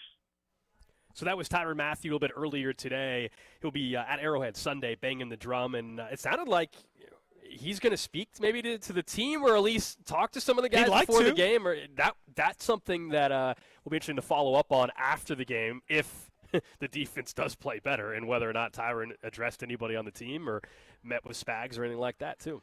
Yeah, it was really interesting. He obviously had a lot of, I thought, good takes on what it's like to be a member of this defense and what they've traditionally done. But the motivation part, he's like, yeah, I want to talk to him. I want to get the guys fired up. I want to lead the way. Look, I imagine the drum honoree often speaks briefly to the team. The difference is that Tyrann Mathieu knows pretty much every member of the coaching staff.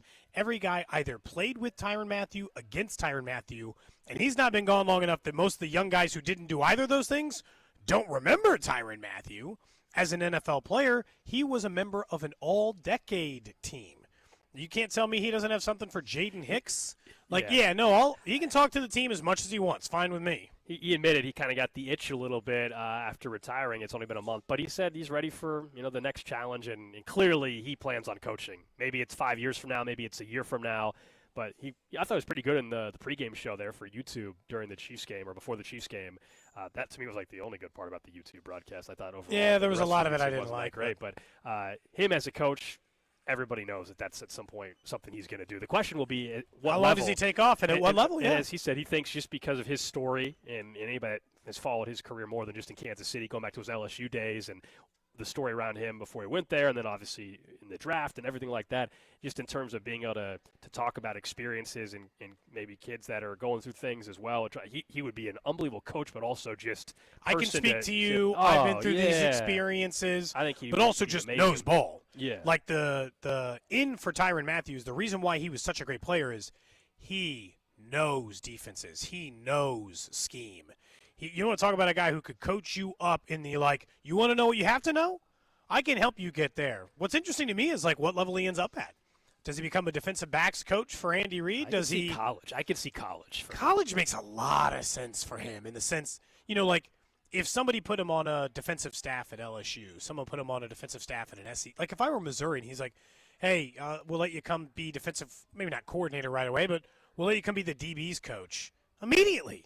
I'd be all over Tyrann Mathieu doing that kind of job. I wonder the timeline for him because he acknowledged he's like some of these coaches, the hours are worse than than being a player. It's bad. He's got some young kids still, so I wonder 5 to 10 years. I think him and his wife just had a child in the last 6 months, I believe. So I wonder based on that, I wonder if it could be a couple of years, before. Or maybe do high school. Where high school, the hours are bad, Gold, but it's not like being a college or an NFL assistant coach. Mm-hmm. You're not running those kinds of hours. And what's weird about it is, like, I think he'd be incredible at being a high school coach. That, like, motivator, knows the game, knows what it takes to get you to the other level. That was the first that he mentioned out of all the three he's at high school. He thinks he could help kids. And I think he'd like to help kids at that age, Like, some people just enjoy it. It's not about the challenge of figuring out the highest level you can coach. Some people, it's about the experience you get there. I'm glad he's getting a chance to bang the drum. I know you and I have gone back and forth over the years about, long-term, fast forward 10, 15 years from now, if he's eventually Ring of Honor guy. You know my feeling on that. I think he should be. I think he, despite how it ended in Kansas City and, he wanted to stay, and he's obviously a very emotional person. We saw that on Twitter at times as well. I think he was a huge shift in what helped jumpstart the run that the Chiefs have been on. I'm not saying he is the reason. Obviously, Patrick Mahomes and Andy Reid. But I think defensively, and we all know what the defense was like before him and Spags arrived, I think he played a vital role in why this run has been where it's at. And as you said it, he's an all-decade team member as well. And to me, he has a strong argument, fast forward down the road. Doesn't mean it has to happen recently. There was guys we talked about. I mean, Kimball Anders got on the Ring of Honor, 25, 30 years after he played? Or maybe not 30, but I'm probably exaggerating a little bit. But he played in the late 90s and early 2000s. So it could be 20 years from now. I don't know. But I think he deserves that opportunity and honor and all that. But Sunday will be cool. He'll have the crowd fired up. But it'll be because of the, like it can't just be on-field accomplishments for Tyrann if you're putting him in the Ring of Honor. It's got to be for all the reasons you just mentioned. The leadership and the stuff that kind of comes with it. And he's obviously loved